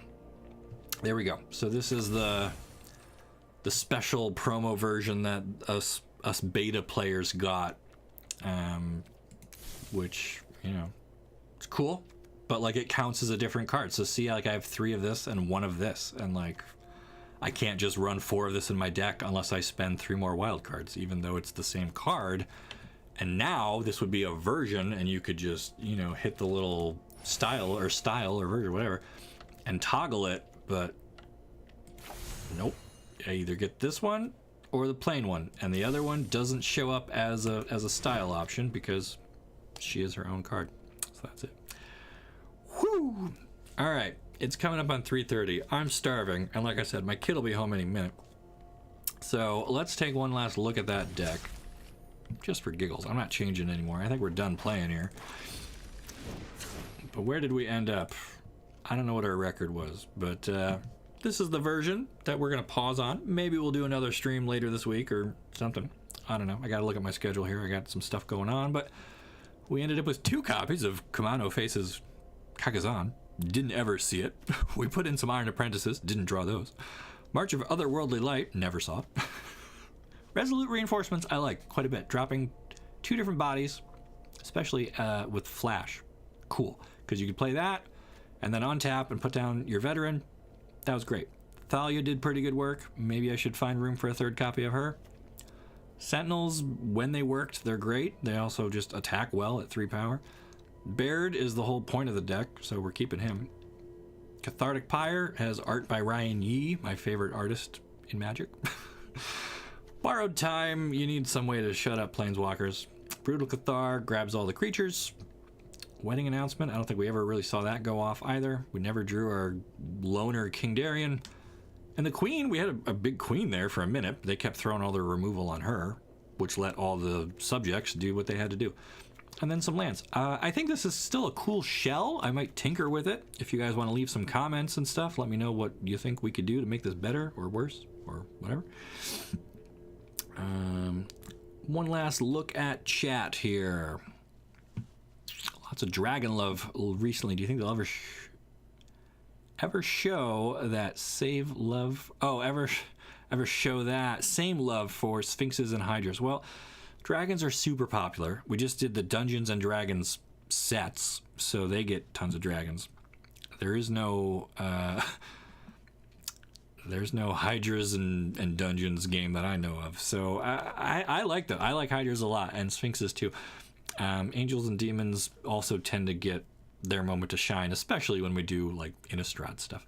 But it would be nice if all 5 had a little bit more equal airtime. I agree. What are my thoughts on the Gatewatch attempting to draw an Eldrazi Titan to new Phyrexia?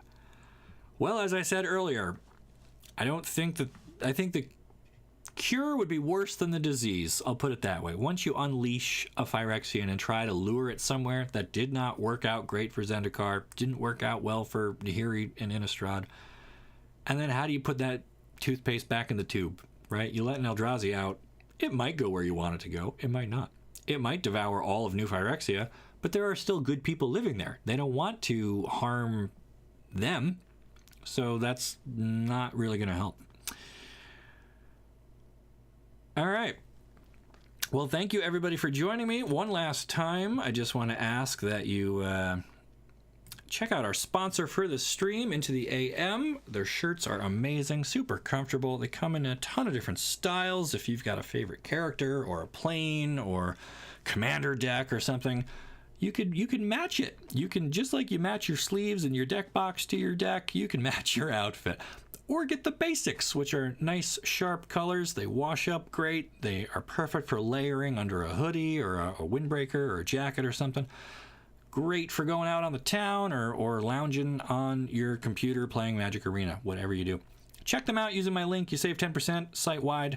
That stacks with their sale right now. I think they're doing their end-of-season sale. So get yourself something great for back to school or just for kicking around in this beautiful fall weather. It helps support the show and support, me and Nicole, so we can keep making these streams and keep making videos that you guys seem to really enjoy. So please check out Into the AM using that link. And then make sure you like this video, subscribe to the channel, leave me a comment. All that engagement really does help. I mean, I know it feels like little stuff, but we love hearing from our fans. The chat has been great today. I'm trying to do a better job gameplay, chatting, all that sort of stuff. But you guys give me the energy to sustain a, going on 4-hour stream now. That's a record for me. You guys were here. You were here for a record-breaking, record-setting stream. We made some cool decks. Maybe I'll put some snapshots from them up on Twitter or something later today if I remember. But yeah, we had Urborg, Lurgoyf, we had some Baird soldiers. We made some cool decks that were not net decks, right? We are brewers here with a story behind everything that we do. we couldn't do it without you guys. There's the sex bot going off in chat. What a great ending to a fabulous stream. On behalf of myself and Nicole, thanks so much for watching. We'll see ya.